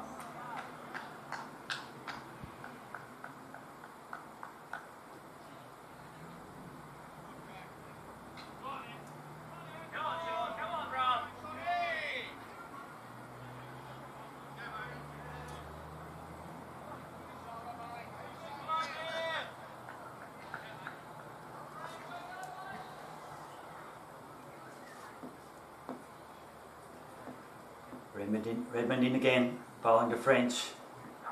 Short one, goes to pull shot, gets nothing on it, through to keeper Yates. It's the end of the third over. Ulverstone none for 16, snare on 6, French on 5.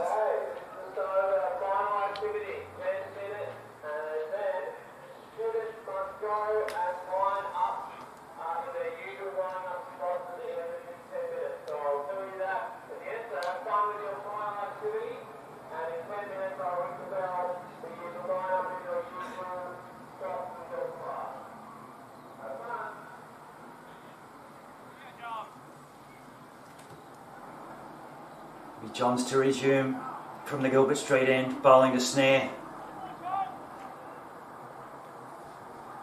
Johns in. Snare is playing through mid-on, no run. Fielding by Lamprey. 2 slips, gully, backward point, catching cover, mid-on, mid-off, backward square. Early regulation, got an interesting catching short mid-on there. They must have seen something. John's in again. Defending, straight back down the wicket, no run.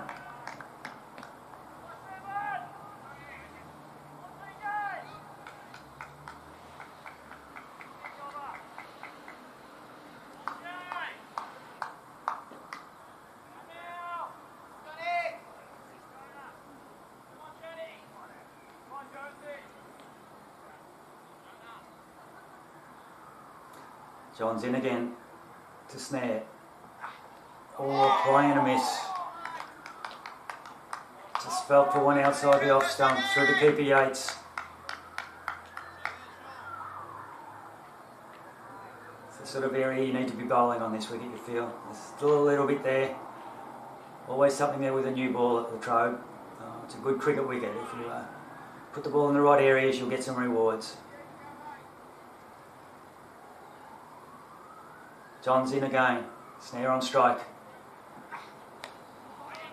Takes the outside edge, rolls along the ground to second slip.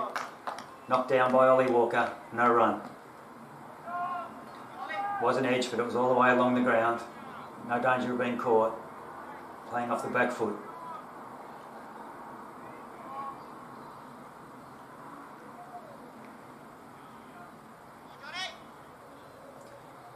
John's in again.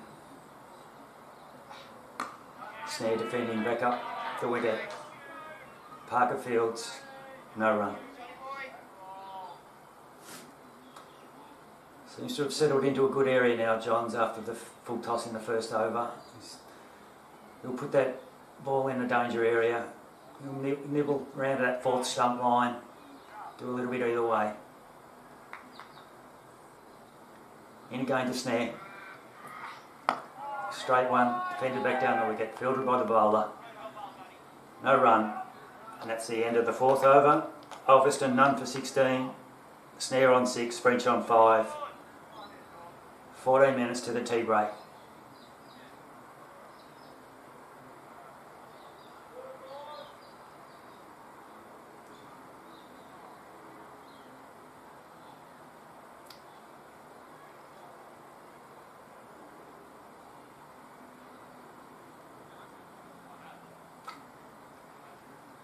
Redmond to resume.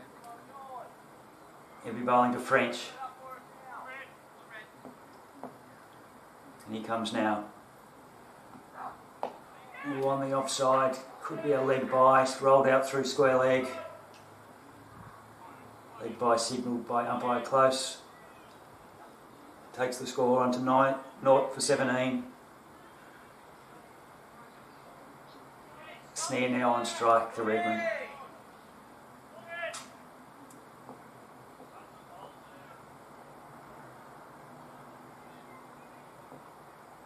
Redmond in. Snare's letting that one go through to keeper Yates. Short of a length, outside off stump. Needs to get him playing.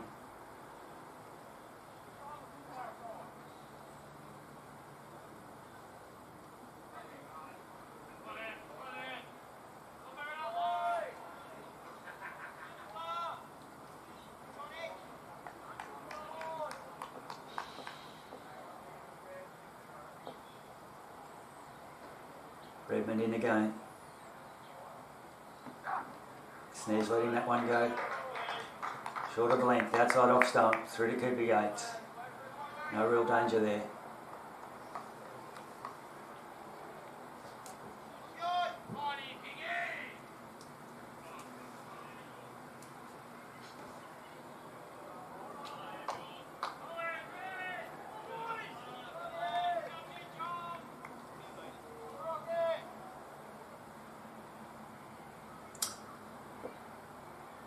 Redmond in again.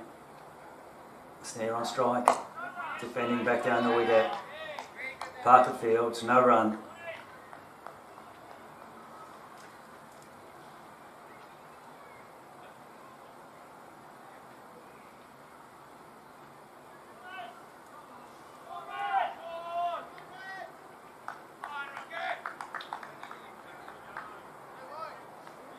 Checking around the grounds, Western Australia all out for 347 in the Shield final. Tassie 1 for 8. Wade back in the pavilion, LBW to Gannon for 1. Redmond in. Snares inside edging that one out through square leg. He'll get 1, coming back for 2. There's Lockie Roberts Fields. Takes the score onto 0 for 19. Snare on 8, French on 5. As we approach the end of the 5th over.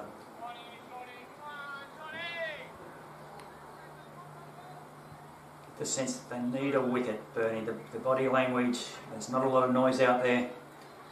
They just need to sort of create something out of nothing here.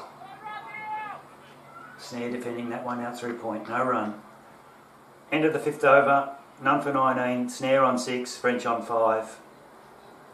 11 minutes to tea.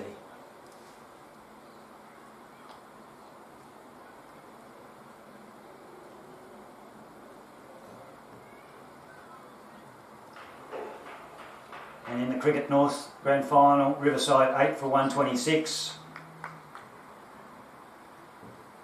Scott on 10, Stubbs on 3.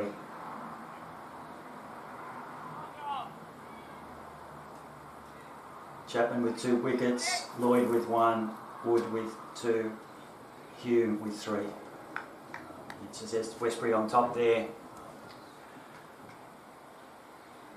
Riverside will be looking to get towards a competitive score. John's into French, playing up through mid-off, no run.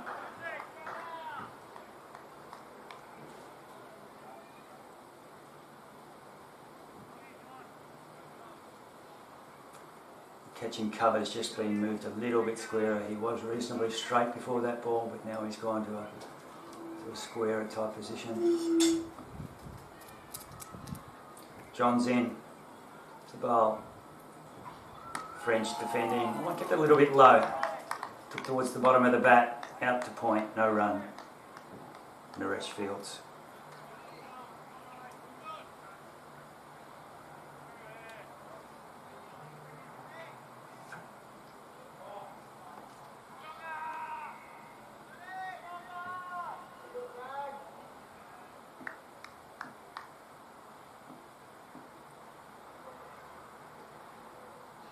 John's in again.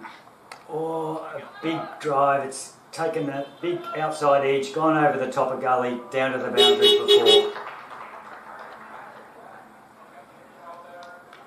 Once again, he went pretty hard at it, so it was going to take some catching, but it went well over the top of Sean Redmond in the gully and ran away for 4.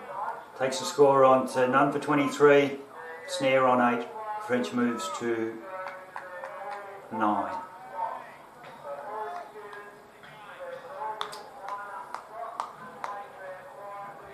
Bit flashy, but falls 4. He went at it hard.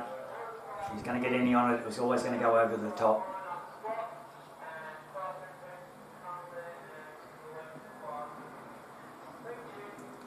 Again, John's in. French playing out through the covers. Finds the gap.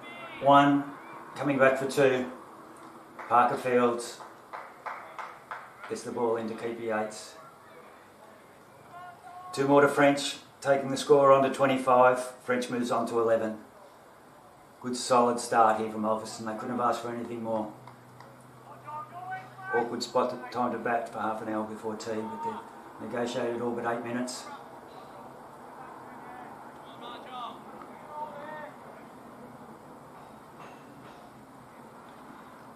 John's in again.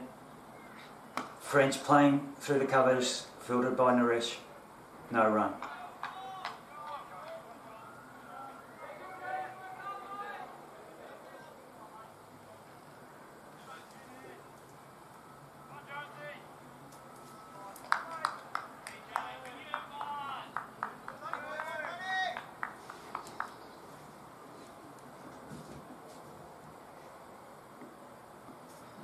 John's in again.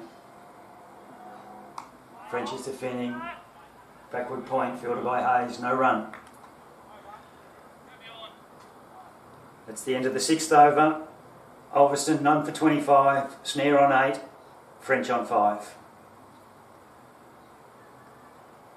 Solid start by Ulverstone. I suspect 2, maybe 3 overs to go before the tea break.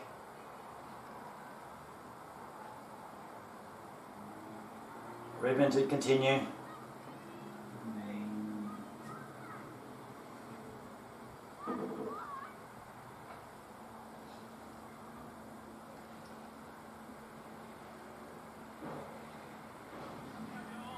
As you said, they do try a little bit, if Rev tries a little bit something different before the tea break, just to sort of mix it up. These two probably haven't looked like getting a wicket. It's been an odd play and miss, but they've looked fairly solid. They have dropped the player back at backward square now, so you'd suggest there might be something on offer. Short of a length into the midriff. Snare wears it, goes down to second slip where it's fielded by Walker. No run.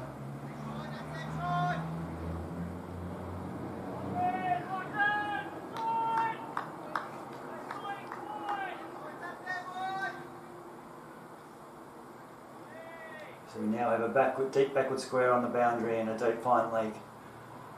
The other fielder on the offside is Lockie Roberts at a wideish mid-on. Redmond in again. Snare is flicking that one off his legs, gone down to fine leg.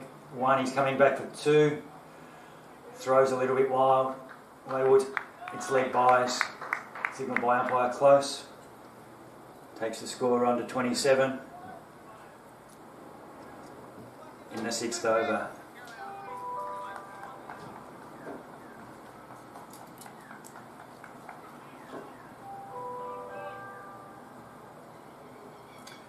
Redmond in again.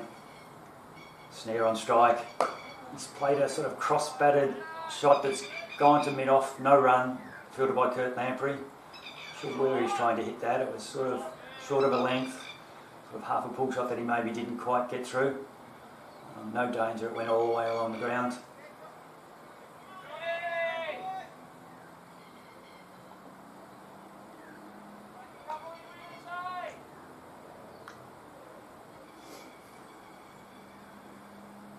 Redmond in again. Oh, there's the short one. He's gone for it. He's missed it through to keeper Yates. Might have been the one they were setting the trap for.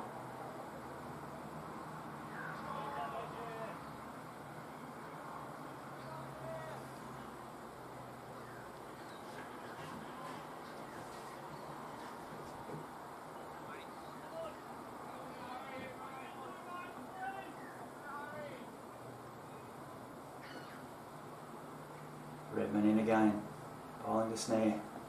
Short of a length outside the off stump, let go by Snare. Through to keeper Yates, no run.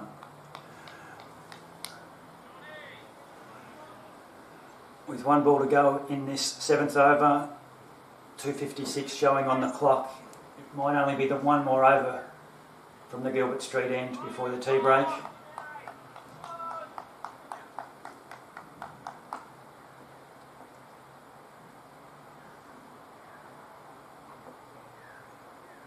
Redmond in again. He started run up. Hit that, punch down the ground by Snare. Fielded by Lamprey. Snare scampers a single. 1 run. Taking the score on to 0 for 28. Snare on 9. French on 11. End of the 7th over. 3 minutes to go before the tea break. You'd suspect this will be the last over. Tyler Johns to bowl it. They don't seem to be rushing Burnie. They're in no rush to bowl any more overs than they need to.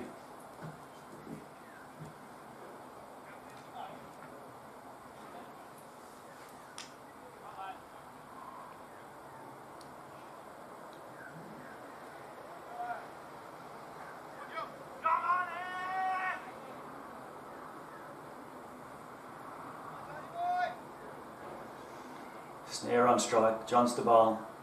It will most likely be the last over before tea. Johns in. Snare shouldering arms, hands to head. Look to be going well over the tops, and I'm not sure what they're oohing about. It didn't look to be close to the stumps.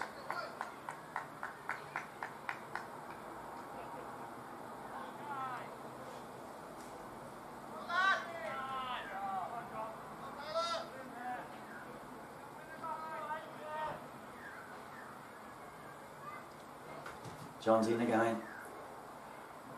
Snare again, shouldering arms, letting the ball go through to keep the eights. No run.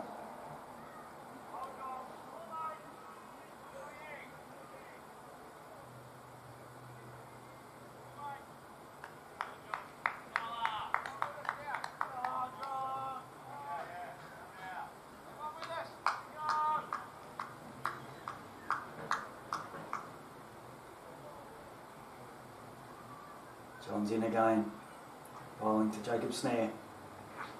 Oh, there's a plainer miss. That was the one. Good areas. Felt for it. Through to keep the eights. No edge.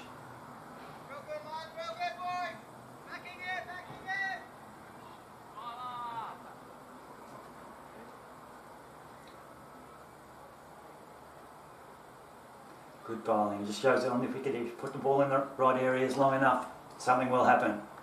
It's just a matter of persevering, showing patience. John's in again. Snare on strike. Defending, straight back down the pitch, fielded by the bowler. No run.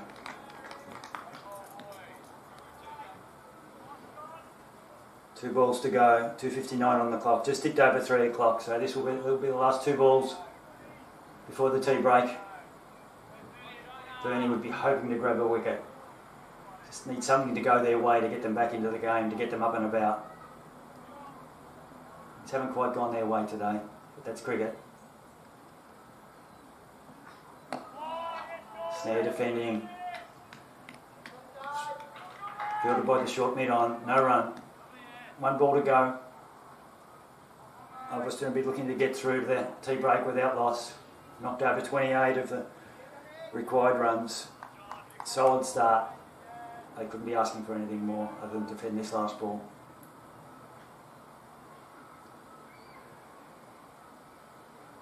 John's in. Snare's letting that one go through the keeper. Tee called by umpire Pearce as the players walk off for a well-earned break. And Tuxie comes out to do his magic on the wicket. Ulverstone none for 28 at tee. Snare on 9, French on 11. A solid start as they make their way towards the target. We'll have a break for a bit.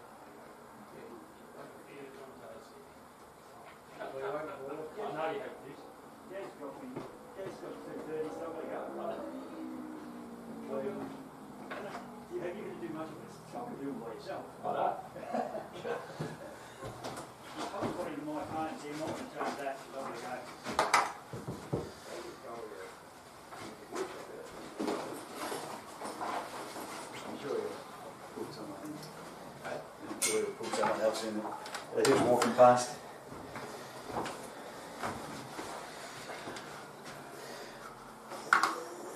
Gee, I was almost ready to go myself, and Gaz said, I've got to go. People were pleasing.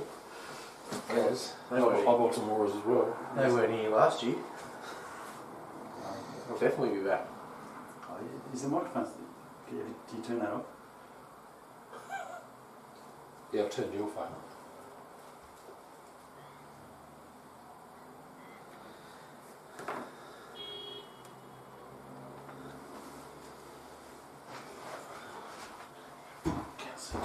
I tried to sit on that and it was too low.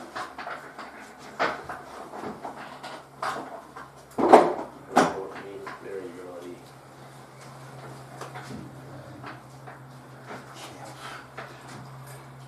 I used to live on that, not try to put it on. Well, I'll leave you with it. Right. I'm sure I'll just go up. Some blocks under it.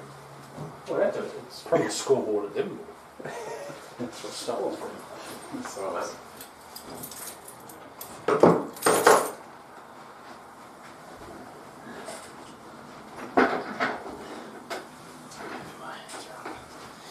So you have the dash? That's the dash, right.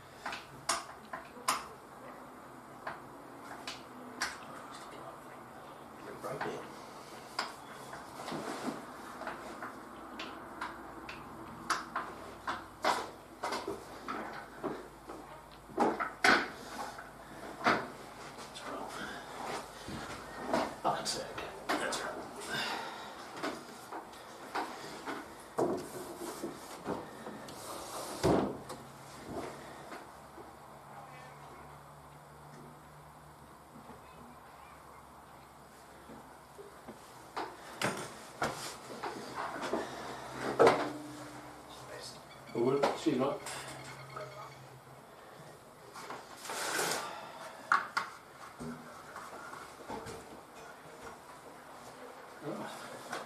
Yeah. Dominance order. Molly's read.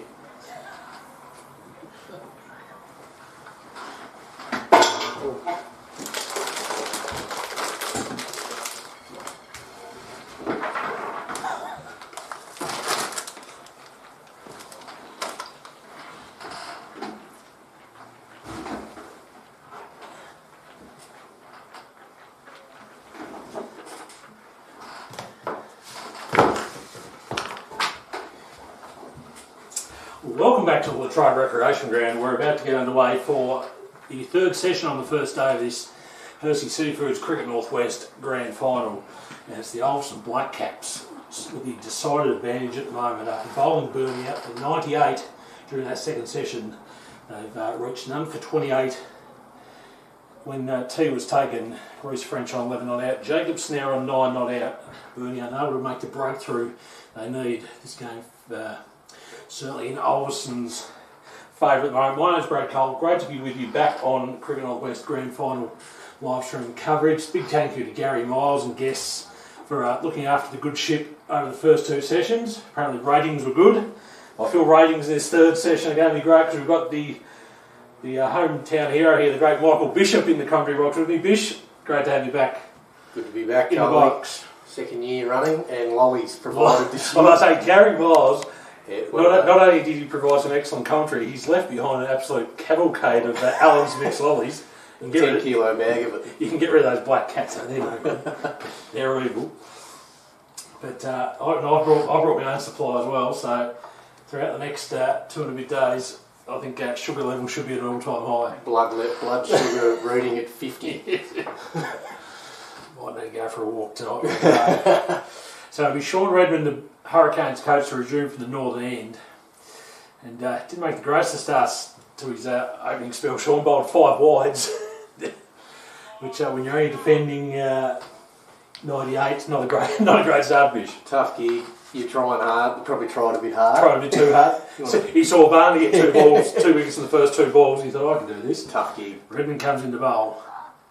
Ooh, good delivery there. Looked like just nipped back it off the seam there to French. Is that French on strike? Little Reesey, yeah. Little Reesey, the Ulverstone coach. So coach bowling to coach here at the moment. And no runs, so... Burnie wouldn't have been expecting to be I defending don't think anyone expected it, to be honest, Michael. I must say, I was sitting there at work this morning when it started, and I was in a bit of shock, to say the least, when the wickets just start, when their top 4 batsmen, Hayes, Revel. Was it first ball? First ball, second ball. Yeah, so. And Hazy usually hangs around for as long as he Hazy, can. Yeah. First ball, Hazy edged behind into the slips corner for a first ball duck. Revel went the next ball in a very similar sort of dismissal. Ollie Walker out for 4. Caught Varner bowled French, fell for a short ball down. He hit straight down like deep backward square of fine leg's throat. And then Brady Yates a duck as well. So basically their top 4 batsmen, all that for a combined total of 4 runs. As French laces that one over the slips cordon for 4. Short, wide, French said, I'll have a bit of that. Didn't quite probably go where he expected it to, where he wanted to. I think he was more looking towards the curator's shed. But he'll take them as he can get them, and that moves the Black Cap score on to none for 32. He doesn't mind giving them a tap down racing. He'll take it on. Anything that's short, anything that's full will go back down the ground. Yep. And I think we'll see Snarey just knock the shine off the ball, and we'll see Reece. He'll do the attacking. Belt it to all parts. So Redmond again, inside edge there on the pad from French, but no harm done. So they've got a bit of a trap set for French here, the Hurricanes. They've got a man at deep backward square and a man at deep fine leg for the he's a compulsive hooker. Take it on. He is a compulsive hooker. But I didn't mind the shot he just played. He knew probably it was a safe shot, wasn't it? Yeah, he probably knew he could get away with it. And he went through the shot, had a crack. Plays that one straight back down the pitch to Redmond, who's clearly just a shade frustrated at the moment. His legs are a little bit different though today, like short, full. He needs to just go back and be patient for a while. He certainly he'd come into this game in pretty good form, Sean, after he'd had no okay Ross this season. He finished off the season in style. I think he might have got a couple of 5-wicket hauls and come into this game in good form. Oh, as French pinned the ears back there again. He looked to whack that one over point maybe, but couldn't, made no contact at all. It's the overdone for Redmond. And the Black Caps, none for 32, Redmond none for 15 off 4. And Ulverstone have already taken in chase of 98, just for the first innings lead, already taken 32 off that. So they're in control, aren't they? In a commanding position at the moment, but as we know, this game, grand finals can turn quickly, but you'd think This pitch is only going to get better for batting on as It's already flattened out. as today's gone by and going into tomorrow and Sunday. Burnie just need to, in the next 10, 20 overs, just need to bowl a line of length and not go searching. Dry it up a bit. If they go searching, Ulverstone will have 98 by stumps. Unlucky. Snare. Outside edge, that one goes between second slip and gully. But when you're defending a low total, your mindset can drift to trying too hard, and you try things every ball. Yeah. And that's probably what's going to happen, or what has been happening. Hence the reason why Ulvi are 0 for 33. And have been such a successful team over the last 20 years. Well, I think it's 18 years without missing finals now. 18 seasons without missing finals. Pretty sure when they roll up for week 1 of pre-season, they just march out. So okay, boys, work your holidays around that. Yeah, we're possibly going to need an RDO on the Friday. And maybe on the Monday. Sick day for Monday. Extraordinary record.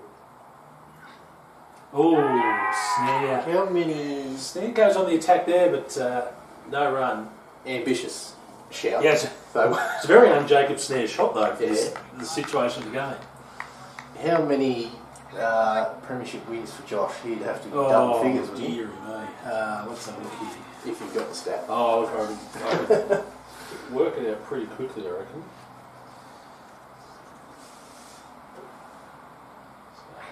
Johns again. Really look like he's bending the back on that one.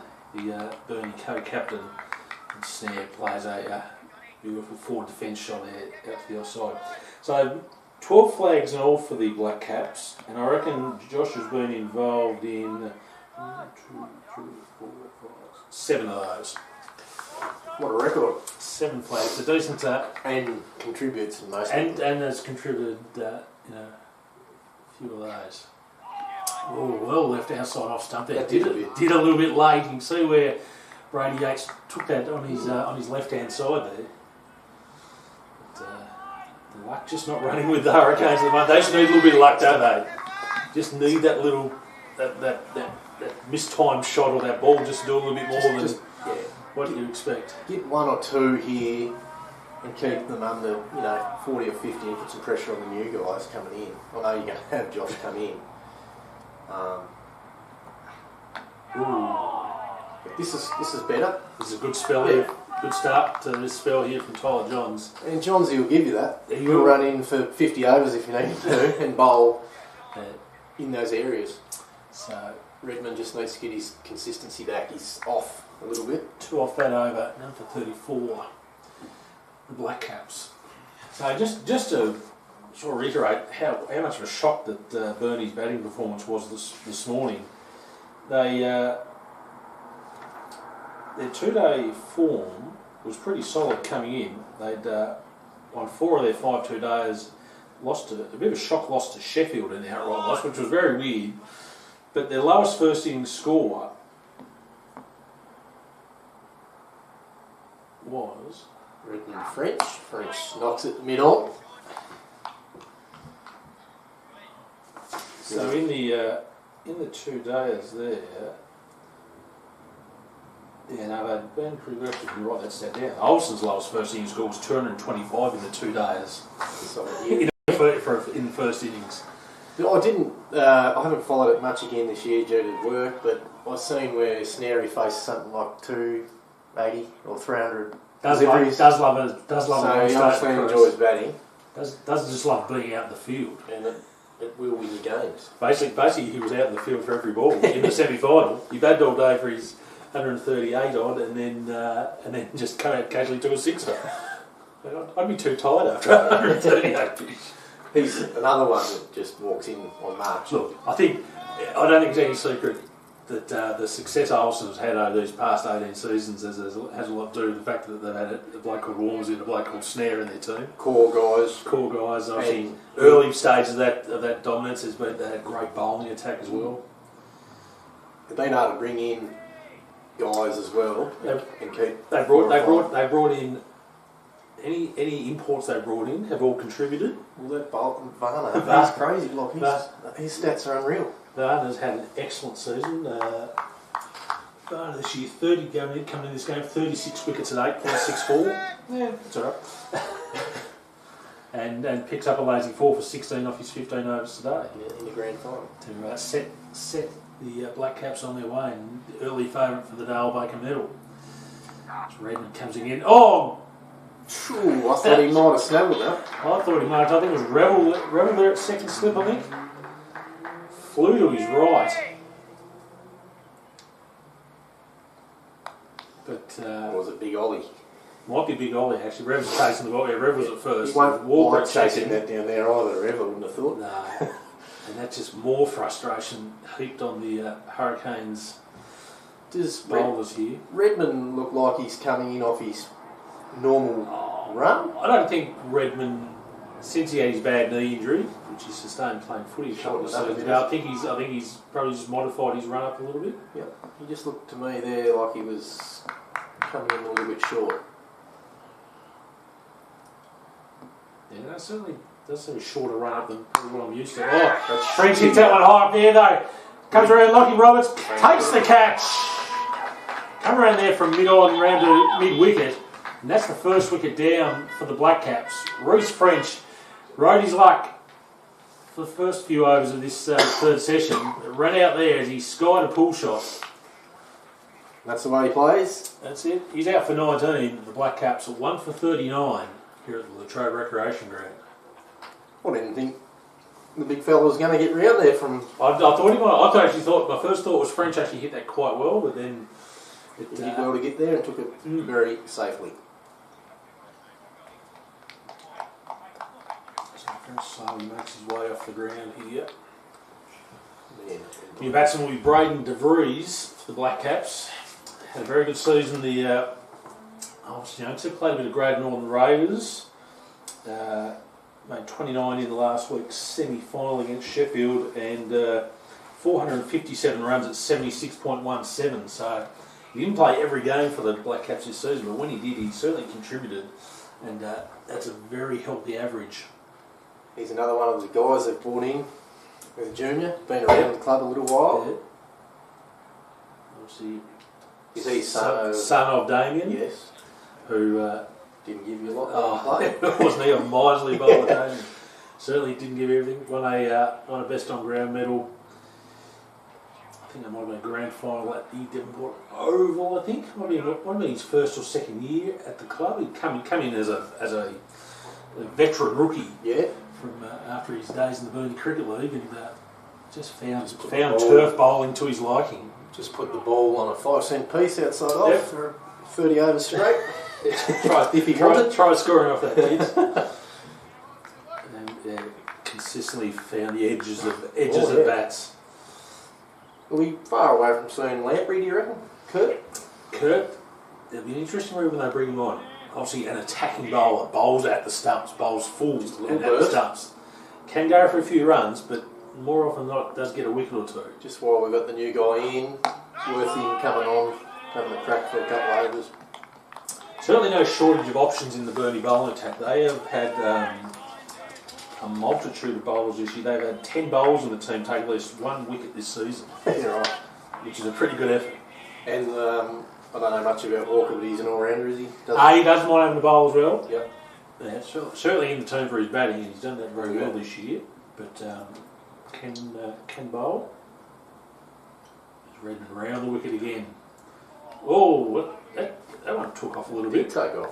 And Yates had to get the gloves up there. A few words. As he went down the right-hand side and but gloved it safely. So another over in the books here at the Latrobe Recreation Ground. 11 gone. Ulverstone 1 for 39. Successful over for the Hurricanes with French. Caught by Lachlan Roberts after bowling a Redmond for 19. Snare on 11. Johnsy to continue. So here's another interesting stat I found. I'm not going to use up all my good stats already. Burnie for the whole season, including Greater Northern semi-final and last week's 2-day semi-final, as Snare takes off for a quick run there. running between the pair.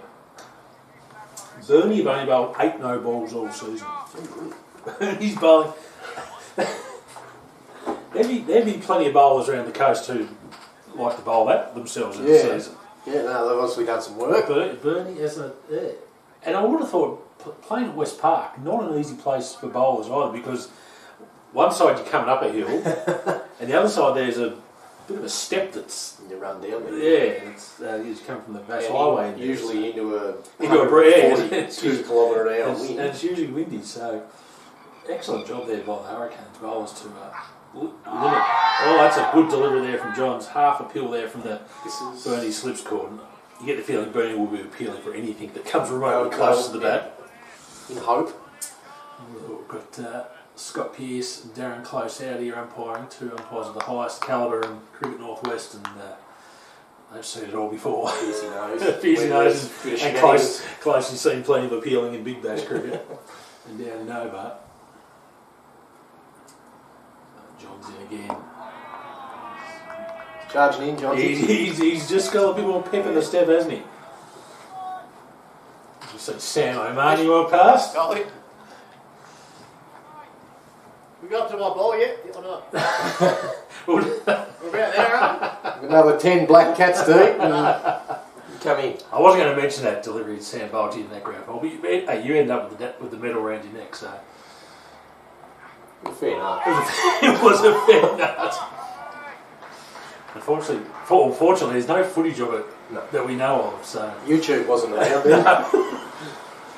Well, it was around, but we didn't have these sort of things we got now. As DeVries helps him, gets himself off the mark with a single there, Ulverstone 1 for 41. I actually had a job that night was just go out and blunt 6 balls and there was no way you were blunting that. Couldn't even see the first ball. As a Merseyman picked up the stump off Gilbert Street as it went past. Well, there from John's full snare, digs out, plays to the leg side. Snare loves this. This is tailor made, and he's coming in absolutely exceptional form. A century in the last round of the season against Devonport, and then 138 not out after 309 balls in last weekend's semi-final against Sheffield. He's spent some good time at the crease. Oh, that wasn't too bad. Hadn't touched. Would have been interesting, that one. That was in the air. Yeah. But John clearly didn't touch it, and no damage done. Over bowled. Black Caps 1 for 41 off 12. Snare on 11. Snare on 12. DeVries on 1. French the man to go. About 10 minutes ago. Out for 19. Do a little quick whiz around the grounds up in the Cricket North Grand Final, where South Launceston, Westbury are taking on Riverside. Riverside have had a bit of a just tidied themselves up a bit after a very poor start this morning. There's a short ball there from Redmond, and DeVries can't quite get it away. Wonder if we'll see a short leg come in here. Riverside have recovered currently 8 for 161 off 65 overs. Patrick Mackerel 54. Nice little partnership between Solomon Scott and Lyndon Stubbs, former Ulverstone bowler. He's on 23 not out, Scott's on 25 not out, so 8 for 161 up there at the NTCA ground.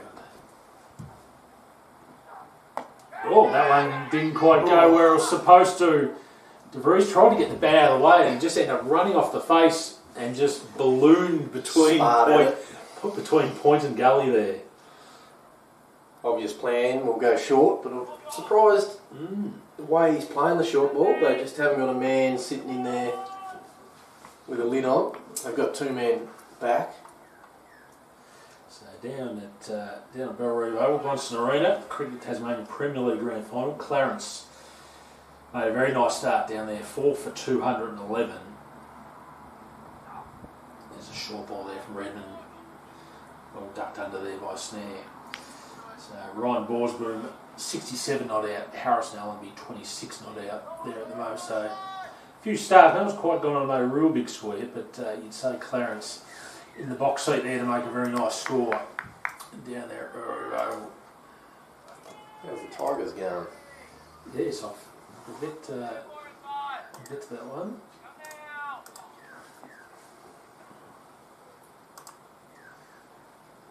Redmond off an even shorter run up this time. Yeah. He's got the Craig Boucher approach going. He's mixing his run-ups up. So, crack here too. Tassie bowled WA out for 347, so that's probably a good job that. They were threatening to go big there, WA, but it's not a bad job. Unfortunately, in the run chase, 1 for 17 with Matthew Wade, LBW, Gannon for 1. Caleb Jewell and Charlie Wakeham at the crease at the moment. Good guys at the crease. Nice to get home tonight. Actually, watched the last session. I must say it was very nice last night to get home and chuck the shield on. I'll be sneaking home to watch the Cats and the Crows tonight, and maybe flicking between the basketball and the jack jumps as well. There's a sporting extravaganza. Australia F1 Grand Prix. There's a fair bit going on. Good to see the cricket at the Wacker too. Yes, it's just nice. It just feels right. Yeah, just feels right. Although they did have to stop play there at one stage yesterday. They had to wait for a concrete truck to get into place to pour a slab. To lay concrete. Short ball there from Redmond, safely played there by Snare, straight on the ground. It's the fielder out there at deep backward square. There might be Johns out there. And Snare gets a single. 13 overs in the books. 1 for 43.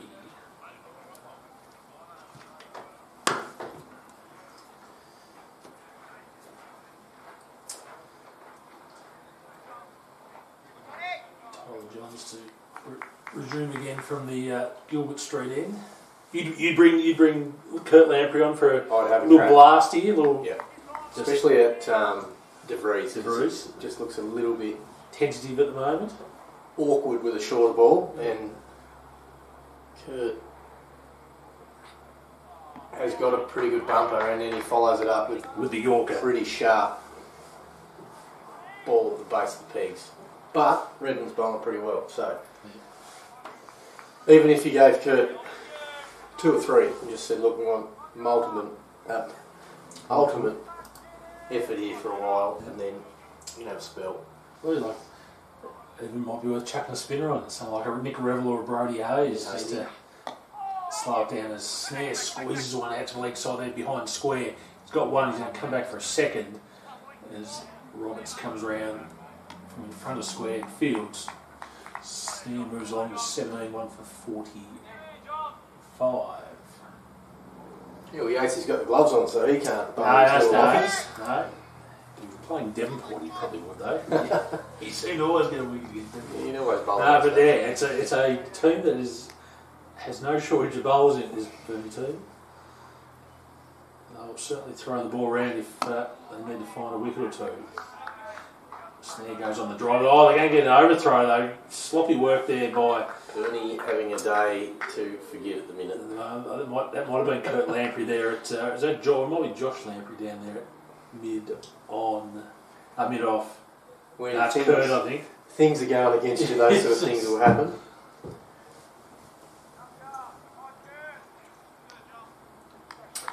So, got a few more guests lined up for this afternoon. I had a phone call from Greg Sharman, who was making his way up the highway, the Midlands Highway. Said, "Gee, myself and Andrew Leary will be there after 4." He said. Ooh, I'm only good for another probably 20 to 30. That'll do you, Bish. There's De Vries again, just not quite finding the middle of the bat here, is he? He's just a little bit tensed here. Feet aren't moving. Which I'll be keen to talk to a player or two after the day's play, just see if this pitch is still offering a little bit of nibble there for the bowlers. And given the new ball's only 14 overs old. Oh, De Vries, he middled that one. I think the Burnie fielder there might have got a hand on it. He might have stopped Slowed up a bit. They'll come back for 2. Snare was a bit slow getting away, and they'll just settle for 2. That was a more confident shot there from De Vries. He knows, well, there's no one back, so he knows that he's probably not going to get a short ball. So, confident into the cover driver there.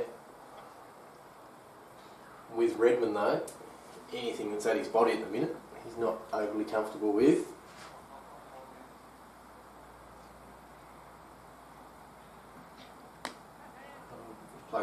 it's not. Oh, he thought he might have got it past the fielder there. I think it might be Brody Hayes there. Just nonchalantly picked it up. At point, just casually fielded it. He was walking through there.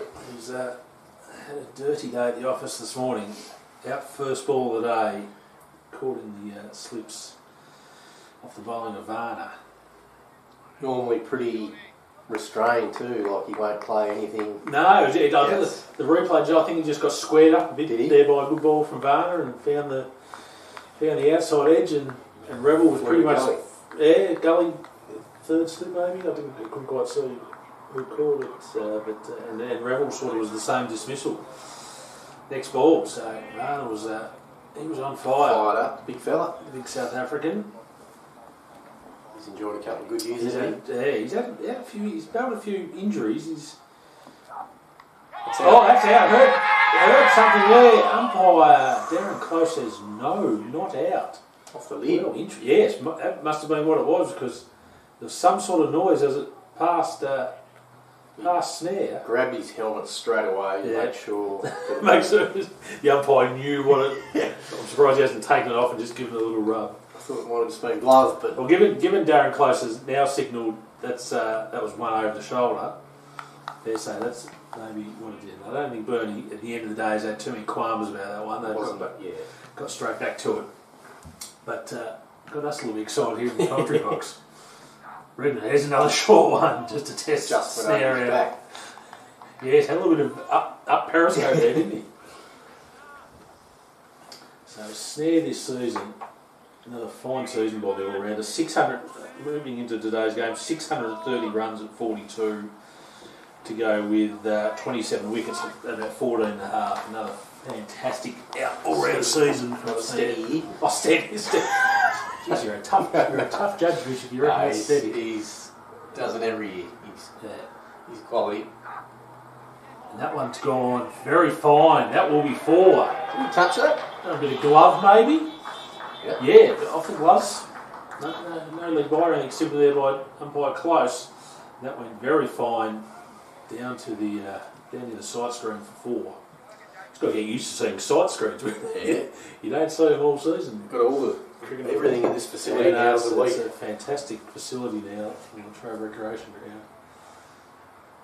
The outfield's a carpet. I must say, there's been some good outfields. I know this is always good. Burnie's pretty good. Devonport's now pretty good. Lush green. Yeah, and there's been some pretty good scores in the 2 days after Christmas, which says they're playing on some pretty reasonable wickets as well. So I think at the end of the day, if you always want your wickets, maybe just favouring the batsman attack, because I think they probably tend to get themselves out more often than not anyway. So yeah. Coastal wickets can be a little bit bowler friendly too for a fair while, especially at the start of the season. that cool spring air coming out of winter. You know, very hard to get good growth and good hardness in your wickets. As I can attest for when I put my hand up to roll the wickets at Devonport a couple of seasons ago. It's a unique place in the Northwest Coast to roll up wickets, because you've got many different sort of climates within the 6 clubs. What did Wynyards play like? I never saw a game. I watched them on the live stream this year. It'd be interesting to talk to Greg Sharman when he comes in later on this afternoon about the Wynyard wicket. Certainly the scores weren't overly high after Christmas. A year or two. But you always find a brand new pitch where it usually takes a season or 2 just to settle in and before you can really roll out those flat, some decent even wickets. Yeah, but hopefully the footy boys look after it during the footy season, and the Tigers are rolling up some very good wickets next season. Coming around the wicket here. So it's an interesting move here. I read around the wicket to the right hand, and it's there and predictably short, and called by Darren Close. Few pleasantries exchanged. Yes, I don't think he's happy. Don't think he's happy at the moment, Sean.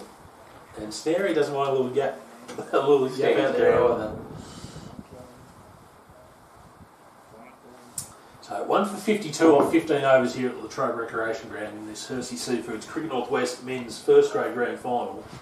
Just a reminder, second grade grand final gets underway tomorrow up at the mountain. First time. Ooh, under the mountain. First time a grand final in first or second grade has been taken up to the mountain, and it'll be the Mountaineers facing Ulverstone. The Mountaineers finished on top of the ladder at a dominant season with essentially quite a young team. They added Gary Miles in as the season went on, but it's essentially quite a young team, and they just gel nicely and get the job done. Wickets have. Oh, yeah, no, well, the curator here, Jason Sims, has lent his expertise up at the rock. It's a lovely ball there from Johns, really squared DeVries up. Just took it away from him and beat the bat.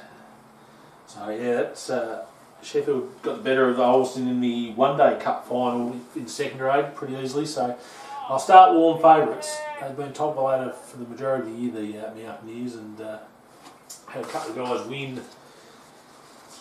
at the Cricket Northwest Awards night on Wednesday night. Johns again. Lovely drive there from Drees. He takes off quickly, direct hit. Oh, direct hit may have been close. Good work. That was a very nice bit of fielding there. I think that's Josh Lamprey there at mid-off. Got around quickly, threw it in. DeVries took off straight away and throw didn't hit. So I don't quite know how close it was, but a bit of a risk taken there by DeVries. Probably not something you'd want to be doing too much of at this stage of the game. You don't have to. No, you don't have to. That's exactly right. Braden Butler and two dogs. Two dogs Butler. Goes past. Oh no, he's Snares hoiked that one to the leg side. That was a strange shot there from Snare.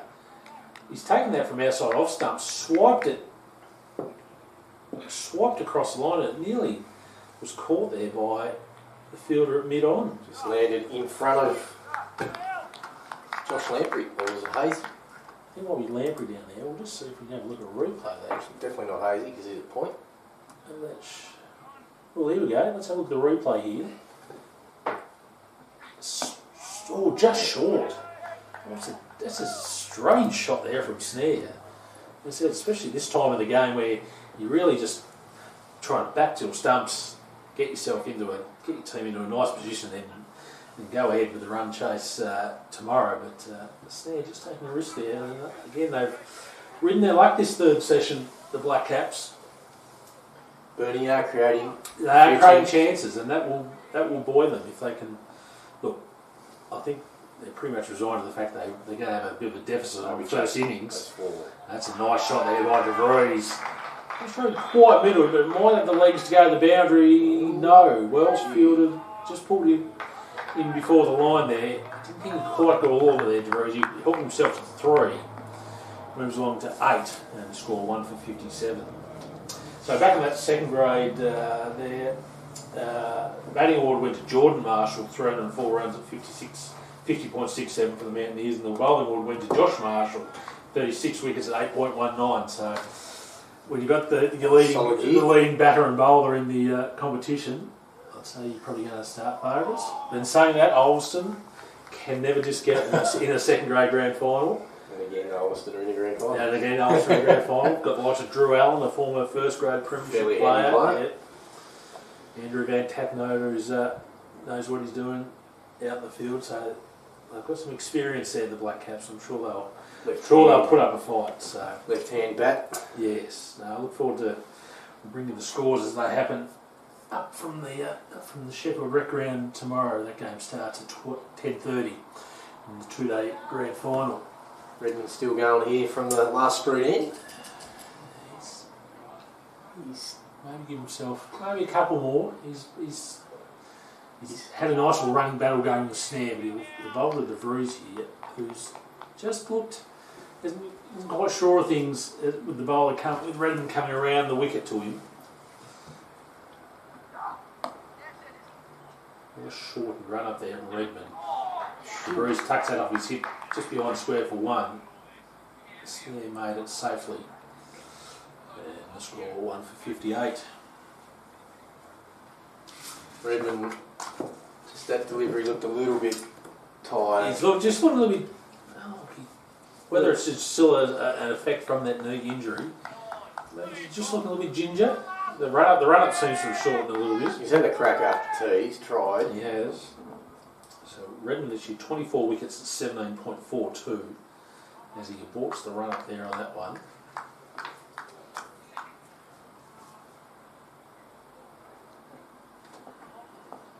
Bloke standing to his left has got to get a run here in a minute.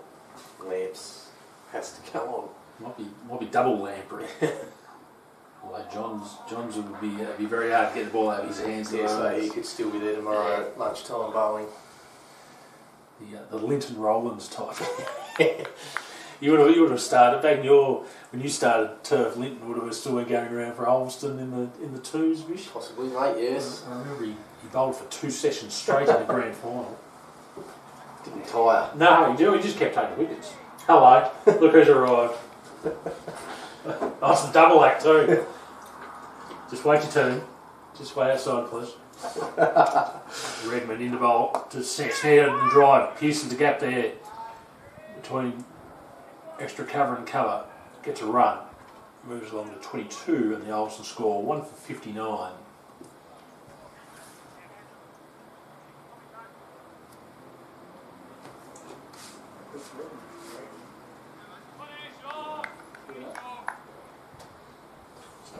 Olsen chasing their 13th premiership in their history to this weekend. Burnie Yeoman as they were called, chasing their 10th as a combined entity.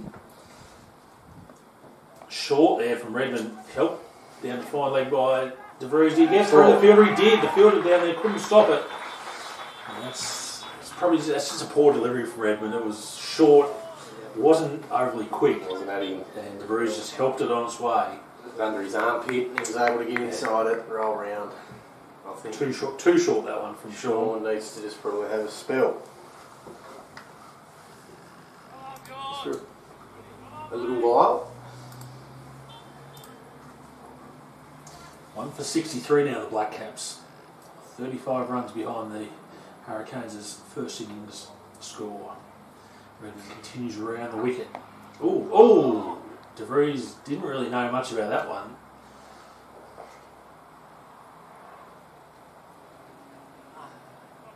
But, no harm done. Such a cracking morning this morning for the first session. Just clouded over a little bit here at Latrobe, not too bad. A little bit of breeze has come in. Yeah, you could certainly tell after the rain we had Tuesday, everything just cooled down. Yeah, that's it. Everything. Hopefully that's not the tap turned off. No. We've had a very, it's been a dry summer. It's been good for cricket. I don't think barely lost a game at any time of rain this season. Short of length again there from Redmond, but De Vries had plenty of time there to go up on his toes and defend that one to the offside. 17 overs gone. Black Caps 1 for 63 as they look to overhaul this total of 98 by the Hurricanes and build a healthy first innings lead here in this 2023-24 Cricket Northwest Grand Final. Should sneak ahead tonight, you would have thought. 30. You would think so. 5 runs. Right. Which gives you a nice little mental boost going into the second day. John's going again.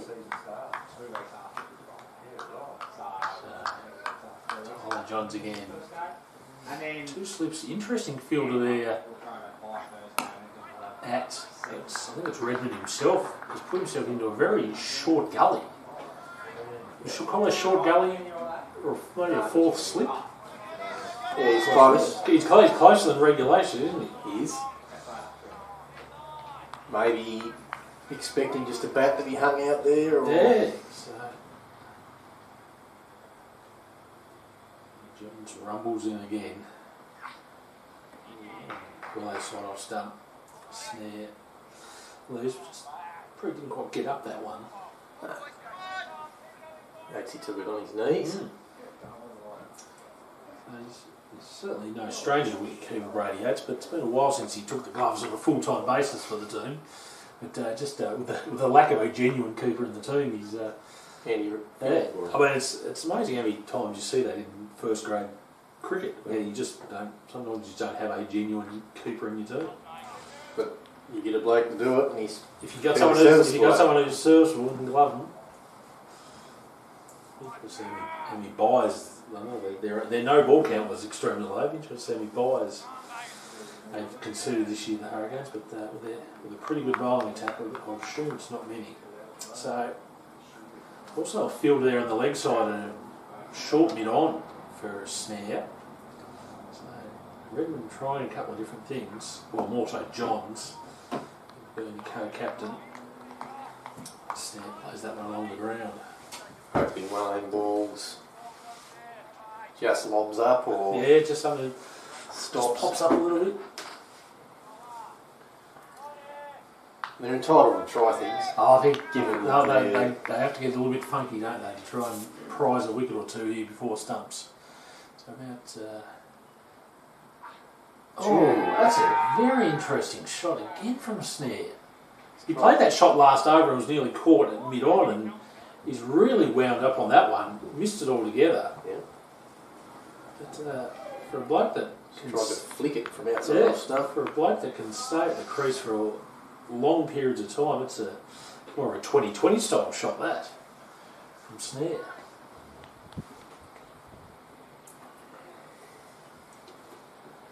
John's in again, down leg side that one. Isn't operating with a fine leg, so Snare tried to tickle it behind, but to no avail. Over bowled, 1 for 63, the Black Caps. Snare 22, DeVries 13.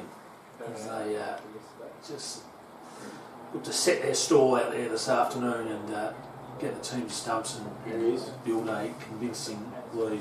Handing the floppy over, the purple floppy. So the bowling change has been brought upon at the last straight end. It'll be Kurt Lamprey. Yeah, this guy. No spring chicken anymore, Kurt. Must be said. He's a natural talent. He's a natural talent. He's a freak. He could come on here. He could do anything. Yeah. I've seen this man destroy teams with the bat, with May the ball. Could have kicked 13 goals in the grand final. As a very good footballer. Has a strict I don't attend annual dinners rule. No time for them. No time for annual dinners to collect trophies. He's going to even move the side screen for whoever the batsman is, DeVries. And the Alpson boys are coming around, so... I would have been moving the side screen. I was about running the bowl, Brett. Phil Biggs, the advocate photographer down there, might have had to do it there. Just a little hold up here is... So we don't have side screens the majority of coastal cricket. Some roster players wondering games. what the trailer is doing. What those two white trailers are doing with their tins of green. But we're set now, so Lamprey. So where does he attack DeVries from the start? Little skip, and he comes. It was full. Loosener. And good pace early on for a loosener. DeVries will help himself to two as he flicks it out to mid wicket.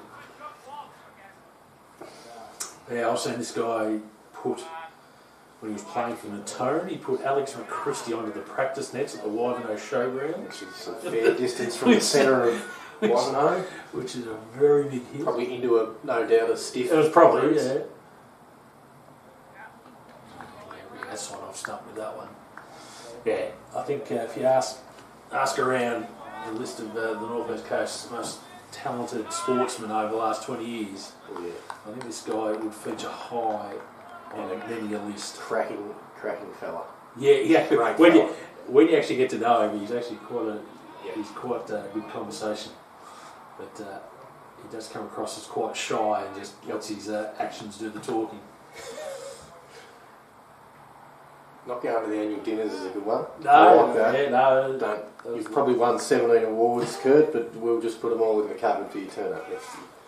I know Burnie chased him for ages to get him out of Natone and come have a go on turf, and he finally relented. He's a builder. You normally just see him wearing short leg khaki shorts, high vis singlet, floppy.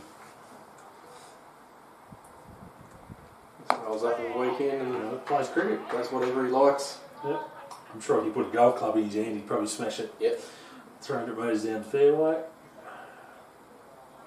And would just shrug his shoulders and go, Yeah. what? Oh, yeah. I miss it that one. Isn't that normal? Yeah. We haven't seen him go upstairs yet, but he has No. got a pretty good bumper. Yeah. Most of his deliveries have been of the full variety. He comes in again, obviously DeVries. Full again, DeVries has a wave of that one outside or something. He's actually crummy with himself that he tried to have a go at that one. He'll actually, because Kurt has 2 or 3 different lengths he bowls, he will actually force a stroke here Yes. that these guys probably won't want to play, so they could chase a full wide one. Surprised he maybe hasn't tried around the wicket to DeVries to start with and cramped him for room.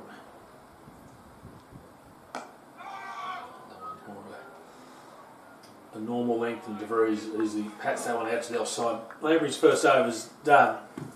1 for 65, the Black Caps after 19. Snare on 22, DeVries on 13.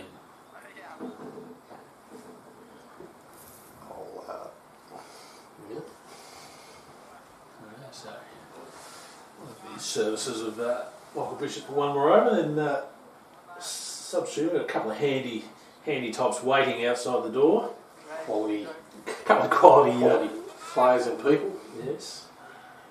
Aloof. Speaking of aloof, Lizard. He'll stroll in. Stroll in. Mr. Casual. John's nicely played there by Snare. Just works that one to the leg side. He's going to bat the day tomorrow if he wants, isn't he? He's setting himself for the He's just going to get that weird swipe across the style. I'm not quite sure where that's come from, but I think if you're looking for a batsman to maybe get honours for the Dale Baker medal, I think getting your money on Snare might be the way to go. If he's there at lunch tomorrow, Alfie's platform will be set. John's. That's a flick. That's way down leg side. Very, Flick very there by DeVries in the air. And safely. A couple of bounces over the boundary line as Brody Hayes gives chase there. But just in front of deep square there. So easy runs there for DeVries. Moves along to 19 off 25 deliveries. And the Black Caps 1 for 70. Getting another 29 runs to get the first innings lead here at Latrobe. After they just tore the Hurricanes apart this morning. As I said, the Hurricanes' 4 best batsmen coming in this game were Hayes, Walker, Revel and Yates, and they combined for a total of 4 runs. On their whiteboard, pre-match it would have been if we can have these 2 or 3, for 20 or less. Yeah. We've done okay, but for combined, a combined total of 4. 4, so 2 golden ducks, a duck, a few ticks on and the 4. whiteboard. When they went in for their lunch, Yeah. it would have been It would taste pretty good. fairly happy. Burnie were 5 for 49 at lunch.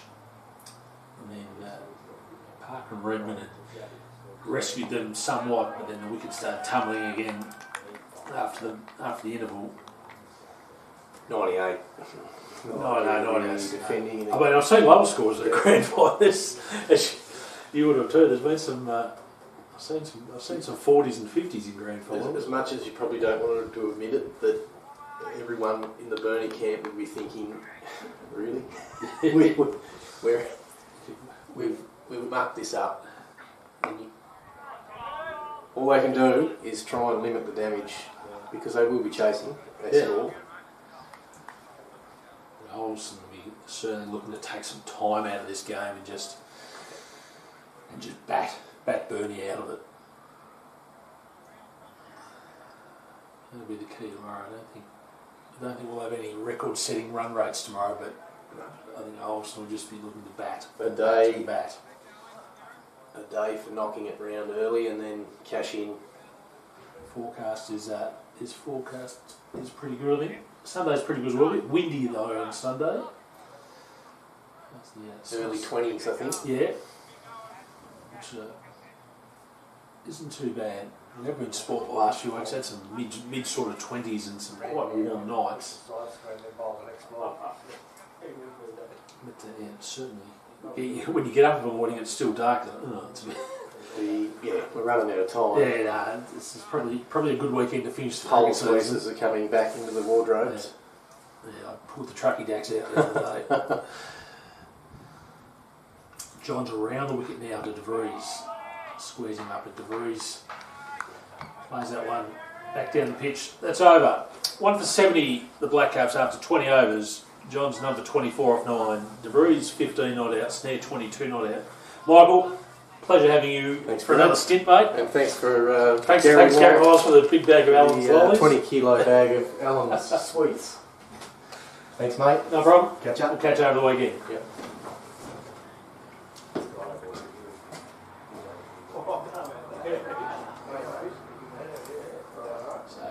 The Cricket North Grand Final, Riverside all out for 170 with 3 wickets each. Oliver Wood, Kieran Hume, 2 to Jonathan Chapman. So Westbury about to start their run chase there. There's Lamprey in the bowl. Snare works to the leg side, takes off for a single, will make it easy. Well placed there by Snare. Throw comes in. It's a bit over the top, but no overthrows. Down in Hobart at Bloodstone Arena. Clarence 5 for 242 against Kingborough in the Premier League Grand Final. So they look like posting a very nice first innings score there.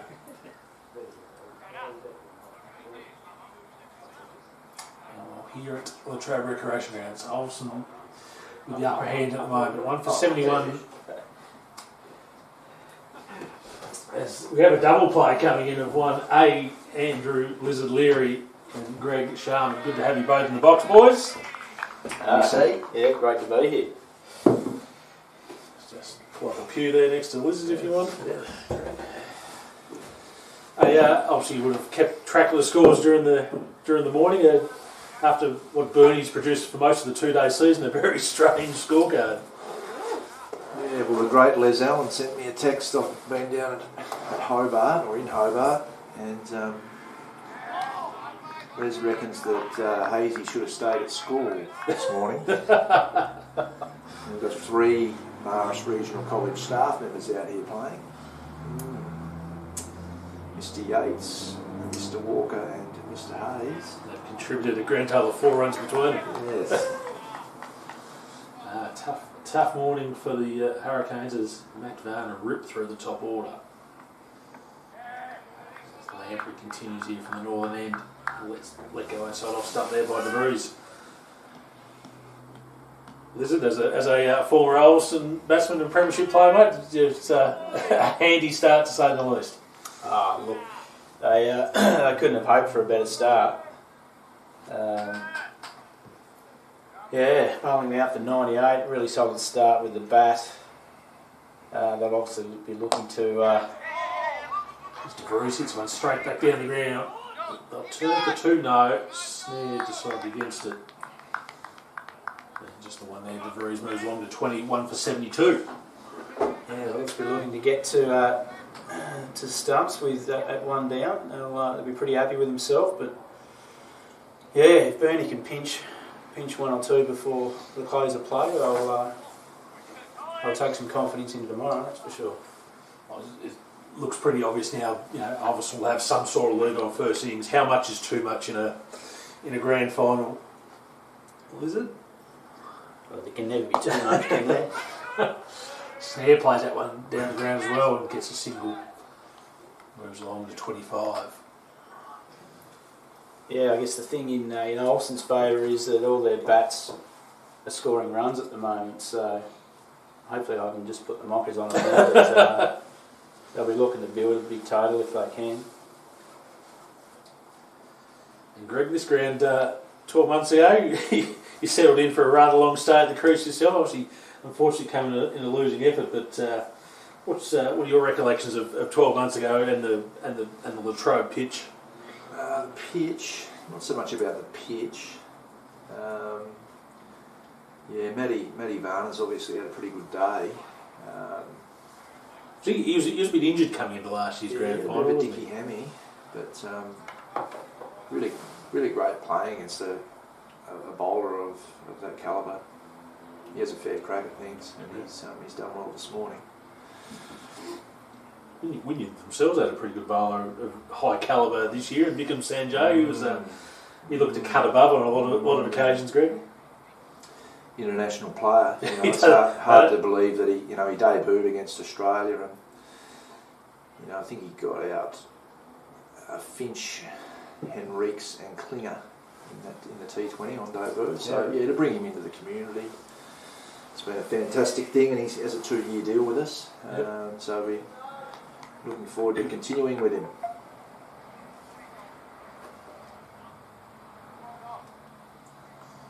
So bowling change here at the Ulverstone end with Josh Lamprey replacing Tyler Johns. Oh, good first up pellet there from Lamprey. Beat the batter Snare, one just decked away a little bit. That's a peach of a first delivery there from Lamprey. No relation to Kurt Lamprey, but an equally as fine bowler. This year he's taken, stats here, 18 wickets at 20.89, so a Burnie attack that's had a lot of variety in it. Full again, oh, Jesus. What a caught and bowl chance there at one stage. Snare scooped a full toss back up in the air. But, it fell safely.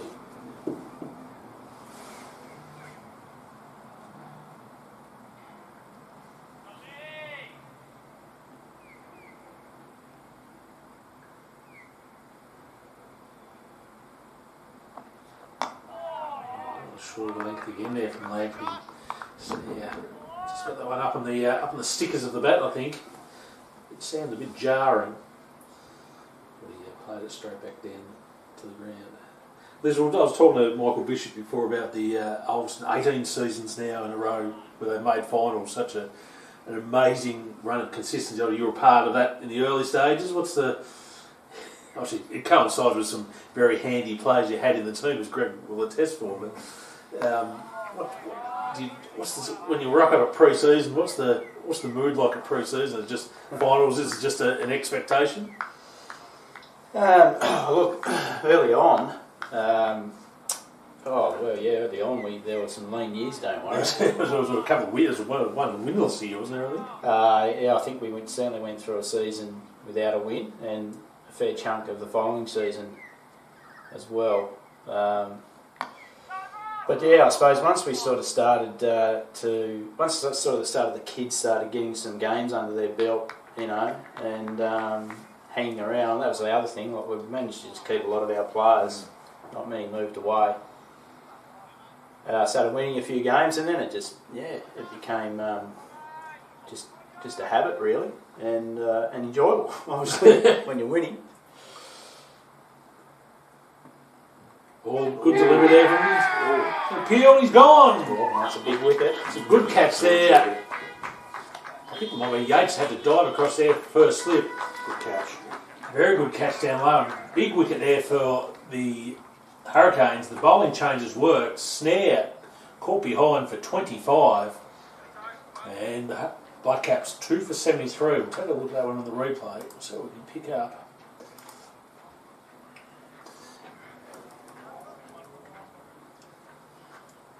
Out of shot. Just out of shot, unfortunately, but genuine edge. And a good catch there by Yates behind the stumps. Down low. Interesting when we fronted up here, and there seemed to be a tactic, particularly from Sean, to bowl short. I don't know how well that was going, to be perfectly honest, but just wasn't too much threat in it, was it? No, but pitch was a bit docile for that.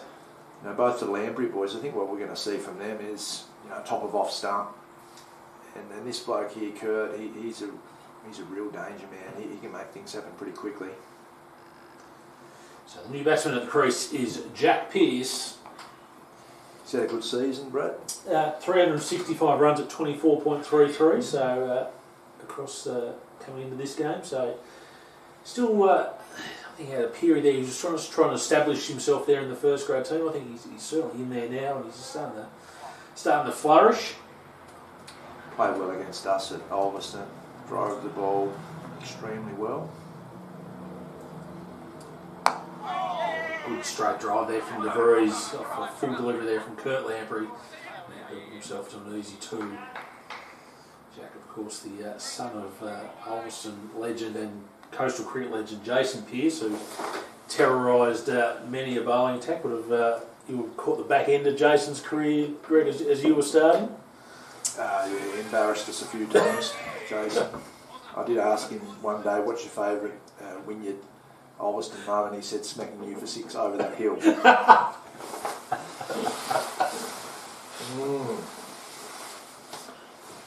It's any consolation, you weren't the Lone Ranger. No, Greg. No. Was he a nightmare to bowl to at training, Andrew? He was. I was partial to bowl a few half trackers and full tosses as well. Had a lot of bowlers scampering out of the way. He'd purposely try and smash the ball back at you too. He had a bit of killer instinct about him with the bat. Must be a Pearce thing, because Kevin Pearce was exactly the same at Devonport. On the odd occasion I ventured down to the nets.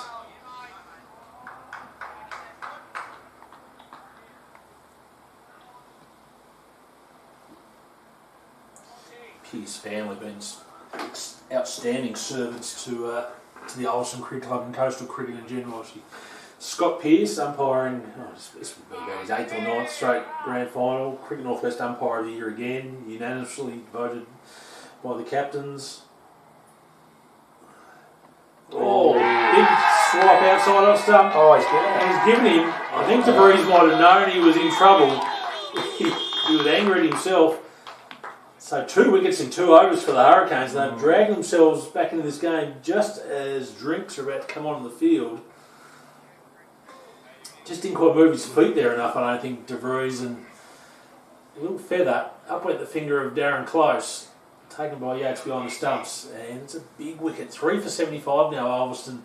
And just when you thought Ulverstone had one hand on the cup, Burnie have just hit back hard there and taken 2 wickets in as many overs. So I'll replay that one.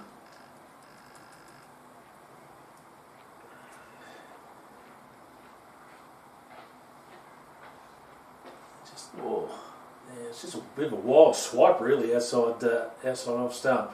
And I think he probably gave himself away a bit there, DeVries, in the way he reacted when he missed, when he didn't make good contact with it. He just got a little feather, and the Burnie players celebrated. So tricky decision, that one, especially like it looked like the bat would have hit the bottom of the pitch. I wonder whether he's inside edge that. Because Kurt will swing the ball back into the left-hander. Take a look at the replay here, see what we can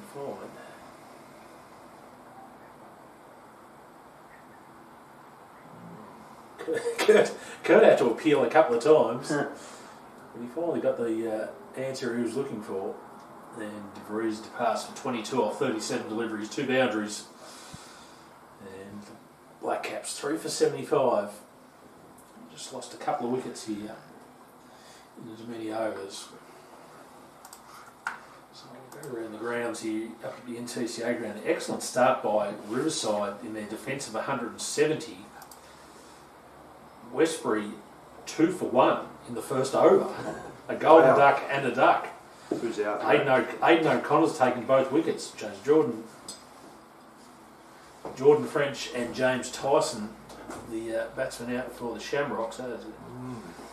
It's tumbling up there at the NTCA ground, while down in Hobart, Clarence 5 for 257 in the 78th over against Kingborough. So they're still quite comfortable there. Ryan Borsboom 90 not out to host the century, joined at the crease by Tom Vaughan on 9.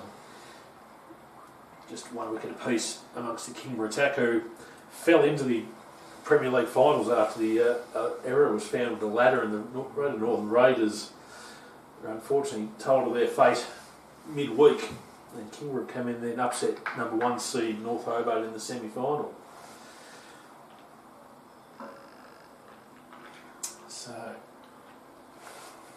you look at the trial reiteration round, the Hurricanes all of a sudden have some momentum. The big wicket of Snare 2 overs ago, and then Lamprey dismissed DeVries, caught behind. And all of a sudden the Hurricanes have a little bit of hope as Josh Walmsley, the Coast Premier batsman, 822 runs this season across 1 and 2 day games at 63.23. Wednesday night took out the Cricket Northwest first grade batting averages as he gets a nice full ball outside of some drives but can't beat Phil there at cover. So took out the Danny Buckingham batting trophy with 679 runs at 56.58. That's his 5th association batting trophy. Also was involved in a 3-way tie for the overall Cricket Northwest Player of the Year with Nick Revell and Brody Hayes, and that's his 4th. Pretty sure that's his 4th Player of the Year title. So just more accolades for Walmsley. I'm sure he's going to have to build a fair trophy room when he retires. I wonder how old Josh is. 34, I believe. 34. Is it, though? Yeah, it'd be mid. Certainly 34, 35, I'd say. So I still think he's still got a couple of really good years left in him. It just depends on how hungry he is and how much he wants to keep playing, I suppose. Yeah, that's right. And while Ulverstone are still winning premierships, it's a nice it's a nice way to be playing your cricket. You know you're going to be playing finals most years. Yeah, especially if he keeps having years like this as well. Unbelievable. What was his? How many runs? 822 at 63.23 across all 1 and 2 day games coming into today's game. Yeah, just an outstanding season. Well, actually, it's actually probably one of his better ones. Actually, he's usually good for at least 500. I can't think of a season where he wouldn't have scored 500. And interesting, 9 half centuries this year. Only the 1 century, but 9 half centuries.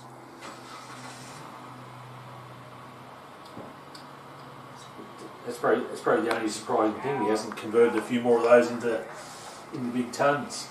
I suppose he has been batting at 5. He's just shuffling himself down the order a little bit.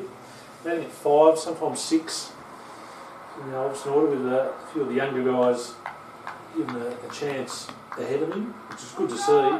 But still finds enough time to just churn out the runs.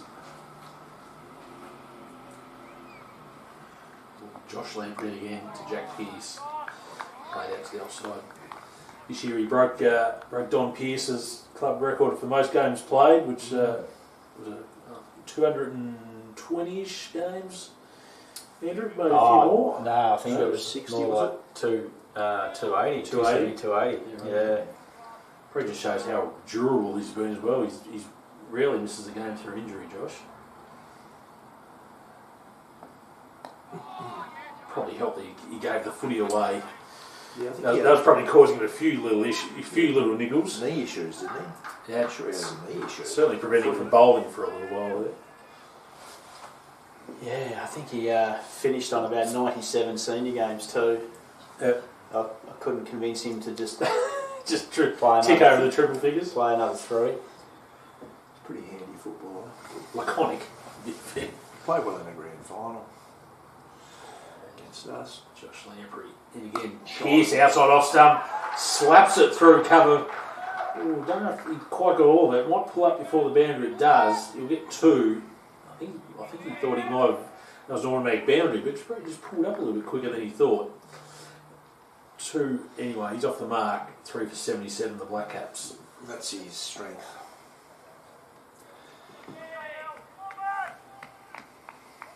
Would you maybe look at chucking a short cover in or something just to tempt him outside off stump?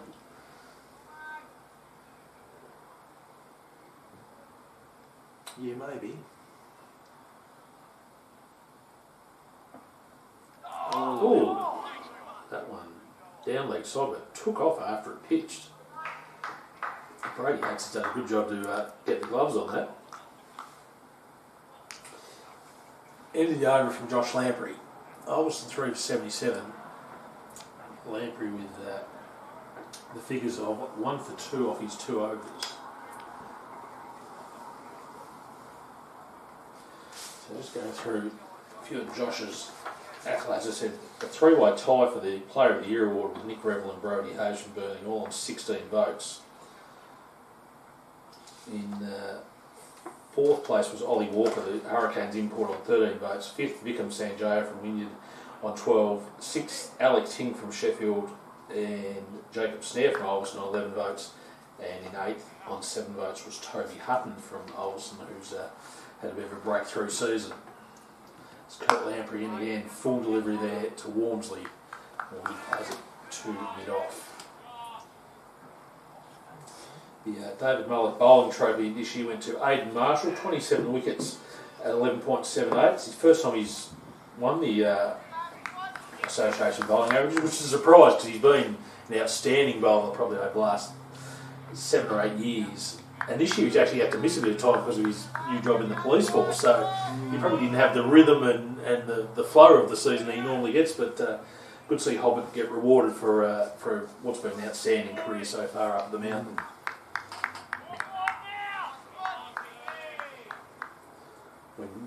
When you faced Marshall, Greg, what are his strengths as a bowler?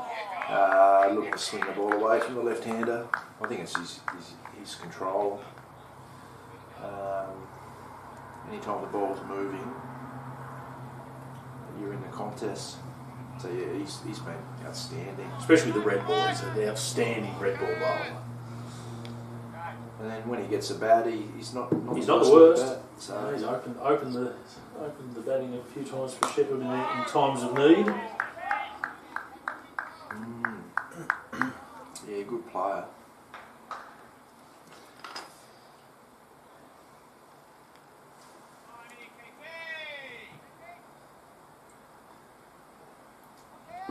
And the wicket-keeping award was a tie in that one as well between Jonty Blake from Wynyard and Brock Bucknell from Devonport with 21 dismissals apiece.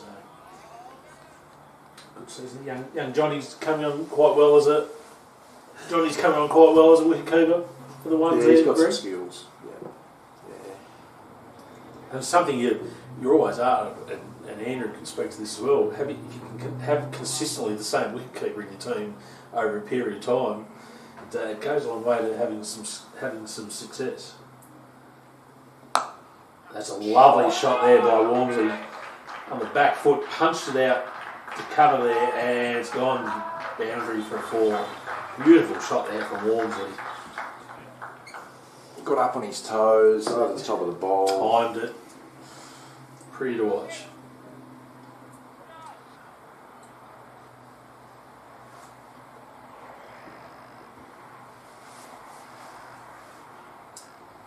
And yourself, Greg, officially retired or just tired? You never retire. You never retire? Never retire. You don't make any announcements, do you, Mr. Leary? No.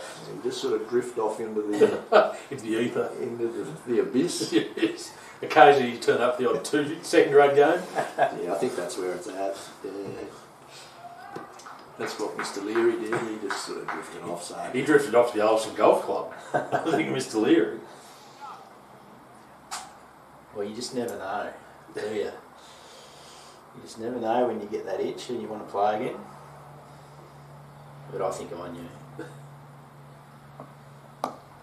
Josh Lamprey from the Gilbert Street end again, bowling to Jack Pearce.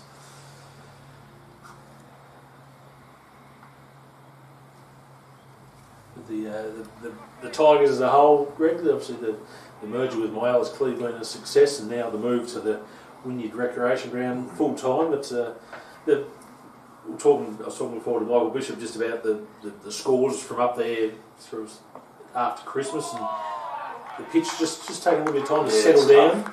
It's tough going.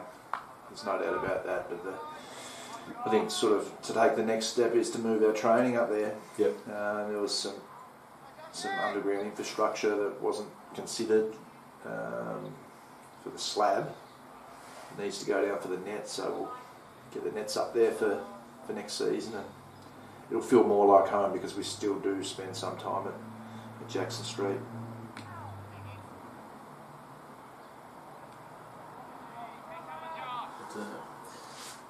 second grade team finished second on the ladder this year, and young Max Innes, player of the year as well, after a superb season with 31 wickets at 12.65. He's a real talent. I think he came second in the state today, down at the independent schools athletics carnival. I don't know whether it was for discus, I think. Yeah, right. So yeah, he's a good athlete. He's a good kid, most importantly. But yeah, he took 3 sixers in a row. I think he got 2 sixers in second grade, and in the T20 grand final that we won, he took 6 in that too. So yeah, right.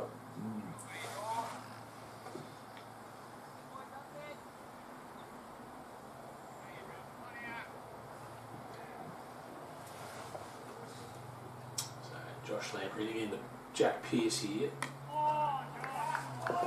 He's looking quite confident on the forward defensive there. He's picked up the pace of the pitch well.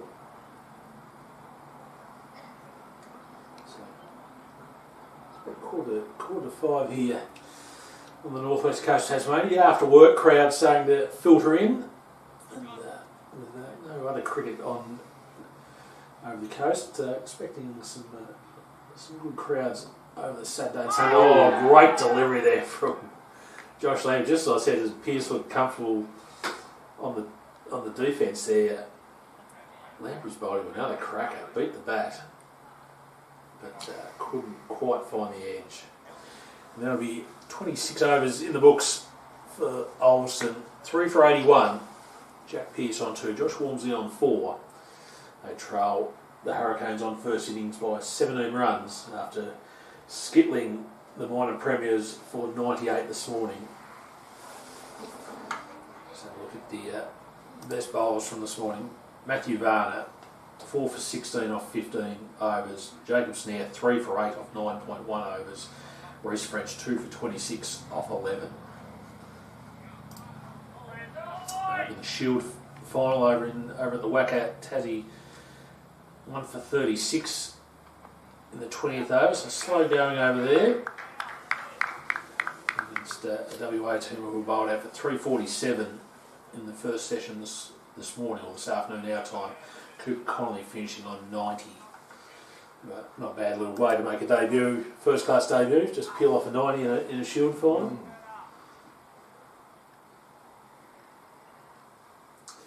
Kurt Lamprey operating here from the northern thread end.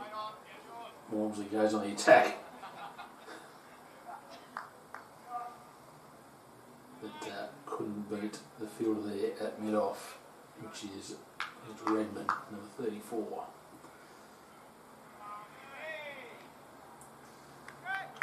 So the Hurricanes can prize out the wicket of Walmsley here before stumps. They'll certainly give them a little bit more confidence going into day 2.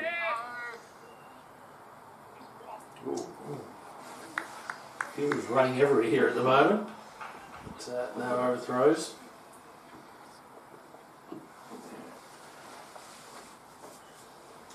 Just going through the semi-final results, how both teams got here. Ulverstone defeated Sheffield in their semi-final at UCI Oval. Batting first, the Black Caps 3 for 288. A very good score on the opening day. Snare 138 not out, Walmsley 51 not out, Reece French 36, DeVries 29, Jack Pearce 23, Simmons the best of bowlers 2 for 87. Sheffield never really in the hunt, all out for 142 in the early in the third session. Jonah Evans 26, Eli Connolly with 23, Simmons with 24. Snare just backed up from his ton the day before to take 6 for 32. Connor choosing a couple of late wickets there, 2 for 9, and Varner 2 for 38. While at West Park, the Hurricanes took on Wynyard again after they played each other in the final roster game of the season, where the Hurricanes scored a commanding victory. It was a little bit harder work in the semi-final. Wynyard all out for 155, thanks to Sandy Girigota's 71, Damien Harvey with 29.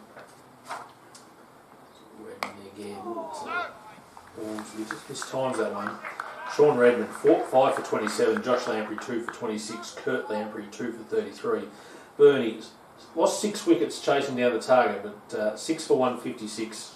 And the players shook hands after that. Brody Hayes, 46 not out at the top of the order of 207 rocks. Lockie Roberts 41 and Brody Peach 3 for 32. So that's how both teams made their way to the final weekend of the Cricket Northwest season, and it's Ulverstone at the moment with the upper hand, trailing by 17 on first innings with 7 wickets in hand.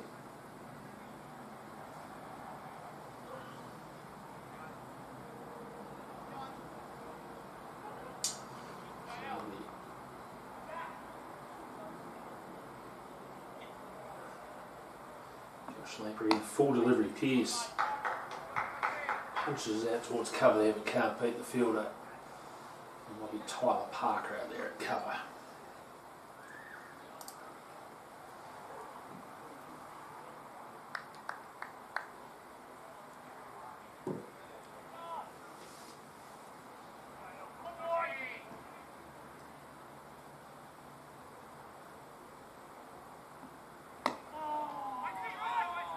Similar sort of shot there from Pearce, just trying to play that a little more straighter, but still couldn't beat Parker there. He scurried around from cover and cover for any single.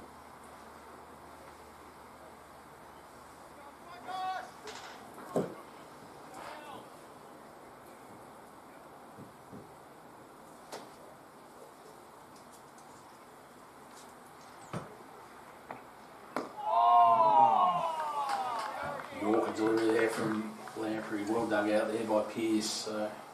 Burnie is certainly the noise level in the field has certainly gone up a little bit. I was going to say, I should be looking to bring mid-wicket over, and there you go. Yeah. So that's Nadesh coming into a shortish, well really a short mid off there, the short cover. Short cover. Lamprey, good searching delivery there from Lamprey. I was thinking about taking out, maybe moving mid on around and keeping the square leg behind square. He's very bottom hand dominant. Yeah. Open up mid on for him and encourage him to hit through there.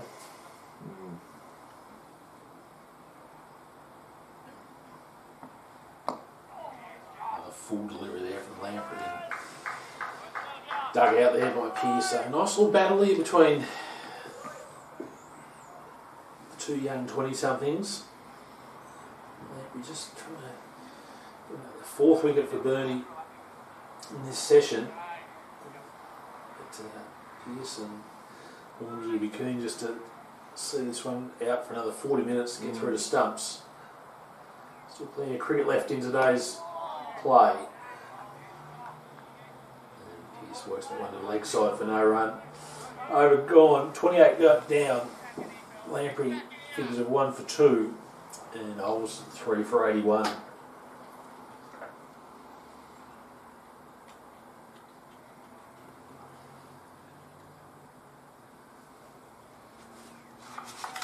Both those teams come into the grand final with excellent 2-day roster form.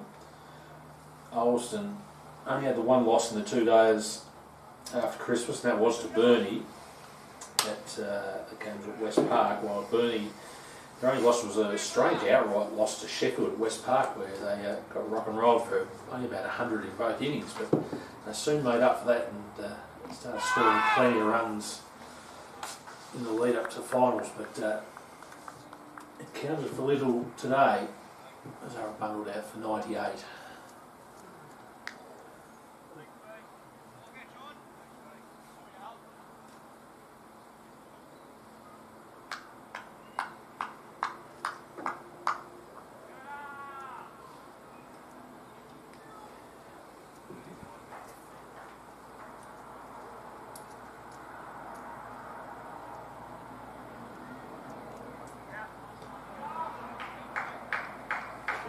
Continues to operate here from the last street end.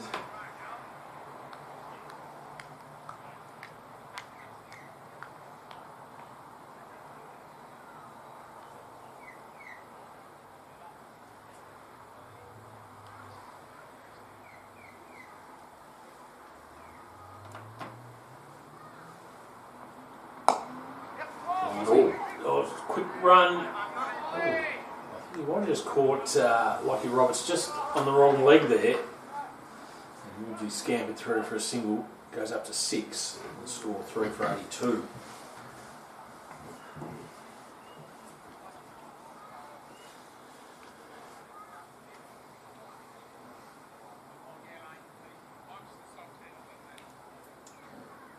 This sort of situation, Andrew, is important for a batsman not to try and go too much into just survival mode and get through to stumps. You still got to play your shots when you're there.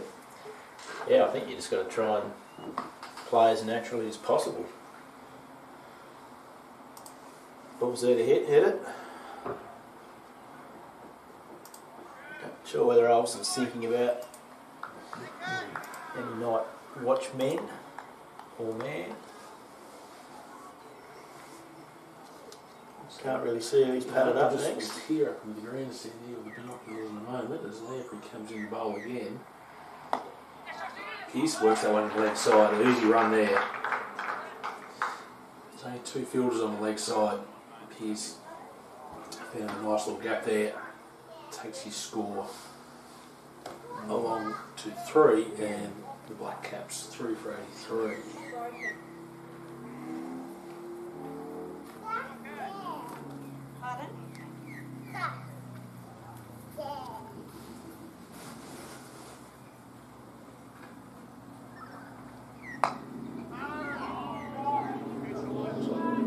Kelly's got the pads on, and Toby Hutton as well. So I'll say the batting order will stay as is. Thoughts on Night Watchman? Thoughts on Night Watchman? My theory is they're Night Watchmen for a reason. They bat down, lower down the order for a reason. Why would you chuck in a less skilled player in a situation which calls for more skill? I've never been a fan, personally. Who would be the Ulverstone candidate, do you think? Oh, gee. They bat down pretty They bat pretty deep. Kobe Warms is probably, he's number 11, Kobe. You probably wouldn't consider Kobe. No. Oh, that's been played up the air. You might consider Matt Varner. He doesn't mind having a swing though, Varner. Yeah, I know, but he's pretty solid. He made a few important runs in last year's grand final. He did against Wynyard. That partnership with Benny Bott, which ultimately proved crucial. Sorry to bring that up, Greg. It's okay. There's just a slump there straight away. Oh, no, I'm not slumping. I'm mucking about. One of the great grand finals last year was Wynyard nearly pulled off the impossible against, they nearly slayed the Giant.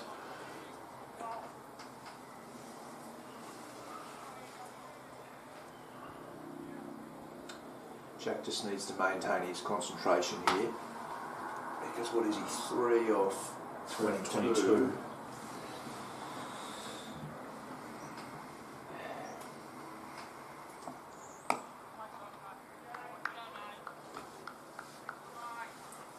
It's been a good spell so far from the two Lampreys. They've cut down on the amount of boundary balls and asked plenty of questions of the Ulverstone middle order.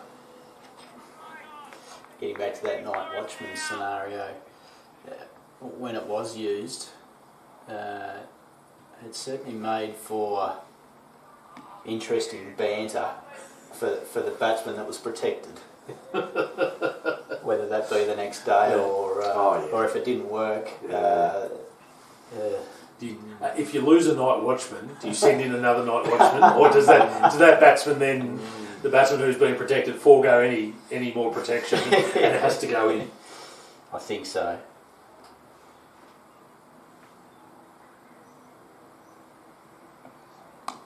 Pearce.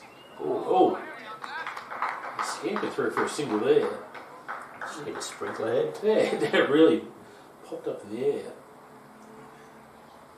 And probably helped him get through with that single because the ball just then lollied up in the air and Tyler Parker had to wait for the ball to come to him. So Pearce moves along to 4, 3 for 84.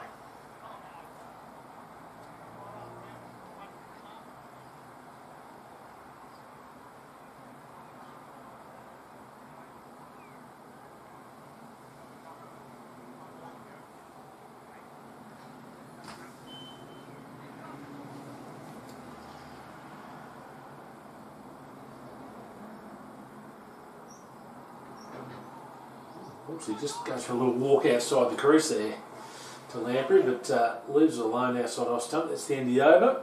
30 overs down. Ulverstone 3 for 84, trailing Burnie on first innings by 14 runs.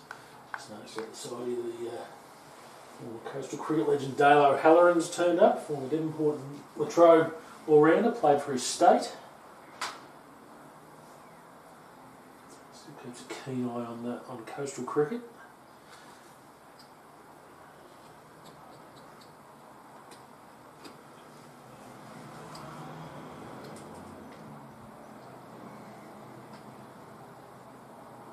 I did see the old man rocked up here, Andrew, before play started. Has he been here all day, or is he?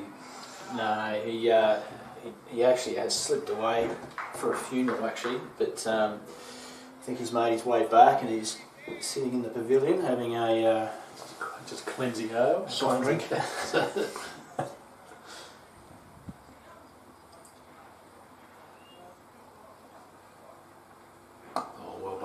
Lamprey, full to Pierce. You dig it out back to Lamprey. Used to be a very nervous spectator. He was a terrible spectator. Let's be honest. Yeah, he has softened a little bit. now he sort of has no official role in the club anymore, apart from being a life member.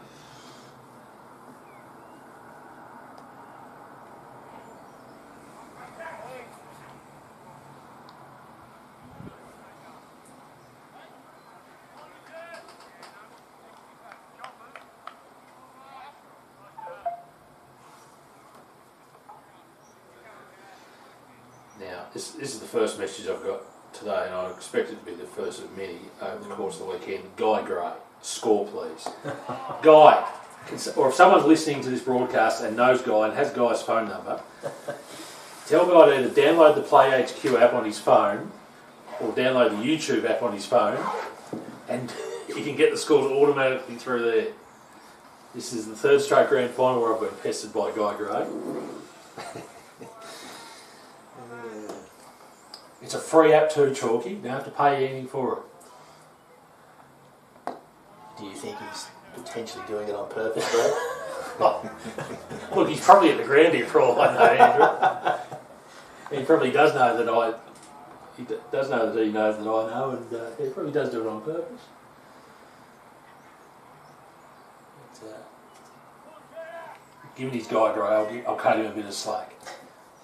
One of the legends of cricket on the northwest coast. Still playing.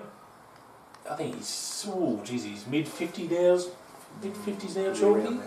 Made the move up to Ridgely, was it this year? Correct. After a nice little stint up at Rihanna. I'm sure Guy could flick through his date of birth for us if he's listening. And a few stats. Yeah, it's a great effort to still be playing cricket.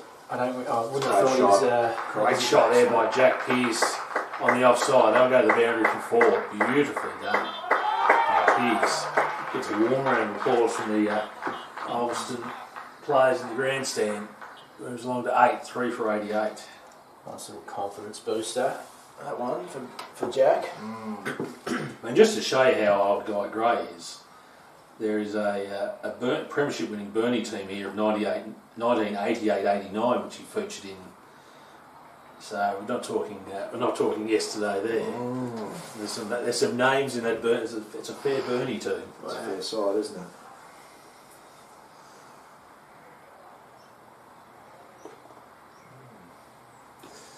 So into the over there from Lamprey. 3 for 88, Ulverstone, 10 runs behind Burnie on first innings with Pearce and Walmsley at the crease.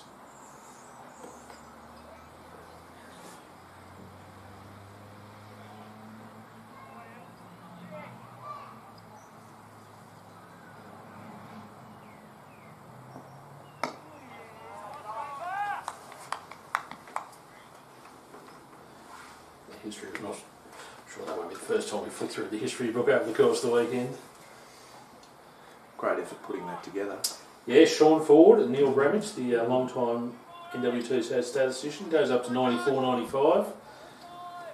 Still think there's about 30 copies sitting in a storeroom at the Devonport Crew Club. If anyone wants a copy, I'm happy to. I think that was Andrew Leary's debut season, wasn't it? 94, 95.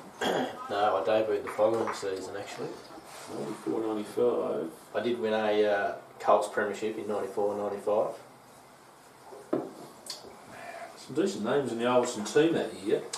Yeah, they beat E. Benjamin, S. Blair, G. Crawford, C. Squibb, J. Pearce, A. Beard, S. Pearce, J. Knott, M. Wish Wilson, D. Cruden. Fair side. They broke a premiership hoodoo that year. Yeah, I was about to say, they did win the flag that year too. Won a Kookaburra Cup and then went on to win grand final against Burnie, which was a very good lineup as well. That was the famous Kookaburra Cup win where Benji made a ton against Glenelg. He did. Down at Eady Street, I think it was. Oh, Walmsley's ridden his luck there. Went for the booming drive and inside edge it. How it missed the wickets, I'm not sure. He's got two. We'll crank up the replay for that one. That mustn't have missed by too much there. Let's have a look here. Lamprey around the wicket. Oh, there's a come off his pad there, which probably made it look a bit closer than what it actually was. So his inside edge is on his pad and then it nearly hit leg stump.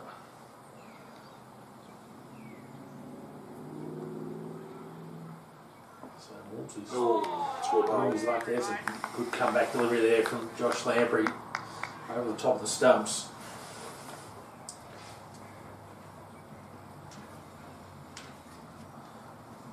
I haven't done the numbers, but it does seem that Ulverstone, in the last 20, 30 years of coastal cricket, Ulverstone have played Burnie in a lot of grand finals. Last year was the first time Wynyard had ever played Ulverstone in a grand final. I think there's a glut of Ulverstone beat Burnie and Burnie Hurricanes in grand finals over the last 35 years.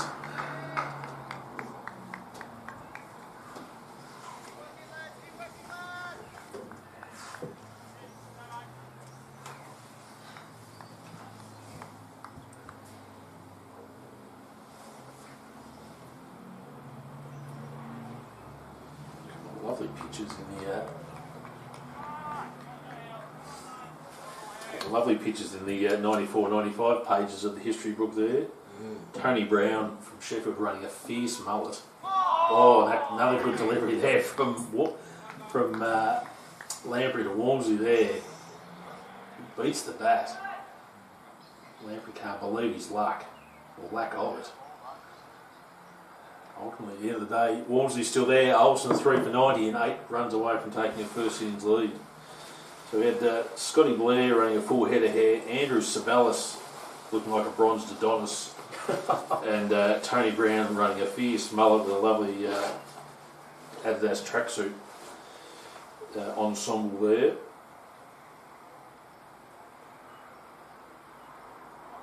But as you said there, there's a very talented Olsen lineup, and the first paragraph of the story for that season reads, Olsen's talented lineup finally broke through. Yeah.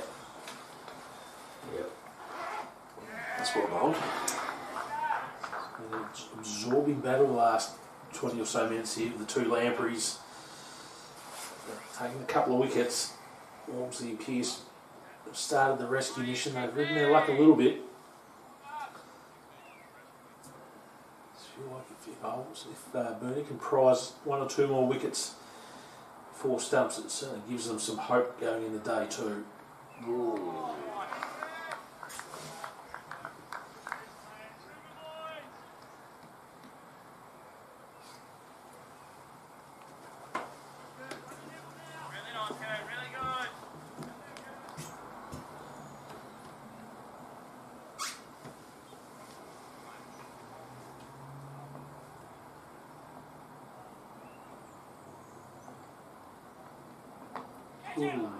So I enjoyed the pad there from Pearce, but ballooned safely to the leg side. So another quick look around the grounds. Westbury recovered a little bit after their disastrous start. 2 for 39 off 10 overs at the NTCA ground, chasing Riverside to 170.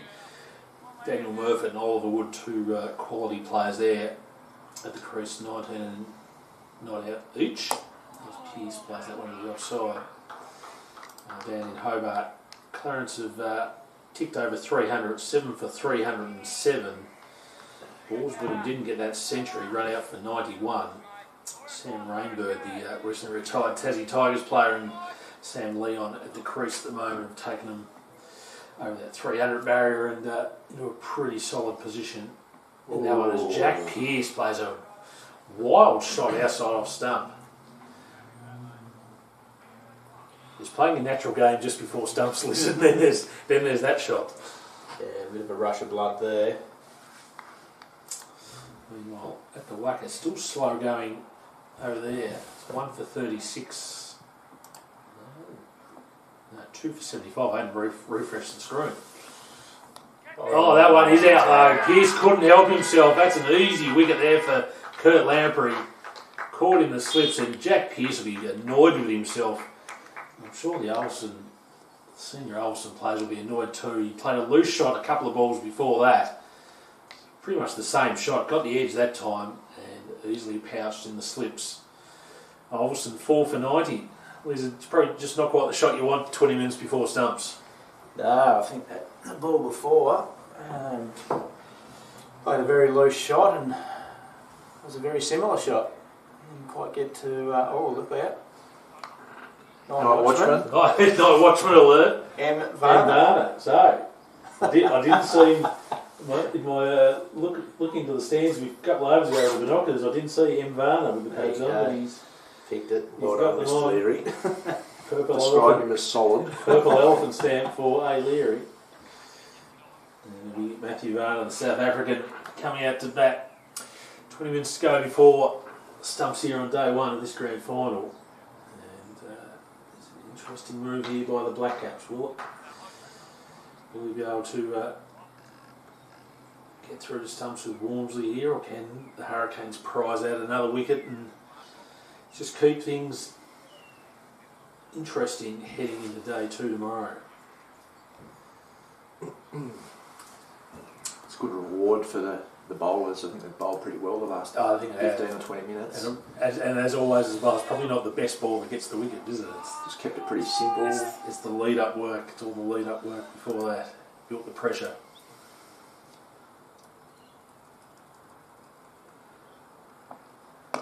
Walmsley drives it, gets it through, bit of a misfield. He will take the single and brings Varner on the strike. So we'll just have a look at that Jack Pearce wicket again. The ball before, he played a wild shot. Just never got the foot across the pitch, but and an easy catch there. I think it was Rebel in the slips. Pearce out for 8 off 37 balls.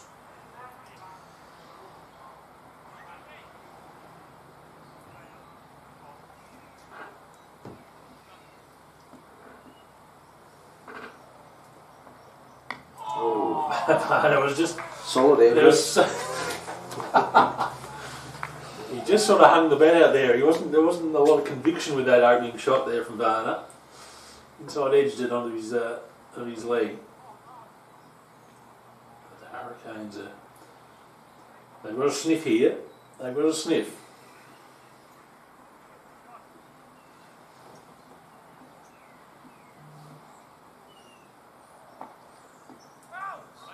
Looks to work that one to the leg side, but can't make contact.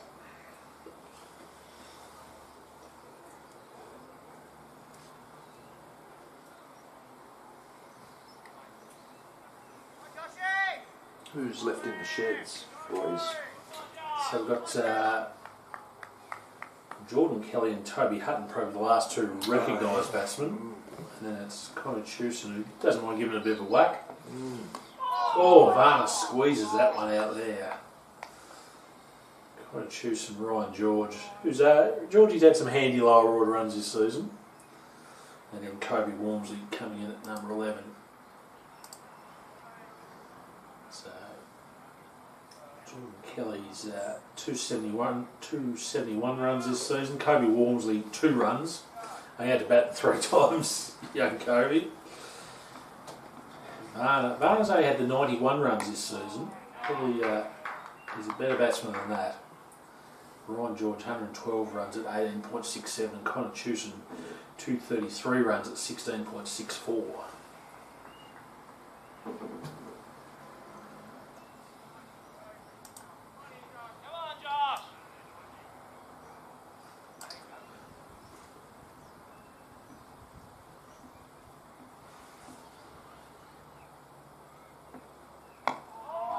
Delivery there from Lamprey. Digs it out into the over. 6. Burnie striving for another wicket before stumps here. Olsen 4 for 91, trail by 7 on the first innings. Now I tried out a stat before, I don't know if you heard it when I was talking to Michael Bishop. Burnie have only bowled 8 no balls for the whole season. Discipline. That's good training, isn't it? Yeah, well, we know what guys can be like at training. Yeah, sure not. Listen, name names.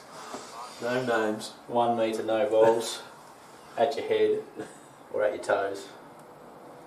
Then one is why he bowls them in the game.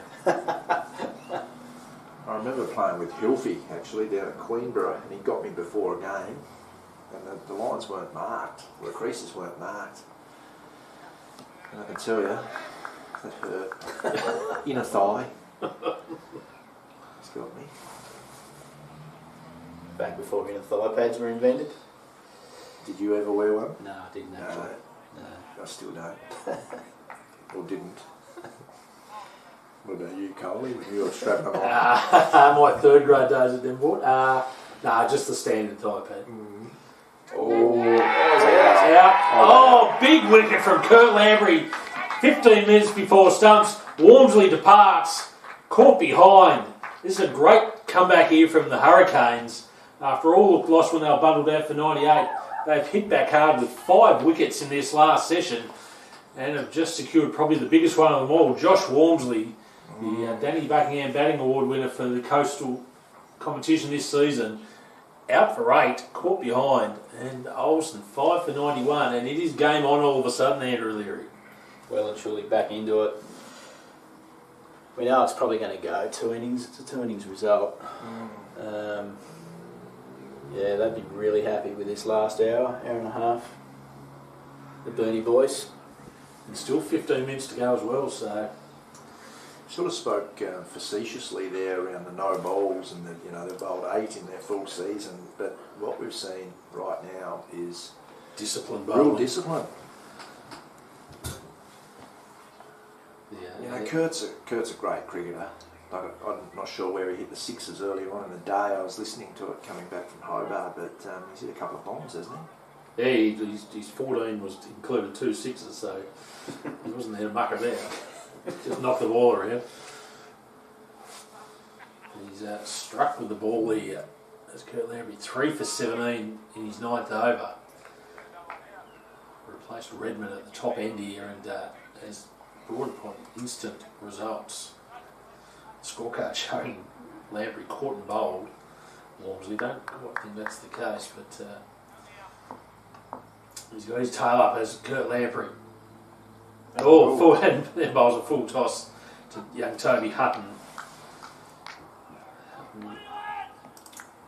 This is a big test for Toby. Yeah, Toby's had a good season, his first full season A grade, 388 runs, a tick under 30, but this is, as they say in the West Indies, this is different gravy here this afternoon. They say that in the West Indies? Yes, they do. Oh, right. Trust me.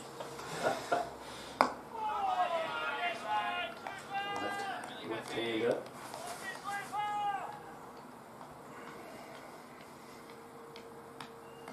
You'll never forget this 20 minutes. No, this he will take this to the grave if you can get through. This can make or break you as a player, can't it?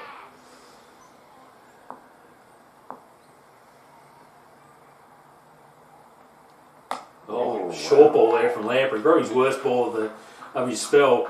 Gets dispatched by Hutton just in front of square. Goes to the boundary. Nice shot from Hutton. Didn't overcommit to it. Nice punchy shot. And it ran to the boundary for 4. So that's his favourite shot. Pull shot. Yep, square with a wicket. Especially on the onside.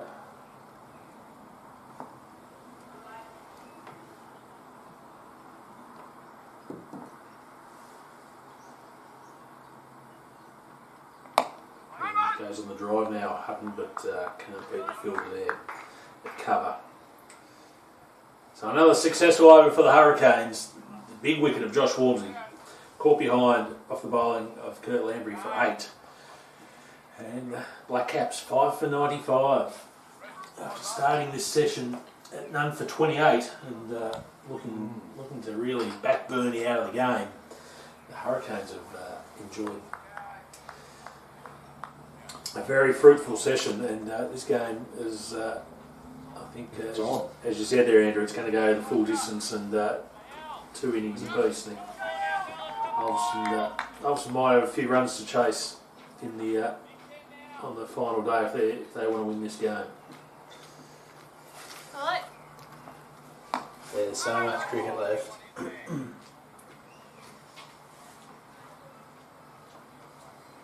Great partnership bowling this by the Lamprey boys. Yeah, we talk about batting partnerships and that, Greg. What's the sort of people sort of laugh a bit at bowling partnerships, but it's crucial, isn't it? Just can't let the heat off. Just got to keep the pressure on.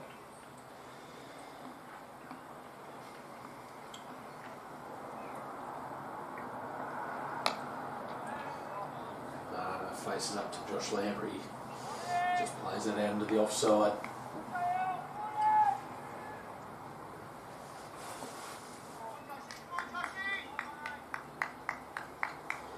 This is the beauty of the long form cricket. It's the twists and turns you get within a session, within a day, within an innings. Last year's grand final was no different, Greg. Yeah, it's fantastic. The format is great. Did you ever get to play in a 3-day, Andrew? Yeah. You preferred that over the old Saturday, Sunday, come back next Saturday, Sunday? Yeah, I played in 3 different formats. So back when I first started playing, it was just a simple 2-day grand final. And then they went to 4 days, and then they pulled it back to 3. Did they really? Yeah, 2 days to begin with. Yep. Well, exactly. And I think just before you started, I think there was actually they played a 3-day grand final, which went Saturday, Sunday, then the next Saturday. Okay. Yeah, right. That's right. I think the 3-day format works really well. More often than not, you'll still get a 2 innings result. You've got that bit of leeway if you do get a bit of rain, which traditionally we have had in the Cricket Northwest sides, but the last couple have been under pretty reasonable skies. This one looks to be this one about the full distance as well without any precipitation.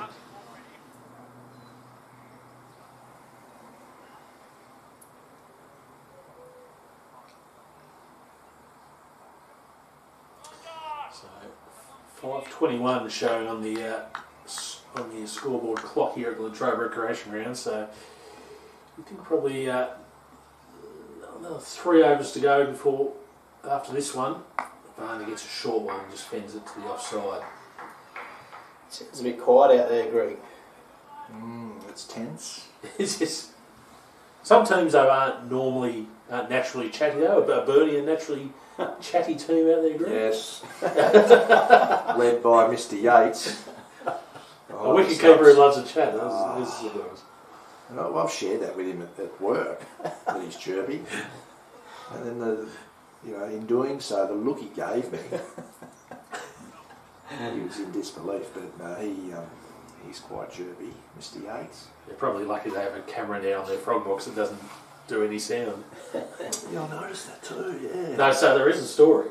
So before the Cricket Northwest 2020 grand final, I'd teed up to get along to West Park and do the commentary there, and they'd set the camera up in one of the little boxes on top of the grandstand. So I went up there and thought I was commentating quite well for the first couple of overs. Then Gary Miles sends me a message and says, "I can't hear you, Carl." And I said, "What?"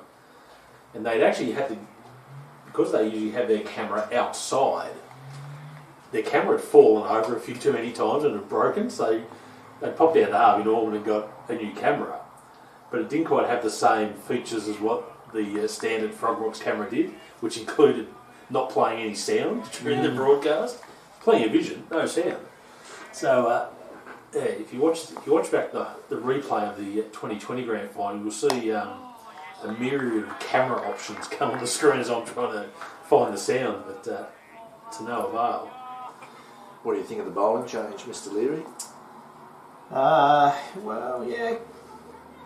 I guess you've got 3 overs left before stumps. Who is it? Rev, is it? It's Rev. Yeah. Who's certainly knows how to take a wicket or two, Rev. So this, I'm just drawing up his stats here this season. 11 wickets at 23. I think I'd be surrounding the bat a bit more though. Good call. There's nothing to be lost, is there? No. Spear that ball into the pads. Yeah, Make him play. Invite them to play a big shot. Oh, it looks to be turning from 150 metres away. Snare got 3 wickets there in the Burnie innings, so and he's not a huge turner of the ball.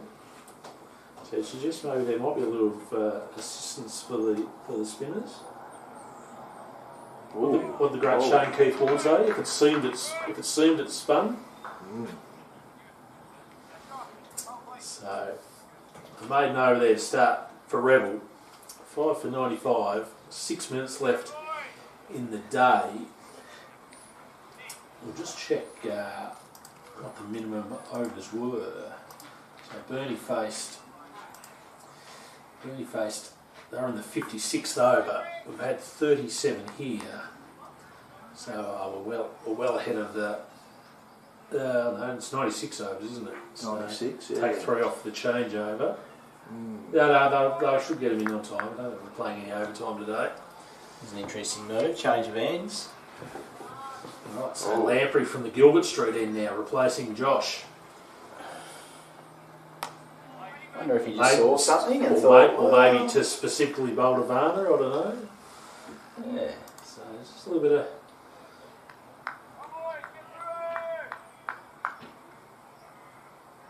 Tuxie's over there getting the Hessian ready. He's the great man. Great man. The great assistant curator, Dion Tuxworth. Come rain, hail or shine, he loves grand final weekend. Make sure that Hessian is laid out flat as a neatly pressed shirt. Simsy, it's Jason Sims firing up the mower over in the shed over there. Give Green a bit of a haircut leading into tomorrow. Oh, that's back to a fully. That asked plenty of questions of Matthew Varner, that delivery. Solid though, Andrew. Looks solid, doesn't he? Looks solid.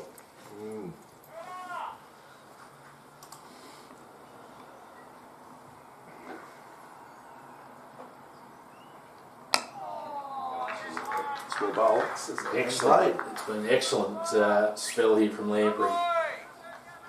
Started off from the Gilbert Street, the last street end. Now he's swapped around to the Gilbert Street end and is asking plenty of questions here of Matthew Varner.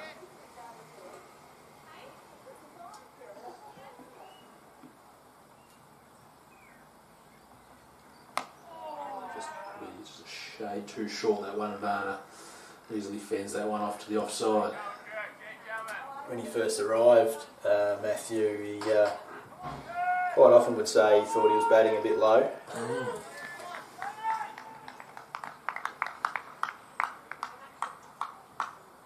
He's got the opportunity here to prove a few wrong.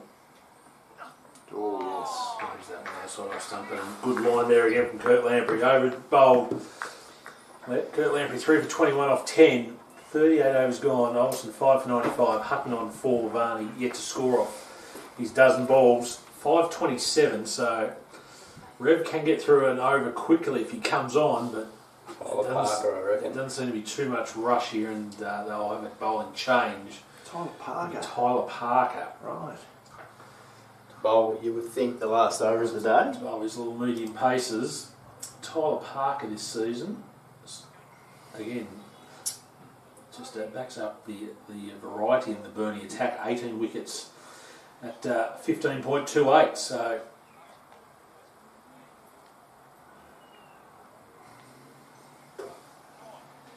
Had eight bowlers in double-figure wickets this season, Burnie, and another bloke on 9. It's a good effort. Mr. Yates has moved up to the stumps. Right, so there's maybe a little leg side stumping plan here. See if Toby leaves the crease. So I'd still be tempted to chuck a few more blokes closer around the pads as well. So Parker around the wicket. And the money first up. That's Hutton. It's to Lamprey at mid-off. Now bring Lamprey onto the pitch square there. Make young Toby really think about things. These final 5 balls. Oh, almost looked like an offie. Yeah, it did, didn't it? Parker was handy with the bat for the Hurricanes, and he had to be. Top score was 35 at the top of the order of 129 balls as the carnage was going on around him. Can he make a late breakthrough here with 4 balls left in the day? Outside off stump. Well left there by Hutton.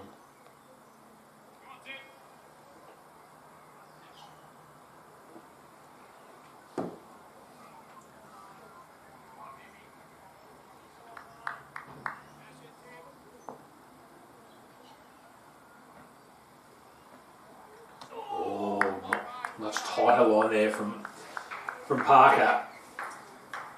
But knew where his off stump was, shouldered arms, and Yates took that one nicely behind the stumps. It was just up high.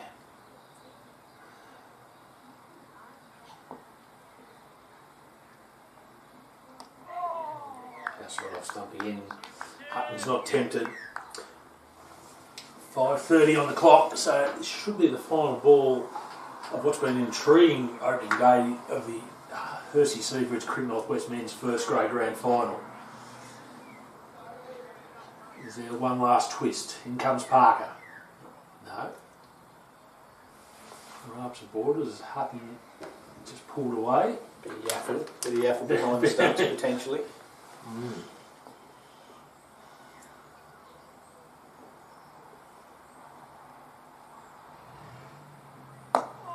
Plays it to mid-on. Doesn't beat Roberts. Taps the bat behind the crease. And that stumps on the opening day of this Hersey Seafoods Cricket Northwest Men's first grade final. With the Hurricanes staging a nice comeback in the final session. While they're likely to be behind on first innings with Ulverstone trailing by 3 and 5 wickets in hand. They've taken 5 wickets in that last session to really restrict the Black Caps and set up an intriguing day too. Matthew Varner will resume not out on naught off 17 balls. Hutton on 4. The pick of the bowlers clearly in that last session was Kurt Lamprey with very tidy figures of 3 for 21 off his 10 overs. A wicket also to Sean Redmond and Josh Lamprey. But Greg, Andrew, a really nice fight back there from the Hurricanes when it threatened to really get ugly for them, and they're still in this game. As Andrew mentioned, plenty of cricket to be played.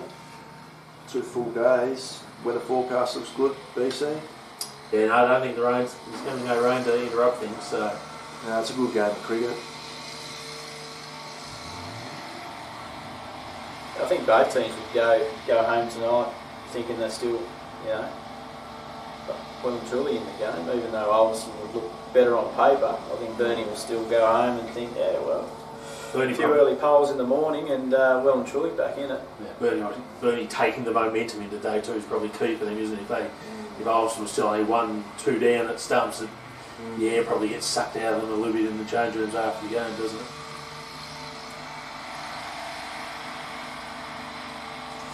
Oh, they've definitely got the team to win it from here, even though they're behind on the scoreboard, if you like.